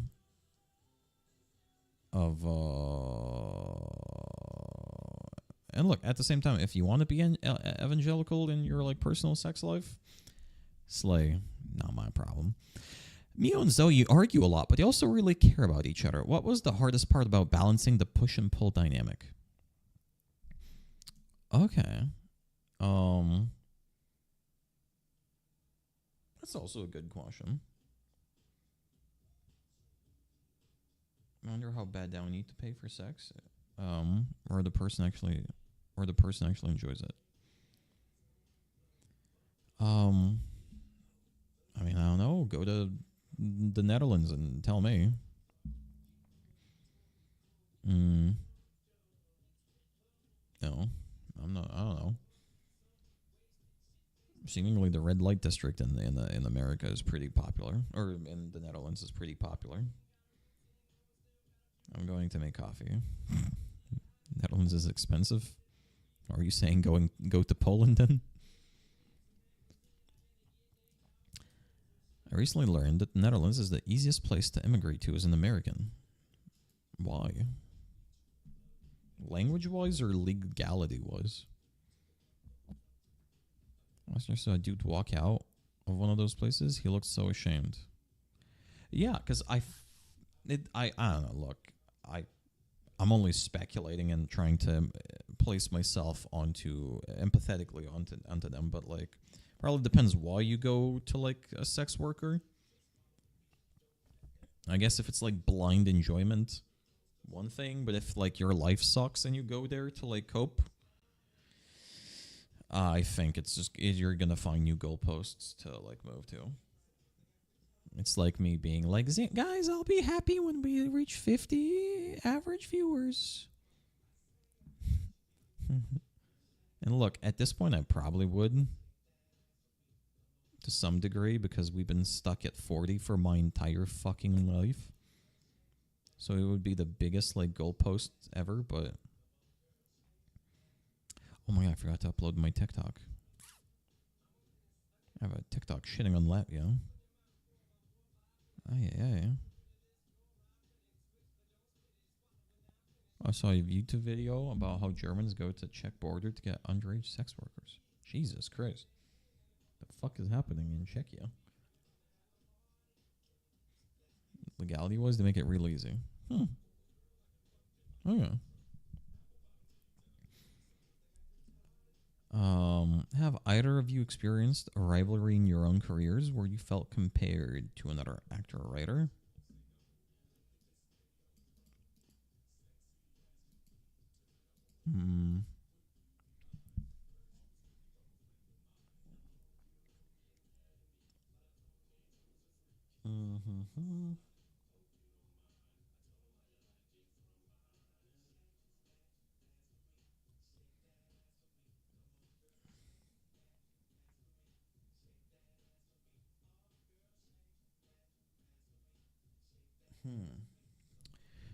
Okay, I like a lot of wait, how does approach conflict differently through friendship rather than romance? I understand some of these questions more now. I feel like I have a decent grasp of the story of the game now. Especially viewing it through the lens of like such a psychological lens. Supposed to go back to questions. No, you guys can talk. You guys can talk. You can continue the topic. I'll intermittently come back to it. Did knowing that make the relationship feel more personal and meaningful to you? I feel like this question just needs why at the end. Fuck. If you sped a playthrough of the game, we watched like a summary. We watched like a summary of the story. I watched a little bit of the gameplay.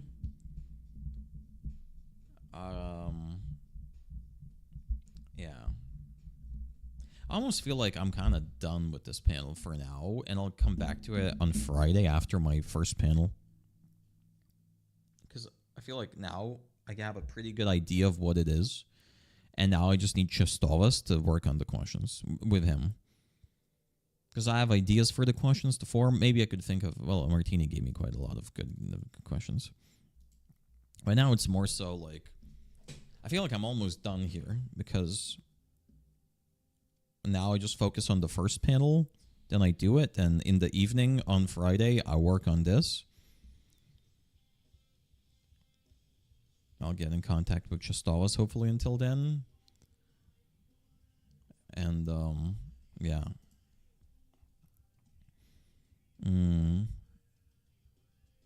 You owe me tickets now? I need to. I'll bring you a Labubu.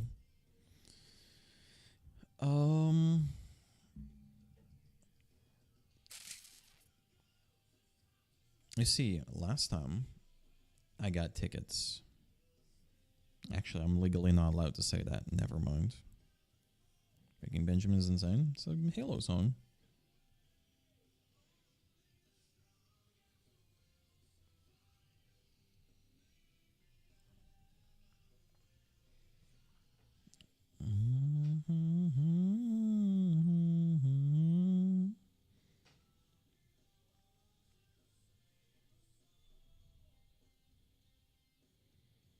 Well, okay.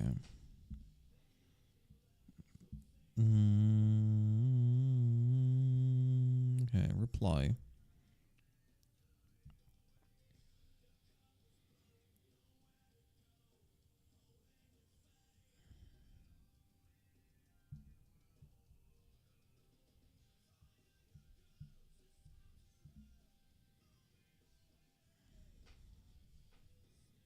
Let me send that email. I'm sending the email.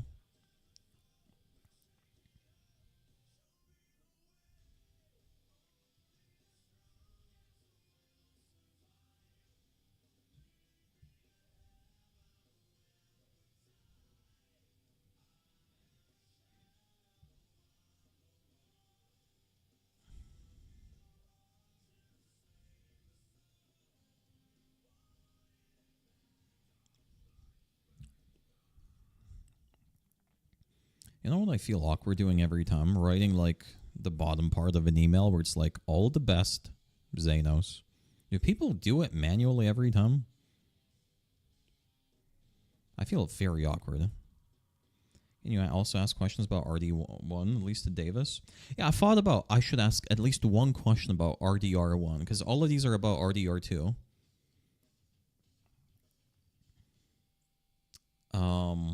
What do I ask? Oh, wait. Thanks. Name every time. That's what I'm doing right now.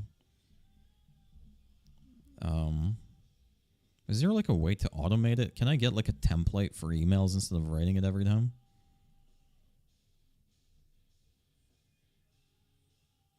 Kind regards. Whoa, that's pretty insulting to them then. Kind regards. Hello.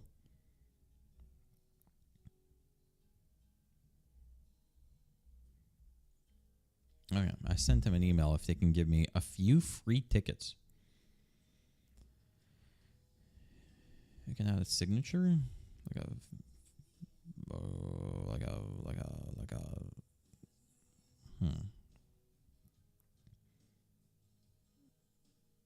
I just say have a good day in my name. Well, yeah, but it's like annoying to write it every email, even if like you're conversing for like the 20th email in a row, you still write it.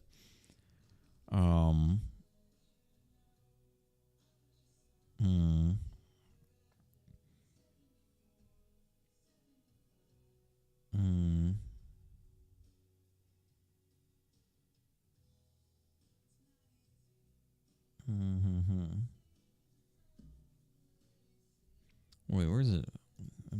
Physical performance. If you give me tickets, I'll think about coming on stream to cook with you. Jesus, that sounds like a threat. I'm joking. Yeah, maybe.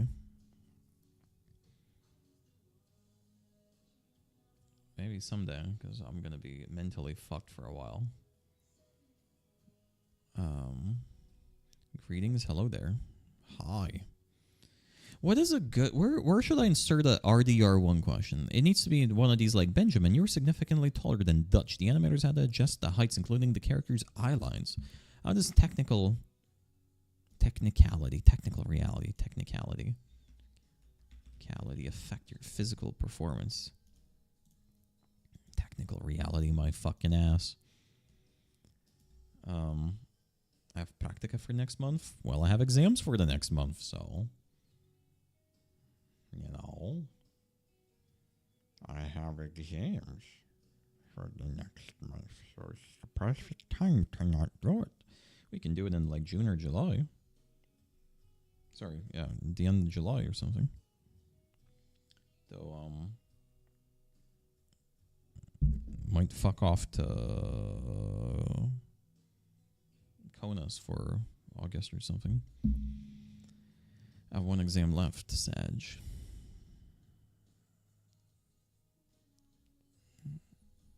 End of July is my boyfriend's birthday. Well, my birthday is in 9 days. Are you guys going to be watching my birthday stream on the 29th? Martini, how do I air fry a cake? Never after. Anyone has any good ideas what to do on my birthday, guys, other than air frying a cake? Why air fry a cake? Because it's the only way I can make a cake. And I kind of want to make a cake on my birthday. Not a big one, just like maybe even like a cupcake. I don't fucking know. But just, I'll buy a real cake. You don't have an oven? I do, but I'm not buying a fucking tray. Because I would need to buy a Soviet-style tray, and I don't give a fuck that much. And then I wouldn't even be able to take it with me. What's crazy to me is that my lease is going to be up in 4 months. I wonder if they're going to kick me out of here. For all I know, I'll need to go back to live with my mom in 4 months if they kick me out of here or something. Or increase the rent. You can just buy a silicone bunt cake mold and put it in the oven at the bottom. Main most important invention after is the steam engine. Genuinely, it's strippers and air fryers. It's pronounced band. Okay, back with Banger Coffee. How banging is that? Banger Coffee.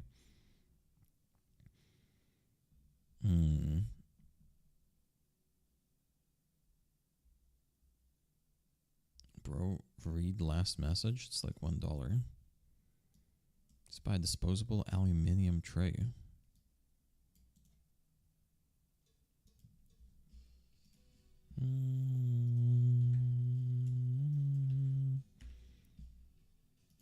Oh.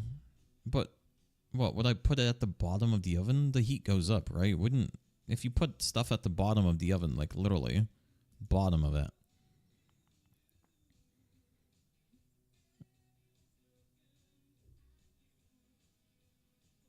Like, it's not big enough to like fit between the holes. This is what we use to grill on the camping stream. What are we talking about?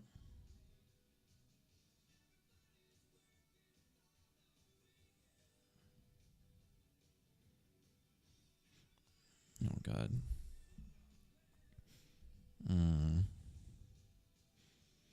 Wait. Sorry. My people need me. Wait, time to be emotional support. Give me a second.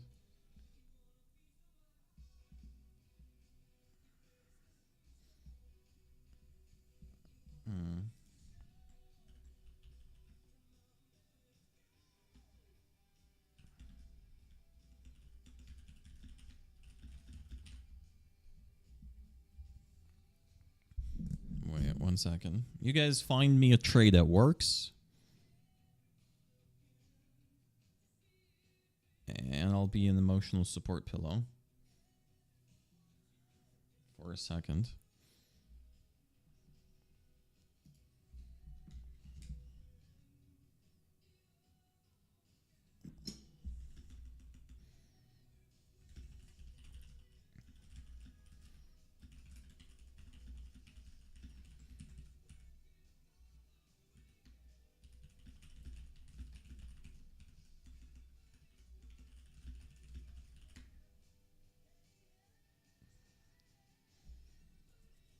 That's a second channel I forgot about.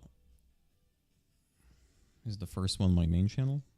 I know it's not what you type, but I thought that would be. Wait, give me a second. I'm being an emotional support pillow.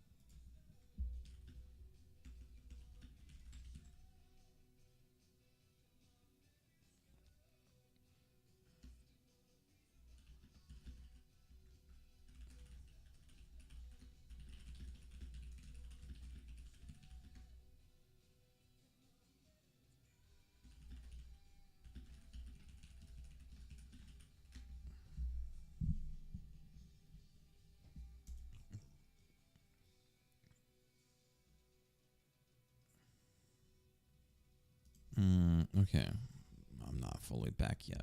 But what is? Okay, so what is the idea with this? This wouldn't fit in the oven, as in like to hang it between like the little holes, right? Like I assume your idea is to like instead of a tray, use this to put inside the tray holes.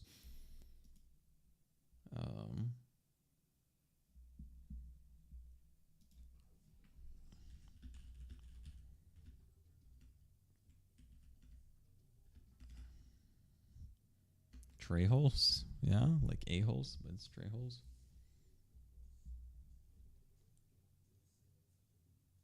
I don't know what that means. Just goes on the oven rack. Oven rack. Yeah, I don't have a rack. I don't have anything. That's the problem. I don't have anything in the oven. I don't have a rack. There's nothing. I have an oven. It's empty inside. There's nothing. There's no rack to hang it on. Put it on the oven floor. If on the oven floor, it wouldn't. Good luck, Martini. On the oven floor, it doesn't heat spreads. My fucking legs spread. I'm pretty sure you don't. You put stuff at the top of the oven for a reason because heat goes up. Like sure, it's still gonna cook, but wouldn't it? I'm not sure. Would it burn slightly if you put it at the bottom? I don't know. Because Look, why just not use an air fryer at that point?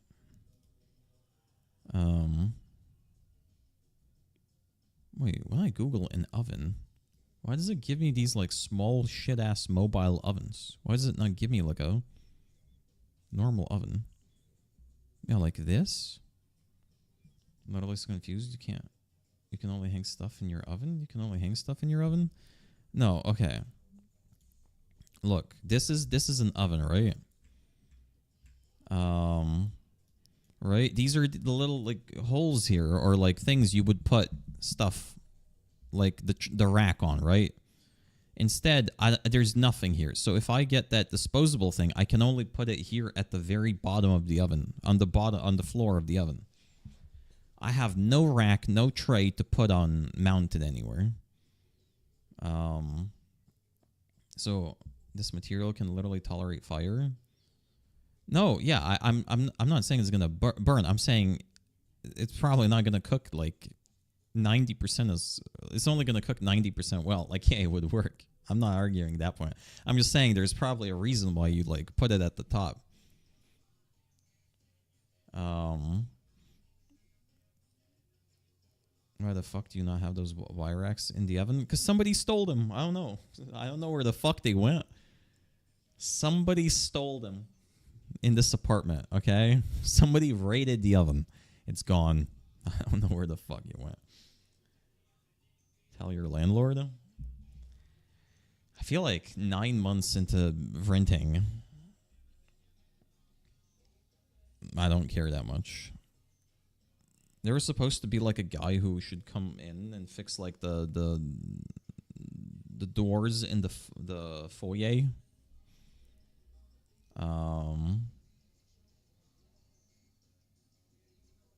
I was supposed to. Is it an electric oven? Yes. Maybe. I mean, yeah. Aren't most of them electric? He was probably. Think you stole them.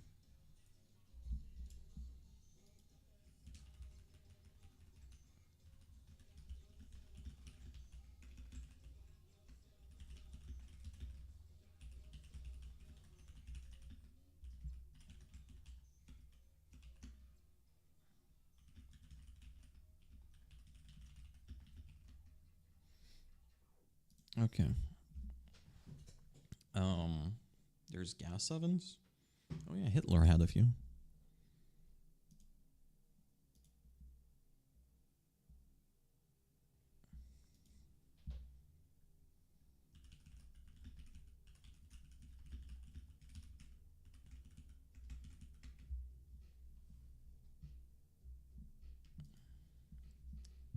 This conversation is frying me. What's your last name?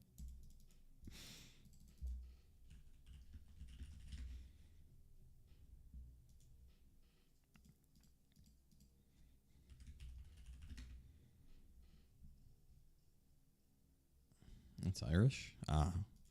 Okay. What's your first name? Is it Levi? Sorry. Anyway. Hello, Daniel. Where were we at? What were we doing? Also Irish? Shit. Okay. Okay, I think I'm done being an emotional support pillow for now.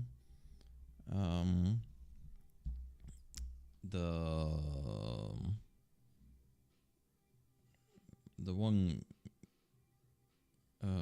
girl who always manages to message me midstream about needing stuff for university. She's going to America for work and travel, and so she's taking her exams early. And there's a few life crises that happen due to the exams. Okay. Where were we at? What were we doing? Can somebody remind me what were we doing? Tell her to keep one earbud out on public transport. She's going to like around New York, but like a village outside of New York, like fucking 200 miles away. How are you? What are you reviewing? Ovens. But no, we were in the middle of talking about my birthday and ovening a cake, and then we were doing tell her to bring a gun. I don't think you bring a gun to America. You just buy one there. Oh god, where are my fucking panels? Oven. Where's my Okay, wait. No. Okay.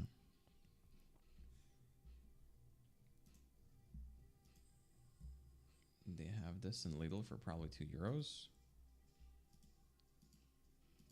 I'm not gonna lie, I kind of want to air fry a cake. I feel like that would be more fun content.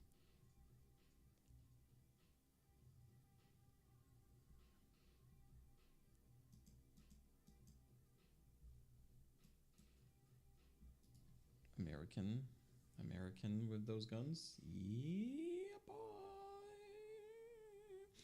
Okay. What else do I want to do with this? I want to add like one question about Red Dead Redemption 1. But that might come out naturally.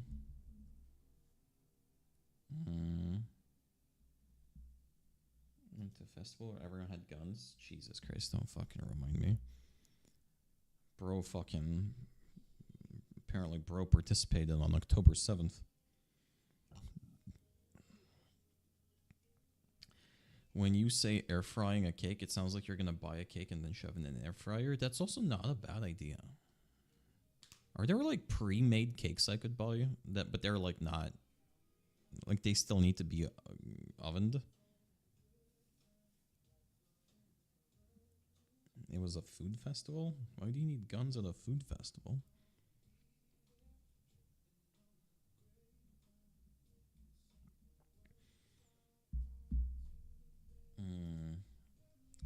Difference between RDR. What was your experience with RDR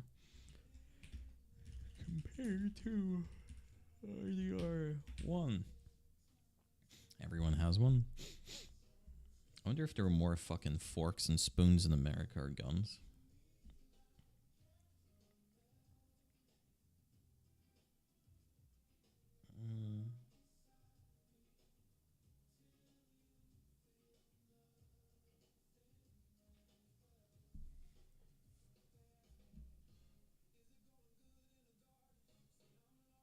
Okay. I haven't seen one like that. There's some bread like that, but needs an oven, not an air fryer. What is an oven if not an air fryer? You know?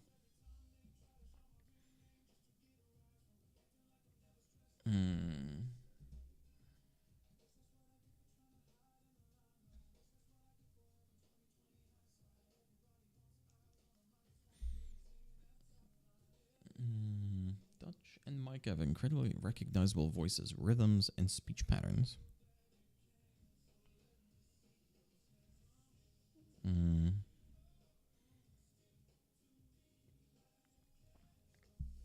What's your favorite microwave brand? I only get the German ones.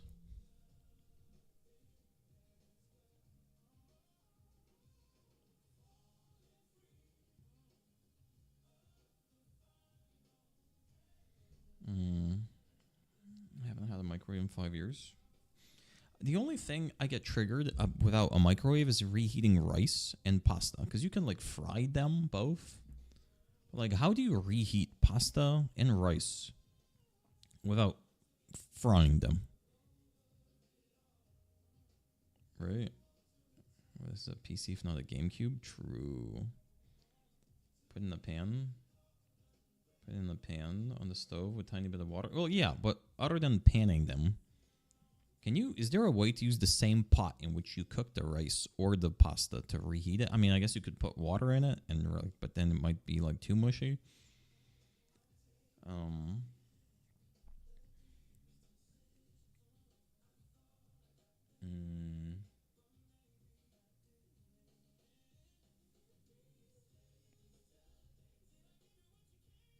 Put them in the sun for 1 hour. That's what I tried doing with fish fingers as a kid, but it never worked.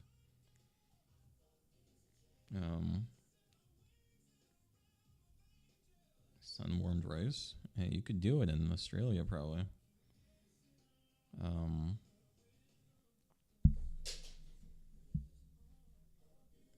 Wait, where was the question? With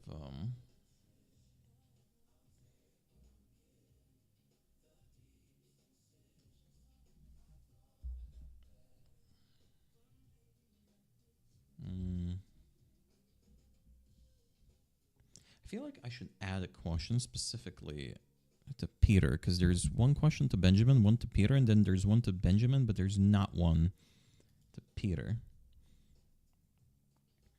I need one more question to Peter. Again, it's 15 questions. I'm not going to get to all of them. We're probably going to get to like fucking question 5. And honestly, just put everything in the air fryer and add a spoon of water. I sometimes put pasta in the air fryer, but then it's just crunchy pasta.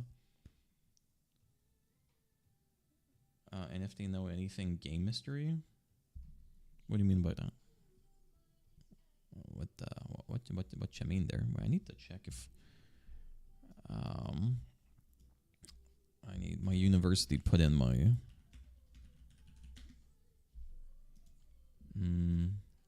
grade.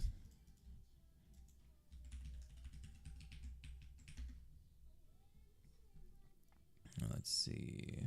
Study results.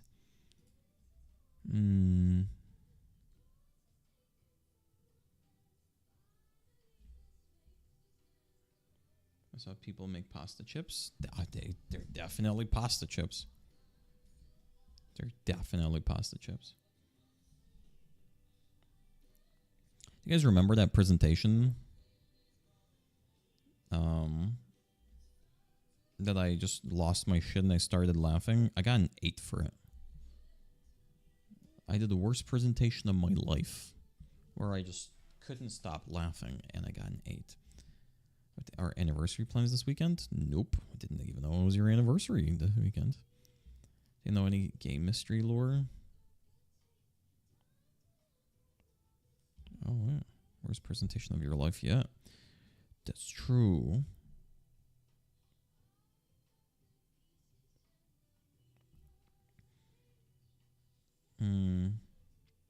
Oh my god, they asked me what days.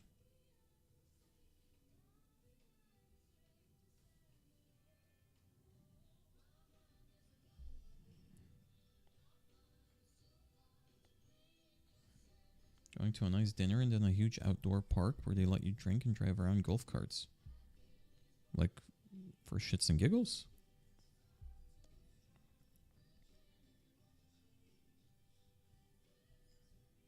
Is that a good question? Well, I'm lost in like doing 5 different things at the same time. Holy fuck. Wait, oh my god. Holy fuck, bro. They answered the email. They asked if I want how many tickets and what days. So I guess Martini gets her tickets. Well, DM Martini.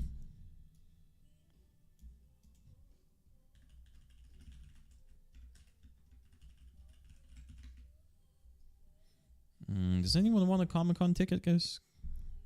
Type 1 in chat if you want a Comic-Con ticket.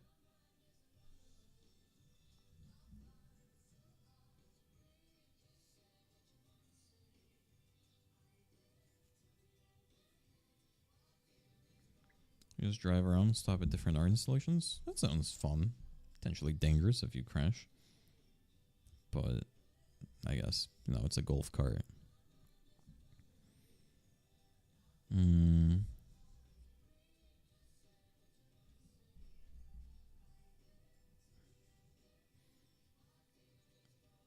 Okay.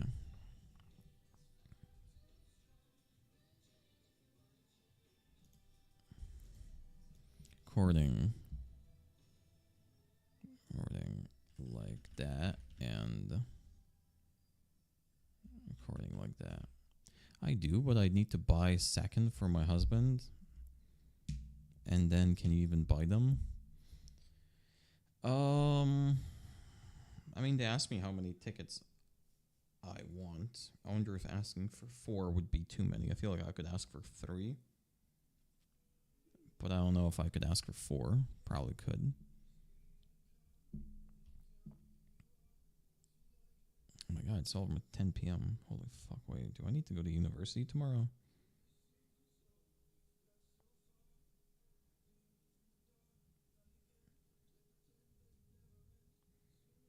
Oh, fuck, I do. Oh, fuck, I do. Oh. Fuck, I do. Okay, fuck. Okay, I need to go finish my term paper because I need to go to university tomorrow. Oh, God. Oh, okay. Okay, I think the questions are good.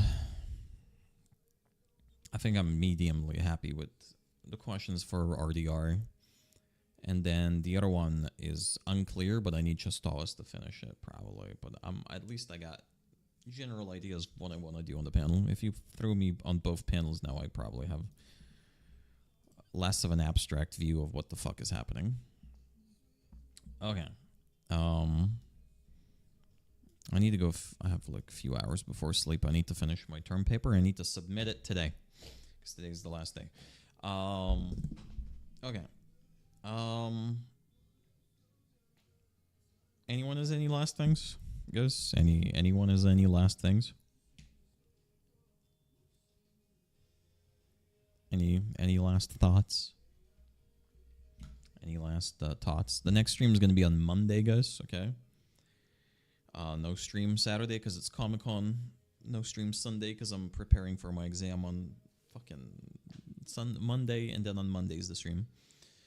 So this is the last stream you're going to see me before Comic-Con. Fucking wish me luck, bro. Fuck my shit up. I don't want to do Comic-Cons anymore. Hopefully by next year I am so successful and I make so much money, I don't need to do any more Comic-Cons. Okay, so oh yeah. Okay. Thank you for being here. And goodbye.